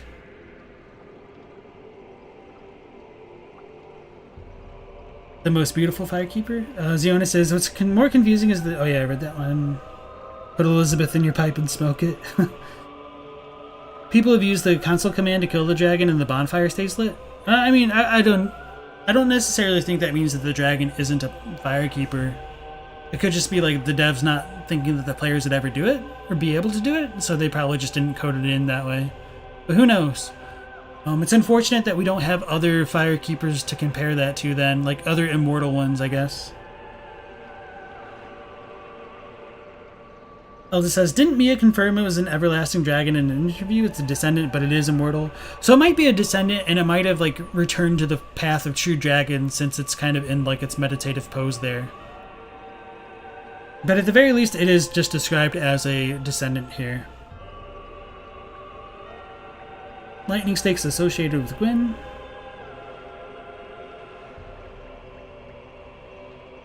Maybe the dragon hollowed out in the Great Hollow refers to the dragon and not the tree? Maybe. There's evidence of Seath being here, though. He has the clams outside the boss area. That doesn't necessarily mean he came to like this section of the Ash Lake specifically. But also, like, we can find multiple enemies in areas where they don't necessarily spawn in from, because we can find, like, the Craig demons in Blighttown when they should have come from Izalith, and even, like, the Taurus demon and Capra demon can roam about.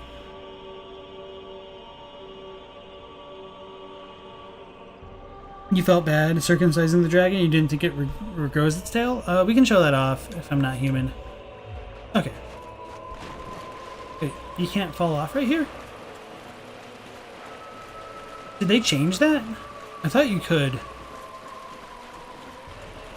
Maybe we need to go further away from the dragon.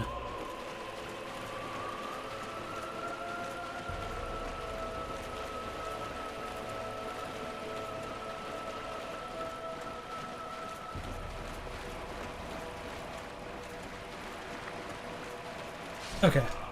It's a little bit strange, but whatever.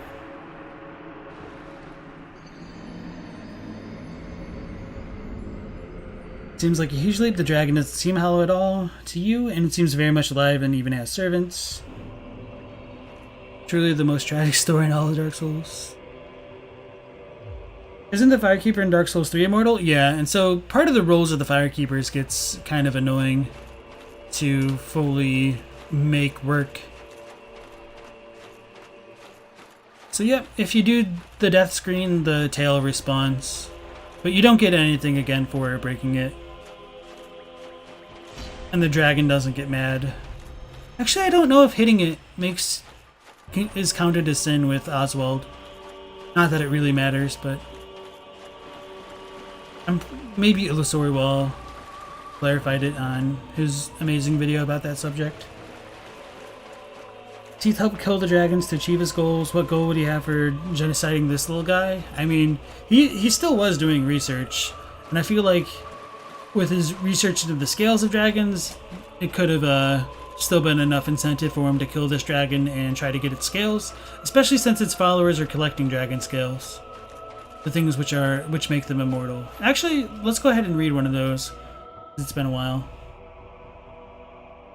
Dragon scale for reinforcing dragon weapons peeled from an ancient dragon. The dragon is inseparable from its scales, and the transcendent apostles who seek the perpetuity of the ancient dragons have crossed the very end of the earth to seek this invaluable treasure. As I said before on the previous streams, that it doesn't mean that they like crossed the earth itself. It means that they were going beyond the boundaries of the world to like transcend, essentially. So they're trying to transcend the bounds of life and the bounds of the world as they know it. So it's a little bit unfortunate that that message got lost in translation, but without the context of Dark Souls 3, I don't blame the translators too much, other than like them trying to go for a more localized translation as opposed to something a bit more literal, and that has pros and cons no matter what the subject is. Let's try it. Damn it.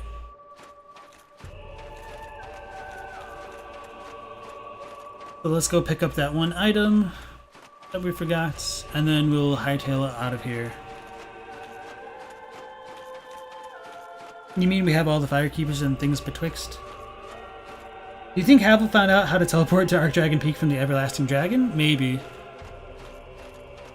It's weird that we find his body in the high wall of Lothric, though. But I personally don't think that's like the real Havel. I don't think any of the Havels we see is a quote-unquote real one. Soulless dragons don't have rights, you can hit them. In DS3, the Firekeeper's immortal because she's the last-ditch effort and the last Firekeeper? I mean, that doesn't really work based on what we know of Dark Souls 1. Maybe it does, because Anastasia wants us to link the fire so she can die. But it's still weird that Lothric can kill her and take her soul, I guess. Maybe because he takes her soul, she dies? I don't know. And we can't hit her, so maybe she is kind of immortal. But at the very least, like, we can still kill the Brass Firekeeper. I don't know, it's just kind of all a pain in the ass to try to make it work.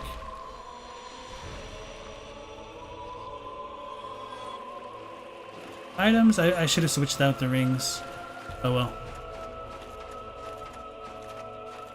You're installing Demon Souls, so it'll be gone soon, but you'll be hanging out for a short while. It's okay, KD. We're probably going to end the stream shortly as well.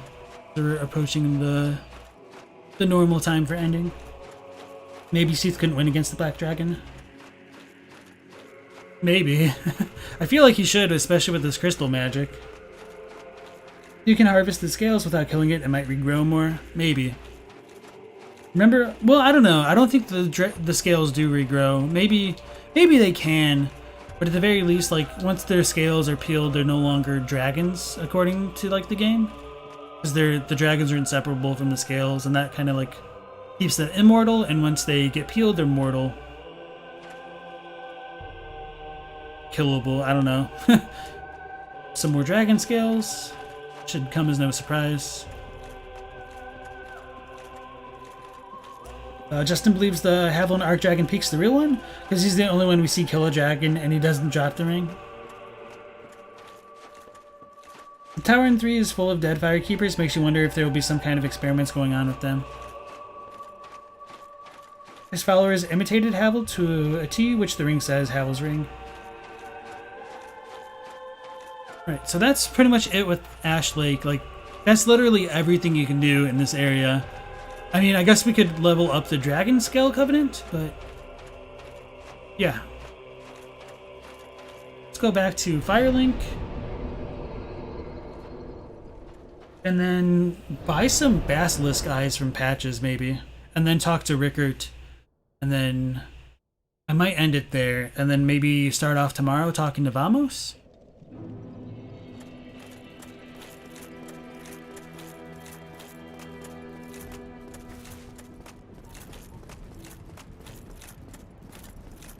Cramped is gone.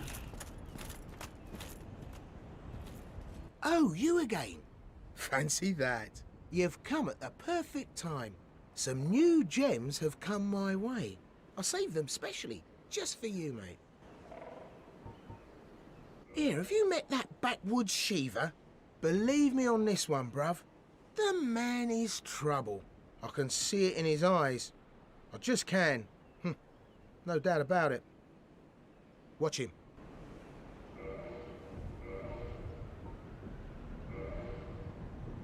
Okay, so he does have a finite amount of the eyes. Damn it. I was hoping we could just buy as many as we needed and just immediately go into the New Game Plus cycle with like 30. Yeah, have you met that sunbathing Solaire? Believe me on this one, bruv. He's a complete idiot. But he happens to be an awfully strong idiot. So just nod your head and keep him on your side.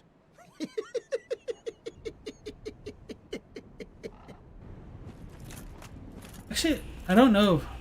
Can we warp to the catacombs? That'd be kind of nice. If not, it's not the biggest of deals.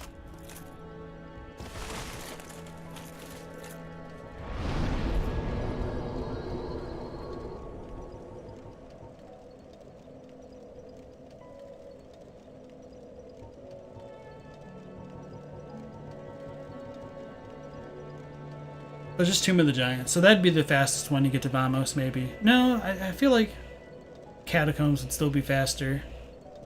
Yeah, probably. Oh, okay. Yeah, okay.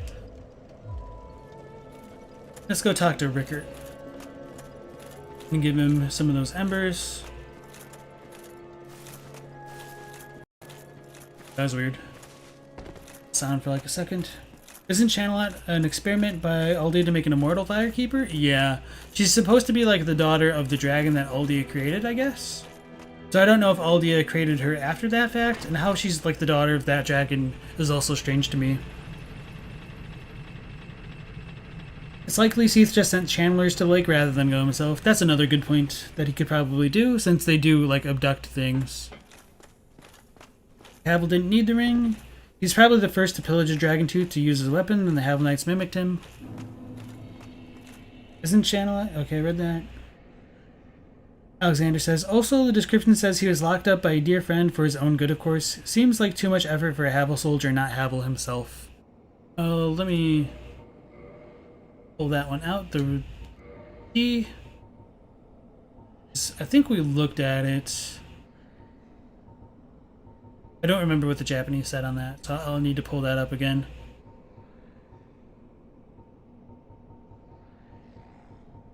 Watchtower basement, okay.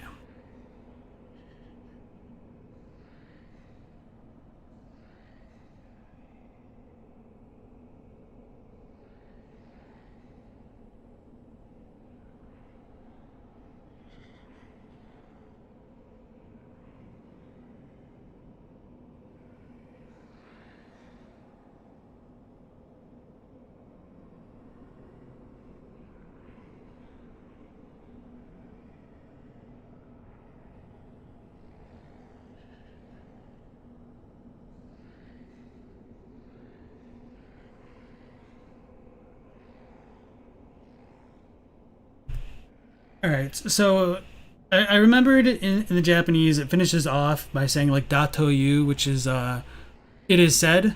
So it's set up as hearsay that a hero was locked inside the tower and it hasn't been opened ever since. So the English and Japanese are slightly different. I feel like the English is fine with what it goes with ultimately. And I really feel it's more like the fans that read too much into it. But even with it being hearsay, I don't really think it changes too much. So it could be Havel, it could also not be. Sometimes the games want us to believe a certain thing, other times they like to just kind of mess with us. So which case this is supposed to be, I think is more up to individual interpretation. And it says it is rumors of a hero, so it doesn't necessarily have to be Havel himself. I suppose it doesn't really matter either way.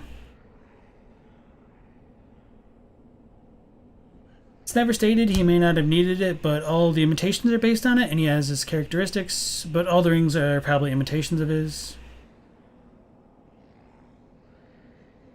There are two different Covenant leaders, so maybe that's why they're called different things. Rumors of a hero. Havel is a well-known hero of the war.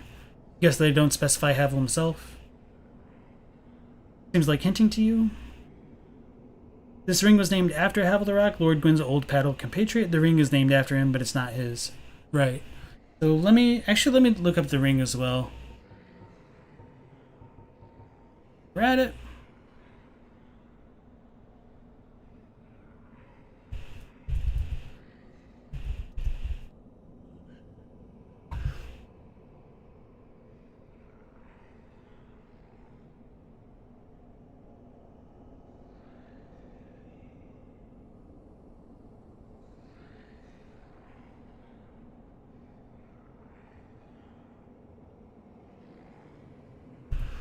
So as far as the ring goes in Dark Souls 1, it doesn't necessarily say that it's named after him. I mean, it's more like saying that it originated from Havel, or in Havel, from Rock like Havel. So whether Rock like Havel is an individual person or a region can be a little bit ambiguous. I do feel like, based on what we know overall, with him being called a battle compatriot of Gwyn later on, that it's more likely he's an individual in this instance. As far as the Japanese, I know the English doesn't really make that kind of ambiguity there.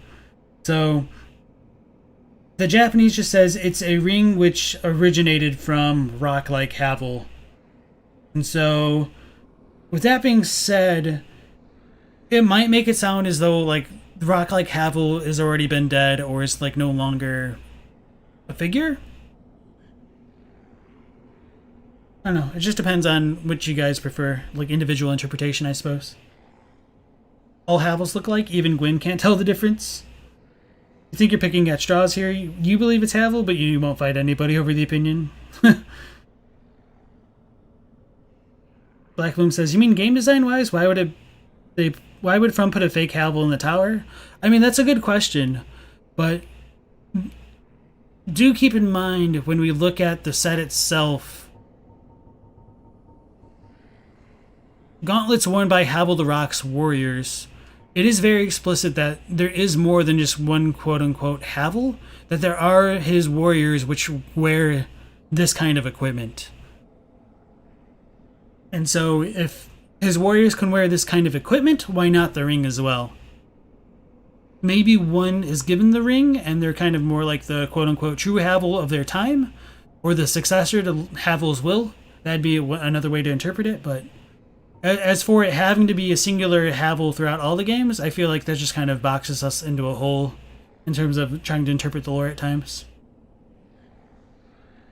That'd be like saying that the Gwyn you fight at the end of 1 is a fake once you reach 3. It just makes the previous games worse in hindsight.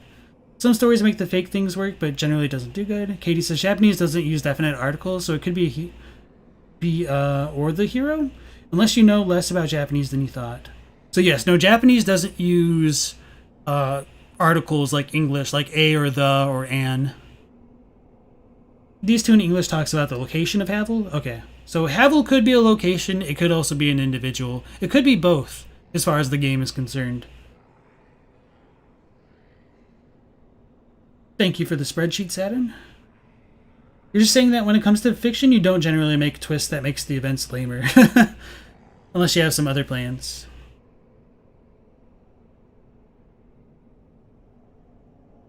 This is part of the reason why I don't like to talk about Havel, just because I feel like it's much ado about nothing. Like, even if it is the real Havel, I don't know if that really has too much of a bearing on the overall story. So I'll probably just drop this for now. Let's talk to Rickard, and we'll probably close out the stream after that.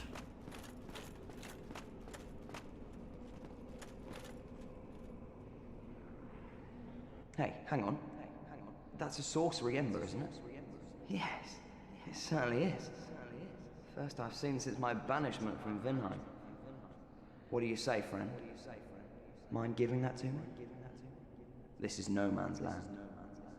I'm the only one who could handle it anyway. Yes, I see.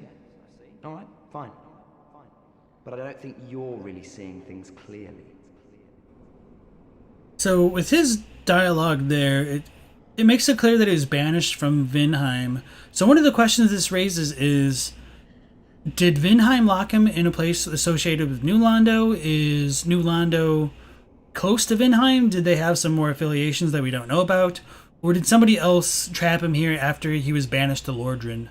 We don't really get that information, but he is surprised that we're free when we do find him for the first time. What is it? There's nothing to talk about. We're both cursed, undead.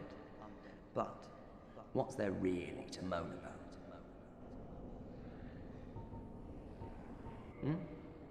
Okay. Come back soon. Smithing helps soothe my nerves. Don't let me wither away out of idleness. I do like that final line there where it does kind of show the importance of damn it. A Freudian slip, I suppose, of Hollows needing to focus on their work before they like lose their minds or having something to keep them going. This is no man. Yes, as you should. I won't disappoint you. I'm taskless no longer. What is it? There's nothing to talk about. We're both cursed.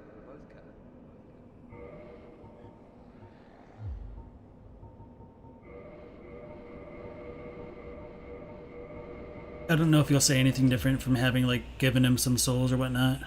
Goodbye then. Keep your head on out there. You really helped break the monotony. Hey, hang on. Is that a sorcery ember? I've never seen one like that. Not even back in Vinheim. What a brilliant flame. Please, friend, let me have that. I am begging you. I am a craftsman of Vinheim. I'd go hollow before I pass him a flame like that. Fine. I won't bother you. It was wonderful, if only to gaze upon. It takes me back to old times. I do like how kind of snobbish his voice actor is. What is it? There's nothing to talk about. Okay. Come back soon. Hey, hang on. Is that... What a... Please, friend. I am a craftsman of Vin. Oh, really? You are wonderful. I will forge a ricket masterpiece just for you. A weapon to make a legend out of me. Okay, so that's pretty much everything with the Rickert. Smithing, don't. So I'm gonna warp up to the catacombs just so I have more of a reminder of what the hell I was gonna do as we head into the next stream. Why am I coming out this way? There's treasure over there? I never picked it up.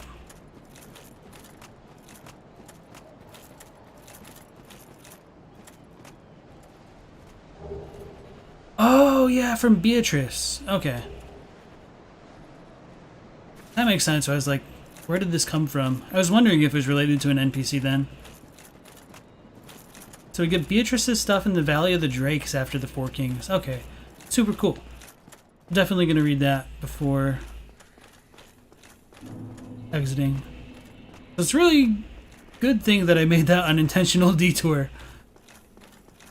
Finding all the lore on accident.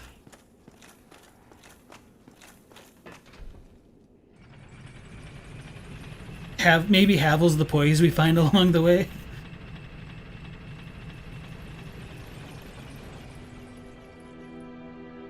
There's nothing to talk about, but also come back soon. Our dude's lonely, being a prisoner. He doesn't even get guards to give him food because he's undead, probably. What a wretched end of things.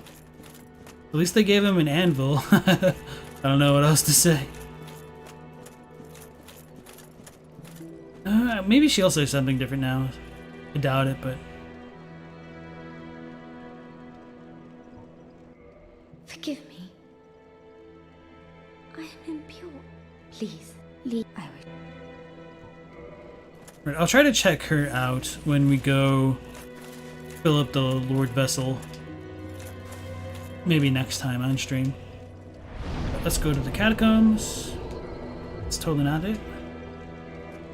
The organization of the warps in this game has always been very strange to me.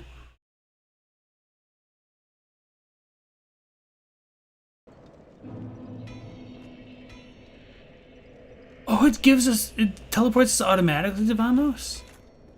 Okay, no, I'll just stop here anyway, just because, I also want to remember to go to the giant dude tomorrow, so this will be a perfect spot.